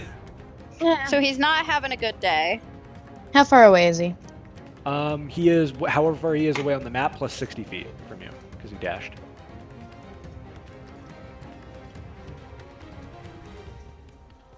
So, Okay. like 100 feet? Yep. Okay. Okay. How far off the ground am I? Actually, well, if I flew up 10 feet in the air, would I be able to see him? Yeah, I would say you probably can see him from where you are And right if he's now. out of range, if he goes out of range, would hold monster lose its? No. Great. Nen is going to use an ability that when she casts a leveled spell, she can fly 10 feet. Cool, cool. So Nen's going to fly 10 feet in the air and cast Hold Monster on him. So he needs to make a Wisdom saving throw. Did you click that feature? I don't remember. Does it say you can do it before you cast a spell or just after? As a bonus action, you can cause gusts of air to surround you before or after you cast a spell of first level or higher that allows you to fly up to 10 feet without provoking opportunity attacks. Sounds good to me. Yeah. Go ahead and blast his ass. You said Hold he's monster, lightning bolt. wisdom Oh, save. hold monster. That's right. Yeah. Some So little bit of wisdom saving throws. If a little you know bit if he of, survives, if he lives, he's not guaranteed to get away. He got a 6. Was a 6 enough? No, I didn't not think at so. all. He's paralyzed, so you see him kind of like tumbling, try to like roll with it to, slow his momentum or at least not take the brunt of it. And then suddenly he just goes rigid and he goes like face first into the cliffside as he's going down. He can just eating dirt, sliding, like getting the worst fucking like street Delicious. burn. Yeah. And then, Delicious. then like just pats Preston on the shoulder and goes, I mean, he won't get away if he gets to the bottom, so. Go nuts, guys. True. That's true. Is that your turn then? Yeah. V, you're up. V just sighs, and she is. How far away? She's 25 feet on here, plus 60 feet. If she bonus action dashes, she can get to him Yep. And he's paralyzed, so you already have advantage on the attack. and stab the shit out of him. Go yeah, for it. so she's gonna do that. All right, roll to hit. 19 will just barely hit, and that's a automatic crit for his paralysis. So I will Sneak roll attack damage. with crit. twice. very nice. I believe that's like -5 for your dex modifier on the second one, just because it doesn't apply 6. twice. -6, got it. So, 27 plus 13 is going to be 40, 71, 81, minus 6 is going to be 75 points of damage. Delicious. Yeah, you you fly by him, and you're just kind of like watching him like eat shit as he's going down this cliff, just kind of like academically looking for the biggest vein you can find, which is for him even like it's gigantic. It's like fucking yeah. You dig in there with your knife as like you're just kind of like standing on his shoulder as he's like riding like a toboggan down the cliff, and you pry out the biggest vein. He starts bleeding profusely down the cliff. So not only is he eating shit all the way down, he's leaving a giant blood smear like trail as he's going. And I'm gonna be merciful. He dies. He bleeds out as his blood smear driving straight down. And he hits the bottom, and there's this boom as he craters in. You see his head just like tomato, like just full on like squashes, and leaves this huge mass of brains and skull matter like down Horrifying. there. After he has left this like fucking That's awful. blood I love trail that. down the cliff behind him. And he's super dead. Yeah, Remember, he's a God, I would slaver. hope so. Remember, he's the bad guy. At that point, like, death is a mercy. That's true. If you guys want to fast forward to when the guy gets out of his astral detainment and just all kick the shit out of him. Yeah. Okay. Let's go. I don't know if he's gonna actually succeed on the stage. Can I end ever. that on like a thingy? Can I just end astral detainment? Can It says I can. Doesn't say you can. We can reword the feature later, perhaps. But for now, you guys just kind of pile around, and after a minute, he appears back in space, and then, I mean, there's no way he can live. And then we beat the shit out of He him. has 12 hit Coup de points. grace, One coup of de you will grace. hit and gut him. So, like, you kick the shit out of him the moment he comes back. He is filled with arrows But I wanna and see the lightning numbers, and yeah. slashes. Go ahead. Click all the numbers. I Make want to dice see go the burr. funny numbers, There's DM. numbers. Make the funny numbers go burr. Funny numbers go burr, DM. There's another. I should just What if put I him Critted in, him like- again. You critted him I again. should just put him in the fucking It's a detainment again. 26. That's 30 just the dagger damage without anything else would have killed him. Oh my god, Preston, let's go! Oh no, my God, we're wasting all of these Yeah, natural We really 20s. wasted a double nat 20 I'm on gonna- a man who just was for the already fuck of it, I'm dead. gonna put No. third level smite on the crit. I just want to flex. Oh, That's all I want to no. do. He Okay. appears back, still And then screaming another- from when he disappeared. Third level. And his scream is immediately like cut short as you all hit him with these like legendary heroic blows from every side. And he is Fuck yeah. fucking yeeted back into the astral detainment after it being made mincemeat. Hold on, A I'm minute gonna later, look at- after Hmm. a minute later after it like releases again, there's like a pile of fucking body parts. There's chunks on the ground left over with armor mixed in. Hey, we're pretty. Good. Was that so bad, None? No, in fact, it Efficiency. wasn't. I We're feel lucky like that a criminal. they were but easy. Also, I feel good. Efficiency. Alright. Let's get to looting and shopping and shit. Great. Uh-huh. You guys Um, look for any materials and stuff. I will start butchering. Nick, you said they might have, like, jewelry? Yeah. Anyone who would like to fucking run their pockets, go ahead and make an investigation check. Can I do survival on Yeah, my if you want to parts? harvest them instead, do you want can to make do a that. survival check. Tell me what Survival your or harvest. Yes. Yeah. Nen can help you with survival, and then Arlo's gonna just do, investigation since he's proficient in it. Sounds good. Fuck yeah. Going for the toes. That was a 20 on survival. Guess you didn't really need my help then, Sag. Yeah, that's good.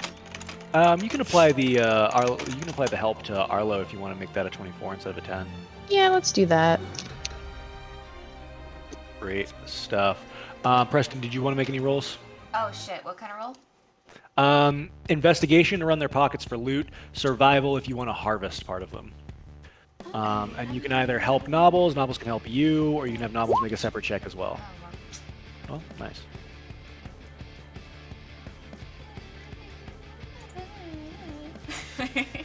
It's a 14. Do you want Nobles to make any checks? Yeah, he should. Hold on. He's the smart one here.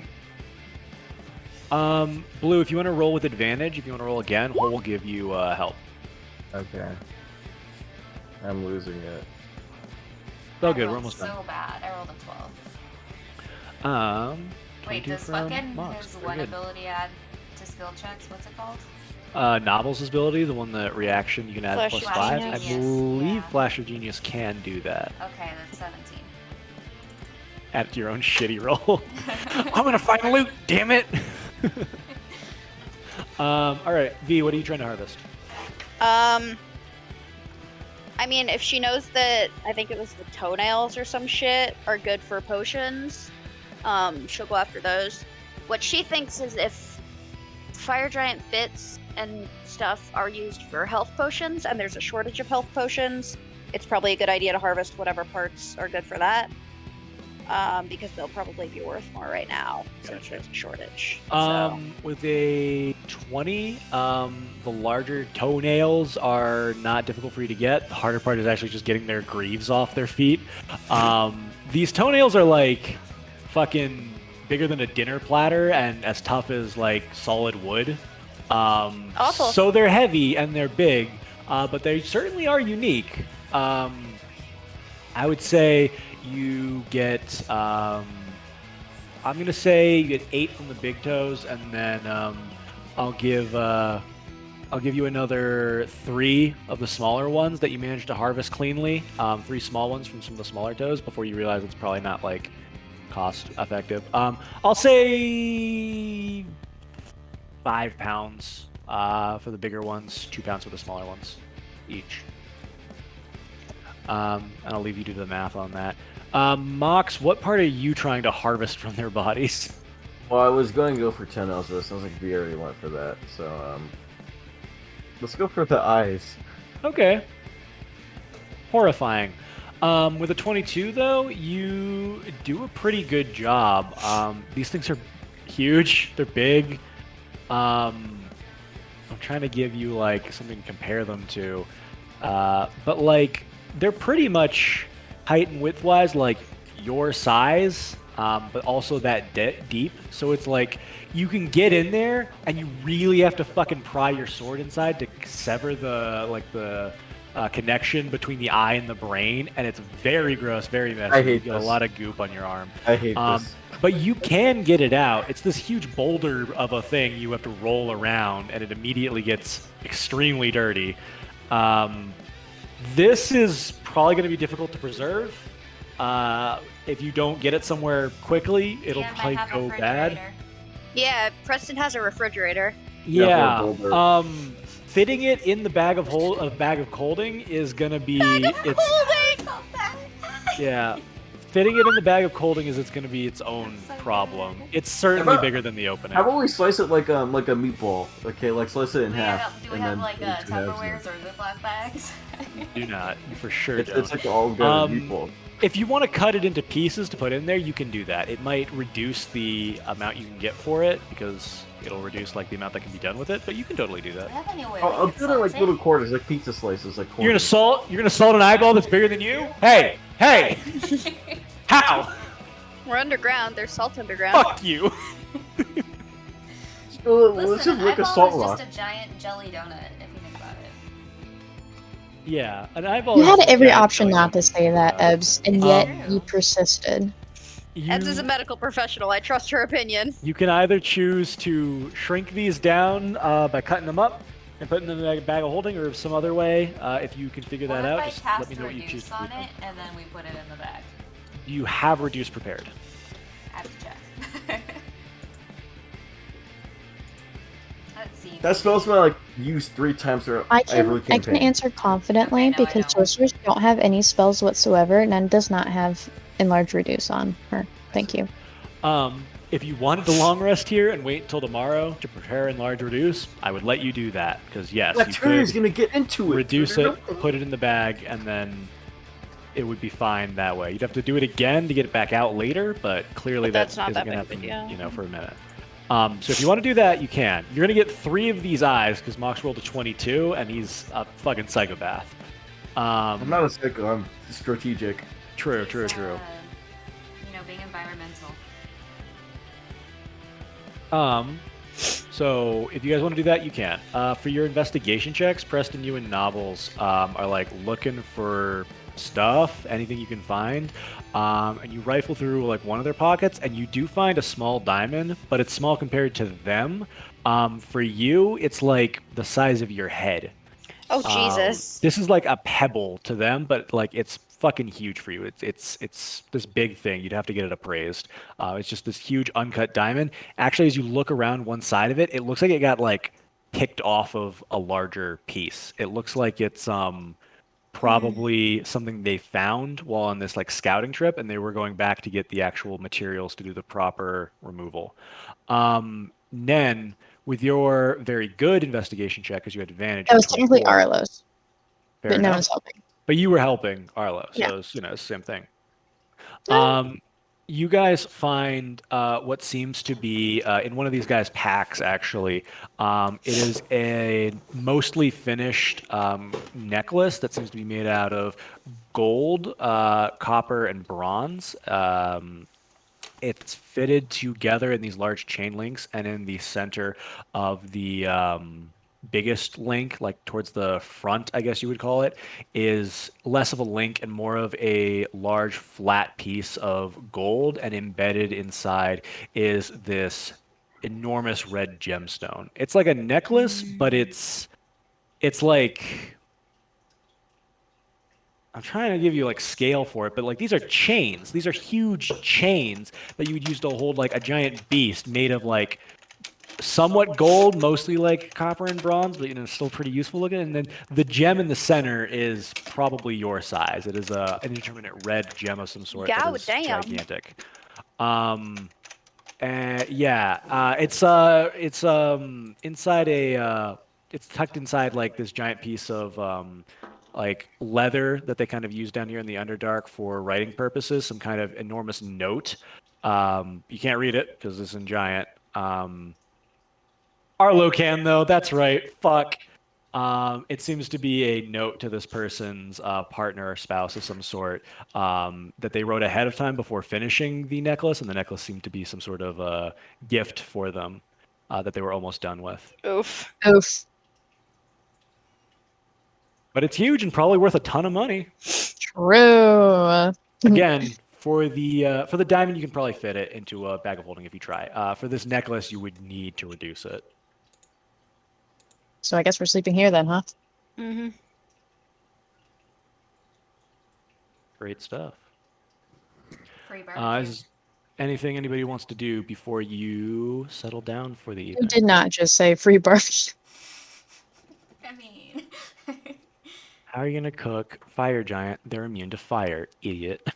Got 'em. don't they just Freezer cook burn. themselves? Don't they cook themselves? Mhm. That's insane. What are you talking about? Preston has a giant bag of kosher salt that he keeps around. No, he doesn't. Just for this reason. Just He for this has reason. cooking utensils. What do you mean? This is terrible. You're all terrible. Phone apple tea, DM. Phone apple tea. Would Phone you apple actually tea. like to cook and eat these fire giants? Is that? Are you? Oh my god, me. I'm tempted to try for the fuck of it, but Oh my god. I guess Preston would be more serious right now. All right. Is there anything anybody wants to do while you guys are making camp before I we fall settle asleep. down for the night and settle down for the session? We set a watch. Watch. It's a good idea. Yeah, quick watch order. Then I'll go first as usual because if she doesn't, she will literally kill anyone who tries to wake her up. Cool. Hole's gonna ask to take the watch with you. Okay. Great stuff. Who's on second watch? I'll go second. Okay. Nobbles will just partner up with you. Third watch. I can go third. Third watch will be V. Arlo will probably partner up with V in that case, and then Mox, you're cool with last watch. Sure. Great stuff.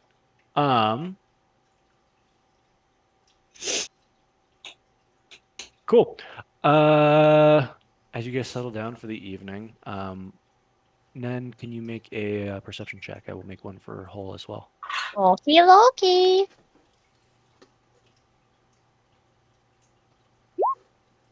15. Hull rolled. You would think Nen would be good at this with a +7, but I roll really low lately. Hull rolled a mod 20 though, so that's good. Nice. As you guys are settled here in the shadows of the Underdark, Hull looks around the cavern with the body language of someone who is not at all blinded in this situation. Someone who's not at all like uncomfortable here, trying to keep watch. Clearly, some trick of his powers on his eyes. And as he does, you can see that he is tired from the previous few days' events, but he has a look of determination about him still. I'd like you to make an insight check if you would. Okay. Hopefully I don't fucking butcher this like I normally do. True. You know what? Close enough. 15? Yeah, that's not bad. You can tell he's worried. He's anxious. He doesn't think like it's not unlikely the Stormfront Colt could show up right now and attack you. Like you're way ahead of him, but there's still that anxiety nagging at him about that, and that's probably the only reason he isn't more angry in this very moment, just because it gave way after you guys left for that worry for you, and especially after Preston said what he said before about why Brock is targeting you. After a while of kind of piecing that together, then we'll turn to him and go, "Hey, it'll be okay. I promise." Yeah. I've been worried about these guys for so long. I was just worried about hunting them down myself, but now I don't know, it feels like there's a lot more at stake, and even with everything going on, it feels like we're on the back foot, you know? It feels like we're one step behind. No, I agree. I can't figure out this with the. I feel there's I'm something. I feel like there's something I'm missing with that whole situation, but I can't piece it together. I don't understand. Yeah. I mean, what I can't figure out is why they would work for Zariel at all. Why would they, would go through the trouble of accepting something like fighting Baphomet? I mean, you think about it. Zariel didn't give us like a contract or anything to go get this done because, she had leverage over you and me and the rest of the group by proxy. Like, she didn't need to. That's kind of how they operate sometimes. If they don't want your soul, if they want you to do something, it's safer for them to just do that. Right. There's a certain amount of risk to trying to draw up a unique contract like that, something improvised, like out of the ordinary. And, if Zariel thought the cult would also go hunt Baphomet to the degree that she just let them go, just assuming they wouldn't betray her at all. I don't know. I don't think she'd have leverage over them. I'd think she'd have They made had them to sign make a a deal. contract. Yeah, Yeah. exactly. So what the fuck's he doing on a beach or whatever if his soul's on the line for getting this done? Honestly, I'm hoping they fucked up. Honestly, I think they fucked up the teleportation. He seemed righteously pissed. Yeah. But Seems insane even for fucking him to try and teleport straight into the Underdark without any, prior any experience. pre-warning. Yeah. Yeah. I don't know. Maybe he didn't try to teleport down here. Where do you think he tried to teleport to? I have no idea. But, I don't know. Teleport, it's a tricky spell, right? If it goes wrong, it can go pretty wrong, but it at least tries to land you somewhere similar. Sometimes. Sometimes. Well, I don't know. I mean, if You- it's the it could be a mishap. I mean, you have like an on target where you get to where you need to go, like exactly like we did. Off target means you're kind of just kind of a little bit away from where you want to be. Like, for example, we didn't get exactly to Sintran like we wanted to when I teleported us earlier. Similar area is, you know, an area that's visually or thematically similar, right? So if let's say we're heading to Ozzy's tower, but something goes wrong, we kind of get teleported to a tower that would be, you know. And then kind of pauses and goes, "Do you think they intended to go back to Stormshore?" Well, seems silly. I mean, it'd be pretty hard to miss Stormshore after all the time they spent there, right? Although, I mean, they're the most wanted people in Stormshore, so maybe they didn't aim for the city itself. It's the coast. Why would they want to go there? Old King. Oh. Shit. Nen kind of clasps her hands together and looks back at everyone else. Okay. I mean, right now I have the ability to teleport us. Right now.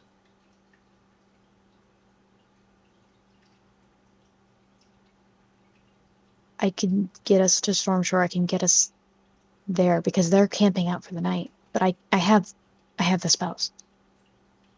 Nen, notably, when you saw them at camp, Yeah. resting, that was at the beginning of this adventuring day. That was almost 20 hours ago.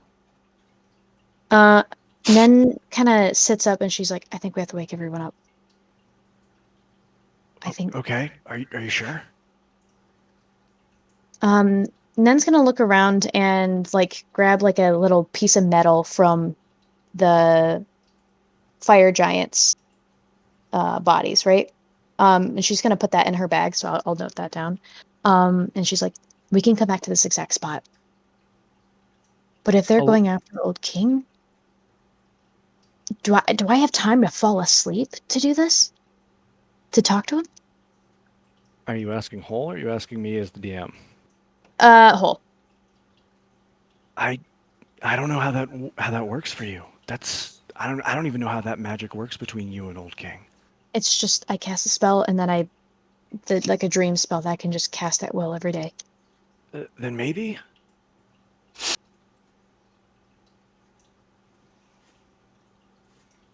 Okay, here's what I'm gonna do. I'm gonna go to sleep. And then give me like an hour. So next person at the end of their watch, have them wake me up, and then if we need to go, then we go. If I can't get in contact with Old King, we're fucking going.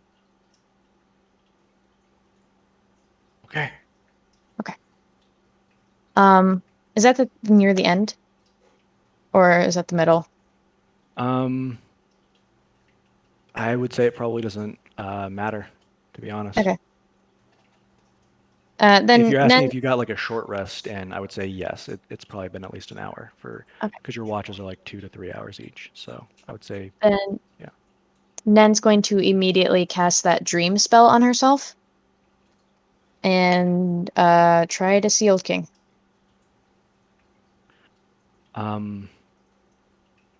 As you dream and you try to contact Old King, it is that dreamscape. It is misty, the very low level of water around your feet reflecting whatever you can create in this space, like a mirror, and vast emptiness around you. But it fades in and out of your consciousness until it blacks away. As you remember, the last time you entered this deep into the Underdark, it was too great for your connection to Old King. It was not something you could sustain this far underground. His magic being of the coast, of the sea and storm, too far away for you to reach. Then I guess after that hour, then someone will have to wake up Nun, I guess. You told Hole to wake you up at the end of the hour or whatever for in case Yes. how your dream went. Yeah. Yeah. I would say with how dream works, you can sever the spell when you want and stop Oh, dreaming and like wake up. Okay, 'Cause perfect. Then it is a spell. after like a few moments of like realizing that she's not going to be able to get a connection, she will immediately wake up and go, okay, no, we have to go. We have to go. We have to go. We have to go. We have to go. Like, meaning I couldn't contact him. And I mean, last time I was here, we couldn't contact him either. But if there is a small chance that they are going after Old King, if they were just not off target, but in a similar area, then I mean, what other coast has anything to do with the fucking storm besides, the basic thematic? Okay, I trust you. Situation. Yeah. Okay, Of course. okay. Yeah. I mean, you're all abruptly woken up as Hole and Nen in a panic begin to wake you up and explain this situation. And do you guys need me to explain it to you in layman's terms at all? Are you sure? Like, if you're wrong about this, I then will we're take going that to be as a no. behind. What do you mean? We're leaving the Underdark. Okay, are you sure? If you're wrong about this, What? then we're gonna be behind schedule, right? And if I'm wrong about this, well, no, if I'm right about this, then we save Old King and we find them right away. So, didn't you say that last time you couldn't get in contact with him either? Well, yes, but the only reason why they would ever be anywhere near a beach is to go after Old King, right? That only makes sense to me. I mean, they could have just gone, it could have just been a random mishap or something. I mean, they ended up on the other continent. It's more likely it's a similar area. They're on the shore. Nen. Yeah. Actually, everybody, make an intelligence check, base intelligence check. Eat. This is going to be a DC 12. It's not very difficult at all. Oh my god, Nen. Can you fucking Preston's stop, the only bitch? smart one. Preston and Mox. Preston and Mox, even though you're just waking up, you don't immediately speak, but it does occur to you there's one other way to confirm Old King's health, his existence where he lives. The Extermination Edict marks God. him as one of its members on its map. If he's still okay, he'll be likely Pulling that on out. it still. That's true. All right. Pull it up, if he pull it up, pulls pull it up. You pull out the Extermination Edict. It takes a second to overlay a map onto it to see where the dots line up. And as you scan the west coast of Sentosia in the area of Stormshore, the dot for Old King is gone. Oh my god. That's